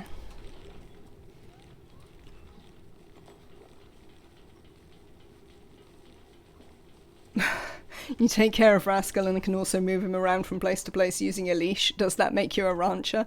I mean, does he produce extra eggs because of it? Because otherwise I'm not sure it makes you a rancher. Just declare it the colony crab and deal with its grumpy, pinchy attitude. I mean, I've definitely done that before with crabs. Often, I wind up putting one in here so that it eats the polluted dirt that the water sieve gives out. Oh, I hadn't really thought of that, Emily. I don't know if anyone's eaten meat. I more meant that we wouldn't ranch any. But we could ban meat. I think we don't know about meat yet. But we could ban them from eating it. Let's have a look at the consumables. No, we don't know about meat yet. We'll have to keep an eye on it. And try and ban them. Because I quite like that as an idea. Cool. But it's been nice to talk to people who are actually thinking about things. So thank you for indulging me in my ranting. It is 8 p.m. Here. And so it is time for me to wrap up. We'll be back tomorrow with more of this. That's 3 p.m. GMT, which is UTC plus 0. I am now back on Universal Time. For those of you who are not on my time and therefore have to check. I'll be back tomorrow. More of this. Thank you so much for your subs. Thank you for the gift subs. Thank you for the support. Thank you for the conversation and the thoughtfulness. Thank you for hanging out. I will be back tomorrow. I hope you all have a fantastic rest of your day. And I'll see you then. Bye.